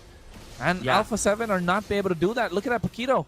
He knows where Luis is, gets the way. Jeet Kunda knock up as well, trying to bait out of the way of the Dragon. Luis. Hesu poking down Hotun as much as he can. The Lord's already started. Chino's taking a lot of the aggro, but he's a Uranus. He'll be able to regen back up HP. They're looking to catch a damage dealer. That's going to be Syndra. Alpha 7 needs to get Syndra or Fury. They know that. Flick, though, trying to clear out the wave on the bot side. But on the top side, they get it. Way of the Dragon from Paquito just to zone away Luis. And I think after looking at Flick on the map, they're trying to make sure they run and gun this Lord down. And now below 10,000 HP, I think they want to get the Retribution on point as well. Retribution secured in from Hotun. Ogi Shadowgill coming out onto Chino, but he's not going to do anything. And Syndra's left untouched. What's going on? Alpha 7 are being divided, and they're not knowing which target to choose. Yeah, Kronos, the question is what is going on here. At least Alpha 7 took down the first turret in the mid lane, but I don't think that was going to be necessary. I don't think that is going to be enough for Alpha 7 to reverse that situation so far. The first Lord, guaranteed by Influence Rage, already starting heading in the bottom lane. Influence Rage once again dominating the game, dominating the actions here. Alpha 7 always being pushed down, always being pushed back to the base. The Lord now heading the tackle. Oh, here comes now Paquito, Kronos. Looking to catch Hesu as well. Catches him. Hotun with a heavy spin. Catches him off guard. They get the kill onto him, and they cancel out the Feather Airstrike as well. Beautiful from Hotun to make sure Frost ain't able to do much. Meanwhile, the mid lane, Chino goes through. Ogi Shadow goes trying to clear out the Lord as well. Crashes in. Feather Airstrike from Syndra just to get a lot of damage down. Oh my goodness. With the help of the Wishing Lantern nonetheless. And Chino right now, Fury, they have a really good front line for this Bruno and this Valentina to start popping off. You saw the damage caused by Feather Airstrike from Valentina in 3 players in Alpha 7. That was insane. That was ridiculous. They're so strong at this point of the game. It's Valentina, it's Syndra, once again playing so well. What a solid mid lane for Influence Rage. My goodness. So now Influence Rage once again getting ahead of the control of the game. And that could be the last one here. Influence Rage is one step ahead for the grand final here to fight versus Black Sentence. Because Alpha 7, I think that Alpha 7 still have a chance here, but maybe it's going to be very, very difficult. Because Gusta can be one of the hopes, but we can see now and we can discuss if Brody has a potential for the mid, from the mid to the late game here. Versus Bruno and Fury already has 1 kill. And we see now the items again. Berserker Fury for Bruno. And Sky Pierce. And also Malefic Gun for Brody. You know, Gusta here has a good resource, has a good items, but I don't see, I don't know. Maybe if Alpha 7 can play around Gusta here to get in a good position for trying to reverse that situation. But so far, Influence Rage are pulling the cards on the table. So far, Influence Rage are dominating the map, dominating the game here. Only 5 seconds now left for the next Lord. I think that this Lord can be the last one. Can be the last hope for Alpha 7. Alpha 7 has to do something here, Kronos. Alpha 7 need to do something here, but yeah, they need to contest this Lord, but they're not able to. They even see Paquito on the top side, and I think they don't want to try and go in. Okay, wait, they are trying to go in. Luis has to lead the charge. Hesu doing the same. 25,000 HP. Oh, Flick gets a nice squat shadow, but the damage from Syndra and Fury is too much. Oh, Luis on the side. He's looking to catch somebody from behind. Hesu gets pulled back by the way of the dragon. Vengeance popped as well. A lot of damage coming through. Feather Airstrike from Frost. Looking to catch Fury off guard. Purify to make sure he survives. Gusta la Gusta. You can see the damage is just not there. He needs items. He needs more. He needs a little more damage. Infinity Glaive for Stranger. The magic penetration now is gonna burst so much for Influence Rage. And now Hassel is being taking so much damage. He has to take care. He has to be careful. Once again, Chino here being stunned. The Lord is already on the pitch. Look at Syndra. Look at Syndra. They're so good, man. They're so good at this Lord dance, Rico. So good. Look at how they spread the map. It's like they're conquering from all sides. Now terrify Louise. Half HP. My goodness. I thought that Louise would spot Syndra, but I didn't expect that Louise would have taken so much damage from the mid lane of Influence Rage. Syndra is so strong with this Valentina. Frost now closed again. Closed also Infinity Glaive, and now we can see Malefic Roar for Flick. That could be a very good chance for Alpha 7. Because I believe in that situation now, it's now or never for Alpha 7. It all leads to have an end in this next Lord. Luis with the invisibility, but he's looking to catch Fury. Syndra taking him down. Hotun catches him as well. Luis gonna go down. Frost able to use the Feather Airstrike, but you can see Chino make sure he gets cancelled out. Feather, and they come in with the heavy spin at the same time. Pakito from the back line. They catch Frost. And now Hesu has to do everything to try and keep them at bay. The Lord's gonna get started. They have the numbers advantage. Influence Rage are going to start taking down this Lord. And mind you, this might be the last game for Alpha 7. And they might not see the Grand Finals. We're not going to see the PH Imports go into M7 if this continues. Kronos, Luis was so deep. I mean, the idea was so good, but I didn't see the follow-up for Alpha 7 coming. I think he was so deep. He was focusing on the right targets for Alpha 7, but Influence Rage at this point is so far the gold lead, heading for 7,000. It is still important the gold lead here because none of the teams has a full build and are carries, especially. But for Influence Rage, it's more advantage. Once again, the Lord heading in the bottom lane. I don't believe that is going to be the final push, but Alpha 7 has to take care here because one pick-off could be lethal for Alpha 7 to lose the game and lose the chance to head for the grand final here, Kronos. Yeah, it is going to be that. It's going to be the last-ditch effort. Pakito with a concealed play goes forward. The G-Kundo flickers forward as well. Misses Hesu, and now you can see they're trying to go in. Yo-Yo Blitz with the curtain call used as their Lord is already there. 25,000 HP. Frost with a Feather Airstrike to try and zone them away. And Influence Rage say, we can't go in. Alpha 7 are out for blood. They're cornered like a wounded animal, and they'll strike. So Influence Rage know that. Back off. And now we'll reset for another push later on. Yeah, and you see, we can see now, Kronos, that Influence Rage is playing more clever. You know, they're not allowing to give any kind of a risk and any kind of a chance for Alpha 7. They were heading the Lord, they were following the Lord, they are heading down the turret in the bottom lane, guaranteeing super minions, but that's it. They didn't do the kind of overextended for Alpha 7 here. They didn't give any chance for Alpha 7 to see a light in the end of the tunnel. But now they're heading. That could be the pressure for Influence Rage. Okay, Pakito has taken a little damage for Hesu. It's a CC. But now Pakito is heading back on the base. And I think that now Influence Rage is waiting for the next Lord here, Kronos. That could be the last one.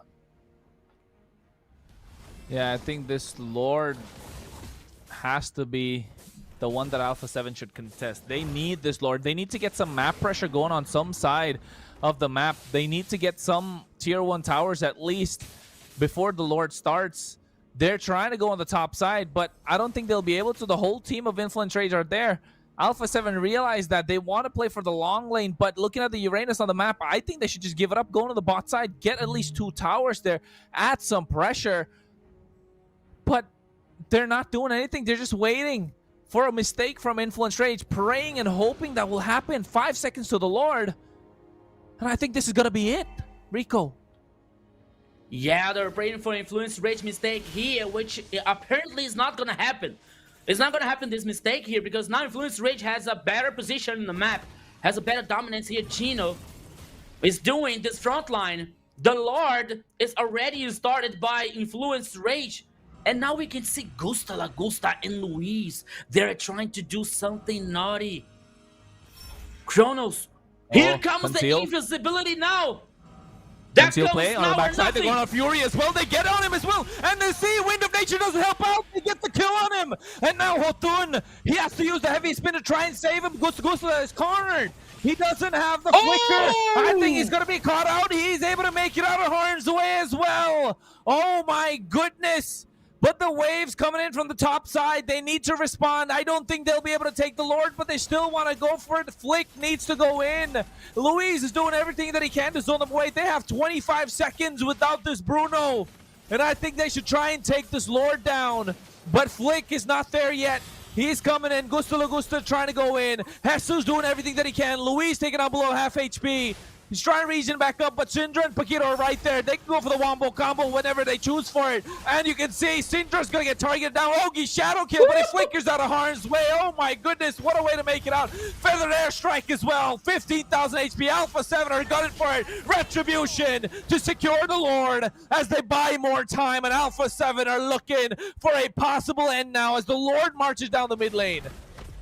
The play was great. The idea was great from Luis and Gusta La Gusta. They were able to take it down. Fury, it was not the jungler, but after the fight was continued, the advantage was heading for Alpha 7, but now the Lord is heading for the mid lane. I don't think that could be the final push, but it's a very good chance for Alpha 7 here, trying to close the game, Kronos. That comes an hour, nothing for Alpha 7. Feathered airstrike. Chino already below half HP, has the immortality as well. They don't care about the other waves. They want to use this Lord. But look at that, Influence Razor doing so well to defend it. Alpha 7 are not giving an inch to try and go anywhere near the Lord to make it tankier. And I think Alpha 7 bet everything on that one single Lord. And now they have a big wave pressuring down the bot side. Flick is looking to catch Syndra off guard. The top side wave not being maximized. Alpha 7 are tunnel visioning, and they have no choice now but to wait it out. And they need to play a better macro game than Influence Rage. Yeah, Kronos. We don't. I think that, okay, Alpha 7 had a good chance, had a great play, had a great idea with the Gusta La Gusta and Luis. But I think that it has to be more. But now, we are heading for the highest goal here, Richard. Is our record here break once again. 10K of viewers. And now there is gonna be a giveaway, the more than 60,000 diamonds for you guys. All thanks to you, all thanks for the broadcast. Thank you so much. 60,000 diamonds giveaway. All you have to do is send your RDN server. And remember, that only works if you send your IDN server in the Brazilian broadcast and the Latin American broadcast as well. So, thank you so much for sharing the live, for sending the like gear, calling your friends, and thank you so much for keep tracking this amazing broadcast and this amazing match so far. But now we're seeing once again Alpha 7 trying to get some map domination, trying to react and defend, to take some risk here and create a chance to reverse that situation, Kronos. I mean, how long has it been since we saw Alpha 7 take down a tower, right? Apart from the Lord. Yeah. That was a long time, and they're not even able to maximize. I think they should go for the next one on the bot side if they want to try and contest this Lord, because Chino is going to be there forever. This is a Uranus. He's going to regen back up HP every single time he gets hit. I think the Lord is even doing negative damage to him because of the amount of HP he can regen back up. So they need to try and find more trades across the map. But now looking at the Lord, I think they're gunning for it. Alpha 7 realize the Lord Pit is a little dangerous. This Samba has begun 45,000 HP. Hotun is doing well to try and keep Alpha 7 at bay. Lord has been reset. Flick is looking for an angle to try and flank in. They're not able to try and utilize the map. They are tunnel visioning because Influence Rage are taking their attention away, especially this Uranus. Consecration already used up. Not going to be there for the fight now. But Hesu, again, doing the best that he can to try and get this Samba going. The Lord is going to be the focal point of attention, but look at the map, Rico. Look at the map. Yeah, Influence Rage still have the advantage, especially for the pressure of the minion waves, especially in the bottom lane here, which has no turret. The super minions are having, so Alpha 7 has to force someone to always head back, to always defend the minion waves in the bottom line, so it gives them an inferiority number here. But Tino taking so much damage here from Hesu, but the Lord is getting melted down. Flick is so far away. Oh my the God. Lord is going to be guaranteed by. The Lord is going to be there, and I think it misses as well. Hotun's able to secure the Lord, but he has to flicker out. Look at Flick and Hesu. They want to go in. They want some blood. They don't have Cinder to try and do anything. Hotun now gets a heavy spin onto Flick. He's catching them off guard, and at the same time, a lot of immortalities have popped. Hesu the vengeance as well. Paquito with the way of the dragon onto Gusto Lagusta. But he can see coming in. They have to find a way to try and make sure they can defend. Luis is at the base crystal. There's a whole big set of waves coming in, and now the Lord as well. 40 seconds, and I think they don't want to clear this wave because they want the Lord to come in fast as possible. Alpha 7, find a lifeline. You know, Kronos, for a second, for a moment, I thought that Gusta Lagusta has stolen the Lord, but he has killed Syndra, the mid laner. But now here comes the Lord once again. He's a very strong Lord with a very much HP that could be... Oh no, I don't think that it could be the end, but Alpha 7 is still causing the pressure here, Kronos. Oh, but Hesu, oh my goodness! Check out the damage that he's causing now with CC. That could be a hope for Alpha 7, Kronos. Yeah, it's a 5v4 now. Syndra making his way with a flying cloud as well, able to try and get it up faster. But you see the Lord, oh my goodness, it took forever. Feather airstrike on the Chino. They're barely touching him. His immortality hasn't been popped since the time he's bought it. And it's taking so much from Alpha 7 just to try and take down one EXP laner. Influence Rage know that Alpha 7, look into their cameras, they're scratching their heads. Frost is scratching his head. What do we got to do to try and get one of them? Because it's taking forever to do anything. They're backed into a corner and they don't know what to do now. 26 minutes, Kronos. 26 minutes of game duration so far. Alpha 7 versus Influence Rage. Influence Rage is so close to guarantee the spot for the grand final of MPL LATAM Season 4. But Alpha 7 is a warrior. Alpha 7 doesn't give up. But the situation, it is not so good. I think that the situation didn't change at all for Alpha 7 for doing something to reverse that situation. You know, we're seeing like Brute Space for Hotun, the jungler, Akai getting more resistant. Luis is gonna have his bullet here, Luis! Oh no, they're gonna take him. He flickers out. Oh, they bait out the heavy spin. This is good for Alpha 7. Now the Akai can contest the Lord, and I think Alpha 7 should go for the Lord. It's equal in terms of gold. Alpha 7 are kind of ahead, but it doesn't matter. They're all full build. But I think they want to try and get this tower. They're looking to get Paquito. They're looking to get Fury. Gusto Lagusta is able to get the tier 2 on the bot side. Now the map's opened up a little bit more. Another lifeline for Alpha 7. Every single tower, every single ultimate, every single spell that's used against them. That is one more step in the ladder. One more rung in the ladder. They're seeing some light at the end of the tunnel. This might not be the last game with the way that they're holding on, Rico. Yeah, Kronos, and as you said, I thought that Alpha 7 would take the chance here to, like, okay, they baited the Akai's ultimate, but they didn't head to the Lord. They didn't choose to attack the Lord trying to guarantee the Lord. Only destroying the turret in the bottom lane once again because they're always worried about like the super minion waves. But now Hesu, okay, Luis using the visibility here, but now they're focusing trying to steal the buff, the purple buff here from Influence Rage. And now Kronos, what are we seeing here? Suddenly Alpha 7 trying to play an aggressive, trying to dominate the actions so far after 28 minutes here. Because they know that the situation could be critical. Oh no, they catch Syndra. Heavy spin comes in as well. Yo-Yo Blitz along with the curtain call. Flick! Immortality! He purchased it! He goes for the Ogi Shadow kill! Looking in the back lane. Syndra buys the immortality of Zoro. Hotspur is able to get the kill! Paquito with the way of the dragon onto Hesu! They find Flick! They trade him, but look at Alpha 7. They're so far up ahead. They're not like an Influence Rage come and take this Lord, but 60 seconds is too long for Flick. to come in. What a play. What a heavy spin from Hotun. Yeah, and we were talking about like the ultimate from Akai. We were talking, oh, once again, we saw that movie. We already saw that movie. Gusa and Luis trying to change here to reverse that situation, dog. There come Luis. But now I think that he didn't find a spot, the perfect spot, because Hesto now is in a dangerous situation. Luis is lost in the party. He's just oh my god, he go in as well. They're taking out Fury low.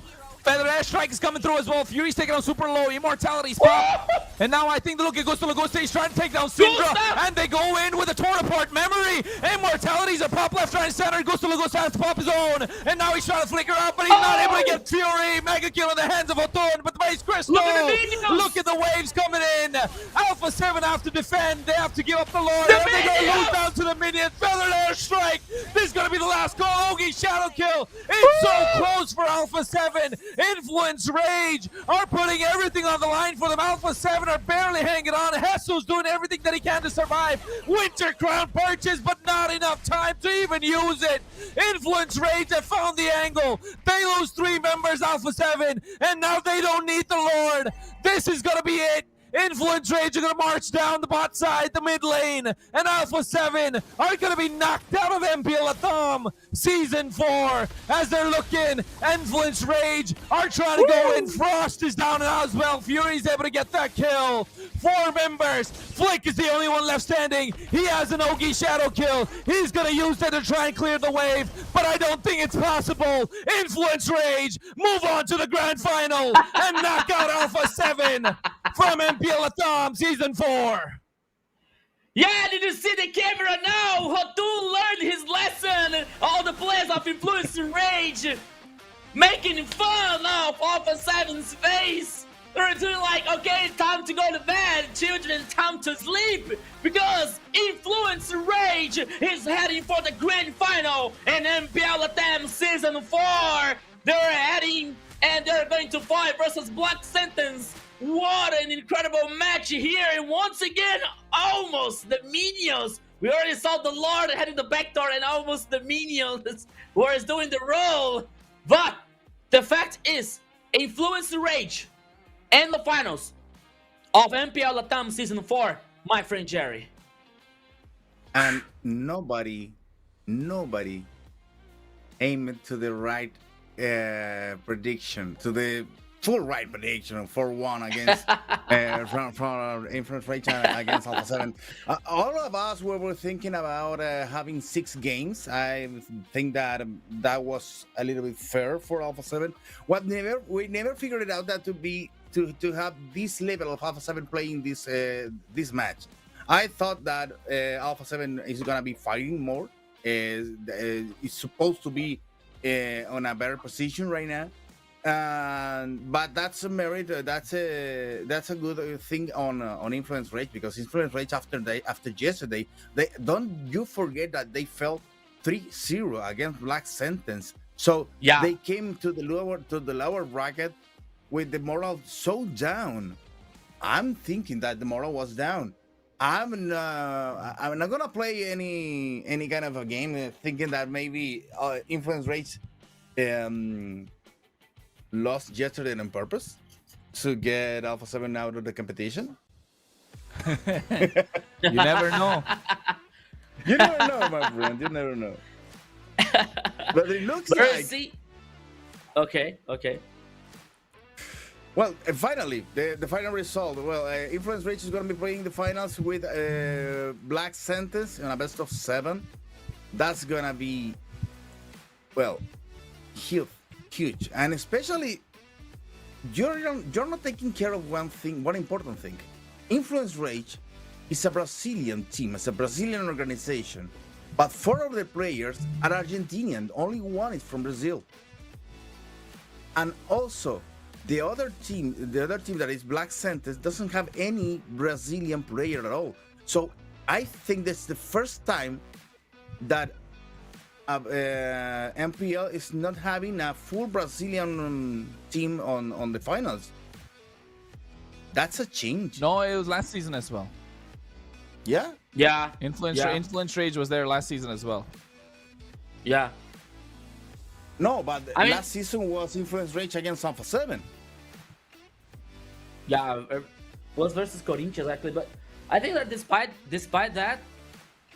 like Influence Rage with the Brazilian flag, but with the foreign players, and you see now the no. Don't ever think. Don't double think this. I'm just saying that is good for the region. That some of the talent, there are new talents here on the region, and also for Alpha 7 there was a double responsibility here because they were the reigning champions. They were also a team with a history in the region, one of the most important teams on the MLBB on the whole region. They had the best marksman on Gusta La Gusta, and also they are the only team with imports, and they're not gonna be on the grand finals. So there's a lot of things to think about, to analyze after this losers final, where Influence Rage getting the spot into the grand finals there. That is gonna be held in Sao Paulo. So it's gonna be very interesting to watch that, my friend Rico. Yeah, it's gonna be very interesting. It's gonna be very exciting. The grand final in São Paulo and Vila Madalena, Login XP is gonna be on November 15th. Remember, free entry. Yes, you heard it right. Free entry for the great final. We hope to see you there. So there's no excuse for heading. No, but let's go everybody to go. No, if you like video games, be there. That's it. Yeah. If you like esports, be there. Yeah. So here now we're going to see once again Influence Rage fighting versus Black Sentence. And remember that yesterday that we already saw Black Sentence winning of Influence Rage as a 3-0. But I don't think that is going to be the same in the grand final, because now the playoffs, all the games here is being online, being like in a game office or from their homes. And now the things are going to be different because now it's going to be in person, live, So that could, not being a game change for like 100%, but I think that is gonna impact somehow, in the performance or something. But the question is, Influence Rage won Alpha 7, and that was a surprise for many people. But they still have to take care versus Black Sentence. Yeah, and the thing is gonna be on a place with an audience. It's also important for Black Sentence because maybe most of the cheering is gonna be for Influence Rage. That's for sure. So the audience is also a factor over there. They need to be taken care of, especially Black Sentence. Well, Black Sentence I think is playing without any nerfs at all. They are cured for that. The only important thing here is what new strategies is gonna bring Influence Rage to be facing against Black Sentence one more time, because they already played twice against them. Yeah, so that's gonna be an interesting question for later, because now we're heading for the MVP once again. Hotun, the jungler, the KDA 515, 14% of damage, 83% of kill participation here, playing with Akai. What a great match for the jungler, a great match from this player, Hotun. And now learned his lesson, and he was like making fun of the front of the camera, but he was celebrating for the great victory and heading for the great final versus Black Sentence. And we were talking about Alpha 7 not taking the chances, even when they used to bait Akai's ultimate here. But now Hotun has so much resilience to continue causing pressure, to continue playing so well versus Alpha 7, that it worked so well for them, and it worked so well for his performance. As we can see now, you saw the using the ultimate to neutralize Hesu once again. And you used to say that Hasu was one of the great spot of Alpha 7, one of the big pillars of Alpha 7 to perform well and to guarantee the victories. But now they use it to neutralize him, and it worked. And now Hotun here is an MVP for the great lower bracket final here versus Alpha 7 4-1 for Influence Rage. Once again, showing their superiority versus Alpha 7. And already seen heading the total vote, 6 out of 10. The casters, most of them voted for Hotun. The referee was conflicted. Audience, okay. I think that the audience voted for someone else. And the observers, they were 100% with Hotun here, the jungler, that voted for MVP. Hotun, that played so well. Don't you worry, guys. They're at home. You have the right to be wrong. Don't you worry. Yeah, that could be. But the fact is now that Alpha 7 lost, and we have to we can discuss about what is going to happen with Alpha 7. There's so many so many options and so many situations. We have to ask and we have to question if Hasu and Flick will continue in the lineup. If Alpha 7 is gonna make some changes. There's a lot of questions to do about Alpha 7 future so far. But now the present is that Influence Rage is gonna face Black Sentence. It's from here for 2 weeks, and November 15th, that's gonna be huge. That's gonna be in São Paulo, the great final, right? And we can discuss this about later, because now we're going to have an interview for the Victorious team. Yes, with the Victorious team. Who is going to talk to us from Influence Rage? Yes, there he is. The coach, the man, the beast, the myth, the legend, Blackjacks, the coach for Influence Rage. Hello. Once again, Blackjacks, once again, thank you for joining us in that conversation. Congratulations of the big victory versus Alpha 7. And my question is, okay, yesterday you came from a loss for a Black Sentence. That was 3-0. And we were talking about Influence Rage, maybe that could impact in somehow Influence Rage mentality. But today you proved, me at least, that I was wrong. That Influence Rage is way even stronger than ever. How was the communication, Blackjacks, from yesterday for today to fight versus Alpha 7? Thank you for the support. At first, yesterday we got a very bad day. We got troubles when we started with these kind of things of MS server. It's not an excuse.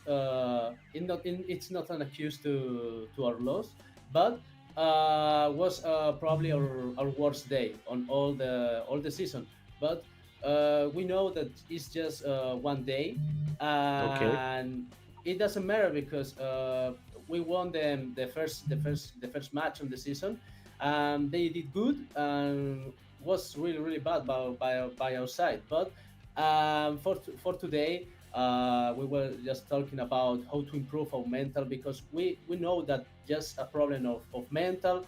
And that's all, because we know how to do the things, we know how to play the macro, we know how to push the waves, how to fight the Lord, and this is what we did today. Maybe I think that we should won 4-0 because of the second game that we trolled, but we trolled this second game of today, but that shit happens, Okay. Perfect. Kronos? All right, Coach Blackjacks, what are you gonna do to Hotun? You know the game. You know how the game was thrown, right? You know how the game was thrown. Yeah. What are you gonna do to Hotun? He's gotta eat something. He needs disciplinary action. Hotun needs disciplinary action. Yeah. I beat him. Yeah. You have to use those muscles, man. Use those muscles. But I think for next match, not gonna be a problem, but I will be on Brazil.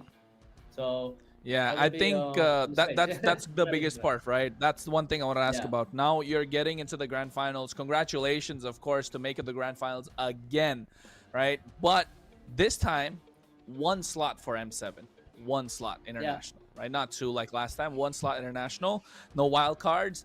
So, at least for me, I know who I'm gonna vote for. But I think the thing that you guys had last time, the problem with the crowd, with the heat coming in, right? With the crowd against you guys last time. I don't know if the crowd are going to be with you this time as well, but you do have Syndra. And like you mentioned, he'll calm the team down. What's going to be the factor now? Because you told me last time when I spoke to you, the mental was a big factor. It's going to be important, especially Hotun, Paquito, right? These guys. I think Fury as well. So, I mean, what's it going to be? How are you going to prepare? What's the preparation like? Okay, I think that for Grand Finals, we're going to have better mental today. Because it's on a stage, and we don't have to play on a neutral server or another server. This disappear because they play from Chile, we play from Brazil. You know, this kind of problems with server, MS. But final is a stage. We have been playing in the stage 3 times. Just this year, we have been playing 3 times. We're gonna have a fourth time on December. We're gonna play Games of the Future, and we're gonna make 6 stage Worlds, Games of the Future, and of course this next stage of 15th September. But I think that I feel more confident for this grand final because we know what we can do on a stage. It's 3 times. It's the 4th time on this year. We are prepared mentally, and like you say, the Syndra is very calm. He can you know, give this calm to the rest of the players, and I think that we're gonna be right. We're gonna be right with this. We're playing home. We're playing home. Really, man. We're playing home. Okay. On the stage. All right, Jerry. Well, that was part of my question because Blackjack is not a surprise that it's not your first time playing on a site, playing on a scenario, playing with an audience, and maybe for Black Sentence, that's something to need to beat. They need to beat besides your team. So, do you feeling an advantage for that? Are you feeling confident enough that pressure is gonna be against Black Sentence after all? On my opinion, I feel confident, but that not means that I'm gonna disrespect them. You know, I'm gonna yeah, of course. I'm gonna treat them like it was Alpha 7. I don't care. We're gonna train like 200%. We're not gonna disrespect them. We know that they are stronger, but I feel confident. I feel more confident to play in a stage than online for this game. To face them, I feel better if we play on a stage than online because I think that we have more experience. Them jungler is my ex-jungler, so I know him so right. And I think that just one another player, Steve, got experience on the stage. The other 3 doesn't have experience of it on the stage. So I think that we can take an advantage of this, and we're gonna do our best because it's our time to go worse. It's our time to go champion. Because for me, for Fury, for Chan, we have been fighting 2 years, being second place all years. We are on the top, but not the top. You're not the first place, and I think that this is the time that we have to take the first place. You know what? Okay. One last question. Yeah. Hold on. You mentioned 2 junglers, right? Hide on Bush is your ex-jungler, right? You already coached them before. Hotun's your current jungler. Who would you prefer, Hide on Bush or Hotun or Kaio? Because Hotun needs disciplinary action. I'm telling you again, that game number 2 was a disaster. Yeah. I don't know what he was thinking. So, who's better jungler, according to you? For me, Jotun. Inside the game and outside the game, both. And Gaio, he's just 16 and he got time to improve, to grow. We will got him for the future. Okay. Yeah. Okay. Well, Jerry? Rico, go ahead. Hey, man. If you guys not gonna ask, I'm gonna ask, man. If you guys not gonna ask, I'm gonna ask. Feel free. Go ahead. Well, now you're ready, you're mentally prepared, you're excited to get to the grand finals, right? Now, if we look at the previous series against the Black Sens, apart from the MS issue, apart from the server and ping issue, because it felt like Hotun was not allowed to play the game. And it felt like they cracked the code on your drafting, especially with Paquito's hero pool. Every single game, they banned out the Grok and the Kalea, right? So I have a feeling in the grand finals, you're not going to see those two heroes. Grok and Kalea, you're not going to see it, right? And maybe Gatot Kacha is where Paquito's really good. His other heroes, his Hilda and his Cho, 50-50 with the way that he's performed so far. In this series against Alpha 7, he played really well. So, how are you going to work on that? Because at least that felt like a weakness that was exposed by everyone. And that's why the casters were divided in their votes when it came to Alpha 7 and Influence Rage. So, what's the trick there, Coach? You got to tell us something. Okay, about yesterday, like I told you, we got a really bad day, probably the worst day on the season. I think that that's not gonna happen again. You know, I did bad. All the team maybe did bad. Jotun was out mental, but that have changed since yesterday. For the rest of the league that we have to play, gonna be different. That's not gonna happen again. For example, the pick of Hilda, I think that we did bad because we should have to wait what kind of jungler they're gonna pick, because it was so we pick her too early. But you know, we fail. We're gonna learn about our fails, and that's not gonna happen again. I trust on all picks of Paquito and all of my players. So if we lose, we lose all together, and if we win everyone together. Okay. Well. Okay. What's the score for grand finals? 4-0, 4-1, 4-3? 4-0, 4-1. 4-0. Oof. There's too much. Look at the confidence. He didn't even hesitate. No movement, nothing. 4-0, 4-1. And Jerry is like, oh my God. Well, he's from Chile. He likes Black Sands Esports. Blackjack, are you sure after a 3-0 yesterday? Because I'm sure because I told you it's a stage. Okay. Yeah. No point. Let's check it out. It's gonna be awesome. Anyways, and the most important thing is not if Influence Rage. I know you're looking to be the champions for once, and also the same for Black Santas. But the most important for us is the show, and also that we had the best team for the M7, because there is only one spot. So yes, we want the best team to be there. So good luck, my friend, and good luck to all of you guys there in Influence Rage. Whoever's take the place is gonna deserve it. That's for sure. Yeah, when you see Hotun, you gotta beat him up and post a story and tag me. just for me. Next week. Yeah. Thank you, Blackjacks. I will. Congratulations and good luck for the great final, my friend. Okay, Bye. Thank you so much. Thanks for all the support, and hello to everyone. See you soon. Bye. Thank you, Blackjacks. good luck in the grand final. See you. Yeah, there it is. Blackjacks, the coach for Influence Rage. Now, heading for the great final. Yes, Black Sentence versus Influence Rage. That is a great final of MPL LATAM Season 4. It's going to be on November 15th at Login XP in São Paulo, Vila Madalena. Yes, free entry. To know more information, you are free to follow our social network and all the Mobile Legends social network as well. Also, to be in the grand final here, November 15th. Oh my goodness, there's gonna be so many activations, skins, so many promotions for you and everybody who's going there. You know, meeting the players, meeting everything. It's gonna be so magical. It's gonna be so awesome.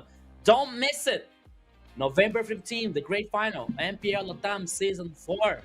Yes, let's go, guys. Production, if you need someone to do the interviews over there.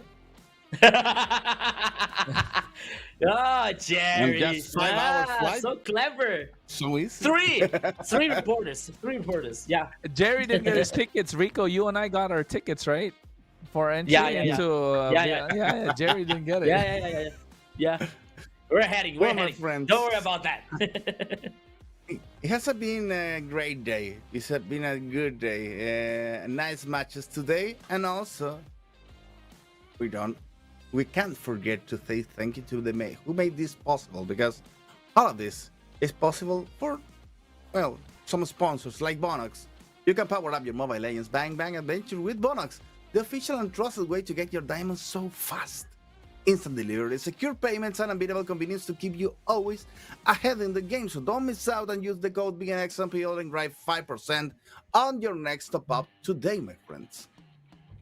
Yeah, and make sure you get yourself the Techno Pova, of course. Power your play with the Pova 7 5G Ultra Battery, blazing speed, fluid 144 Hz display, built for true gamers. Don't wait. Experience the future of gaming performance now. So recharging your diamonds in the best way with Bonox. You buy your Pova Techno, the best cell phone ever, and now you have the chance to play in the Project Next. Yes, the annual map update is live since September 15th. 4 brand new maps with strategies that will transform the game. You have the chance to play the Flying Clouds, Expanding Rivers, Broken Walls, and Dangerous Grass. So what are you waiting for? Get in your squad and experience the new MLBB routes. And you know, that's that time of the year. One more time, it's not Christmas. It's Esports Awards time, and we are having nominated one more time for the Esports Awards. So go ahead to the esportsaward.com, vote and scan. Oh, no, don't scan the QR code. There is no QR code. Go over to the esportsaward.com, vote for MLBB and all the categories that we are. I'm gonna make some content about this, because we need to know how many categories we have so we can vote for MLBB everywhere. Yeah, and if you're from Bolivia, make sure you pay some attention, because the registration for the 7th season of Techno Rising Stars MLBB is now open. Claim your spot and show the strength of your team. So sign up now. Use that QR code this way. Yeah, oh, and there is still time for a beautiful code. Yes, so now it's a turn in you that is watching us from the end until the end here of the broadcast. So now go to your Mobile Legends account, click your profile photo, go to settings and click on the code redeem and type this code here. You have the chance to get a beautiful skin, a pack of emblem, and everything so good on MLBB. So now it's a chance. Be quick, be faster. Type this code here, yes, and show us what you got with this beautiful code. Oh, okay. Well, yeah, baby. Yeah, today baby. was a bad day for me and Rico Kronos. It could have been a great day if I got it 4-1. I should have just stuck to my gut. I was gonna put 4-1, then I put 4-2, thinking Alpha 7 might put one more. It's gonna be a 4-1, Kronos. It's not on you, my friend. Nobody ever believed that. I could have pulled away. I could have been first. Now in the grand finals, I need to get the prediction right to beat Rico. Yeah, you know what? Kronos is worried about surpassing me in the score. I'm happy because the global broadcast has 2 almost leaders here in the top. You know, me and Kronos. And he's worried about facing me. I'm a teammate. I'm worried about my friends. And I want Jerry to grow. I want Jerry to get high in the top, to get high in the score. He's making me look bad now. You know? He's making me look bad now. I'm just concerned that not a villain, not a bad guy, you know. But okay, that's only me and Kronos, and Jerry is like it's close to us, you know. That was leading us, the global broadcast, to being the best in the score here in the cast predictions, my friend. But Rico jumped before the previous predictions that he made, so kudos on you, my friend. Okay. Yes. Already know that grand finals is going to be between Black Sentence and Influence Rage. An extreme battle to 7 assaults. I think that is going to be long. That should be long. Yeah, for sure. And also, despite of the fact that the Influence Rage, we talked about that with Blackjack, and Blackjack said that yesterday they had some troubles on the connection, maybe. But that doesn't explain a 3-0 against Influence Rage. I believe that there's something there under the sleeve for them, and also there's a lot of new trick that Black Sentinels is gonna bring it out on the last on the last matchup for this MPL. So we need to be ready to be amazed on that day. Yeah, so that is gonna be a huge event. That's gonna be a huge grand final on November 15th. The great final of MPL LATAM Season 4, Black Sentence versus Influence Rage. As we saw, like the first match, that was victory for Influence Rage. Then we got a victory for Black Sentence, and now it all comes to an end to see who's gonna win, who's gonna be the best, and who's gonna represent the Latin America region on M7. That is the most more important thing that we need to have the best team possible there. So yeah, let's hope that both teams, well, they have a lot of time for preparation. So I think they're gonna be bringing some new tricks on their for the final day. So that's gonna be a nice show to watch. That's gonna be great. That's gonna be huge. That's gonna be awesome. And sadly, we're heading almost for the final, you know, for the end of the MPL LATAM Season 4. But once again, we but are it's not seeing next here. week. Hey, yeah, 2 weeks later. 2 weeks later. Yeah, that's okay. Two that's weeks. okay. That's 2 okay. weeks from November now. 15th. From 2 weeks. 2 weeks from now, Black Sentence versus Influence Rage, of best of 7, as the grand final. My friend Kronos. So far, this battle is 1-1. Each team won once, and now we're going to have to see who's the best team and this best of 7, you know. Okay, so now sadly we have to say goodbye. I have to say goodbye for the audience. I have to say goodbye for Kronos and Jerry. Thank you so much once again. Thank you so much for your support, for your audience, the guys and the people from the global broadcast. Thank you so much, GM Obsidia. Thank you. I'm so sorry, GM Fruit. I'm so sorry I didn't see your message asking for a save for Coach Blackjacks. I'm so sorry, but I hope that the next time that that everything is gonna be okay and everything's gonna work. So once again, Jerry, Kronos, it's been a pleasure to work with you. We are waiting and we hope to see you together on November 15th for the great final. That's gonna be huge. That's gonna be awesome. So everybody, You know what? have a nice what? I have conflicted feelings right now because next time is gonna be the last one, my friends. No, don't remember. No. Sadly, it's gonna be the last one. Sadly, it's gonna be the last one. You are invited to enjoy that with us. So let's smell us in November 15th to enjoy the grand finals. Kronos, anything more to say? Nah, man. Rico was just taking us out. It's been a pleasure, gentlemen. It's been an absolute pleasure to have worked alongside you guys. And November 15th is gonna be the last day for MPL LATAM Season 4. Not for us. We can always work together later on, and hoping to see that again. Same with Joao in the background as well. Absolutely been amazing. The Apart best. from sometimes just being a little too loud, sometimes not too loud in the beginning, but then he worked it out later on. He's been an absolute G as well at the same time. But folks, you guys watching at home as well, you have been amazing, showing us your support. Keep showing us that. You can see our socials already. Those are our TikToks. I believe it's Jerry Senpai for Instagram, G_Kronos for my Instagram, and Rico Nunez for Instagram as well. So make sure you follow us to catch more updates. We got some content coming your way for the grand finals. And of course, folks, make sure you like, subscribe, show us some love in the LATAM region. And if you have any clips, you can always send it to us. But until then, we'll see you November 15th. Save the date, mark your calendars. That's the grand finals, MPL LATAM. Black Sentence Esports versus Influence Rage in São Paulo. We'll see you there. Absolute cinema.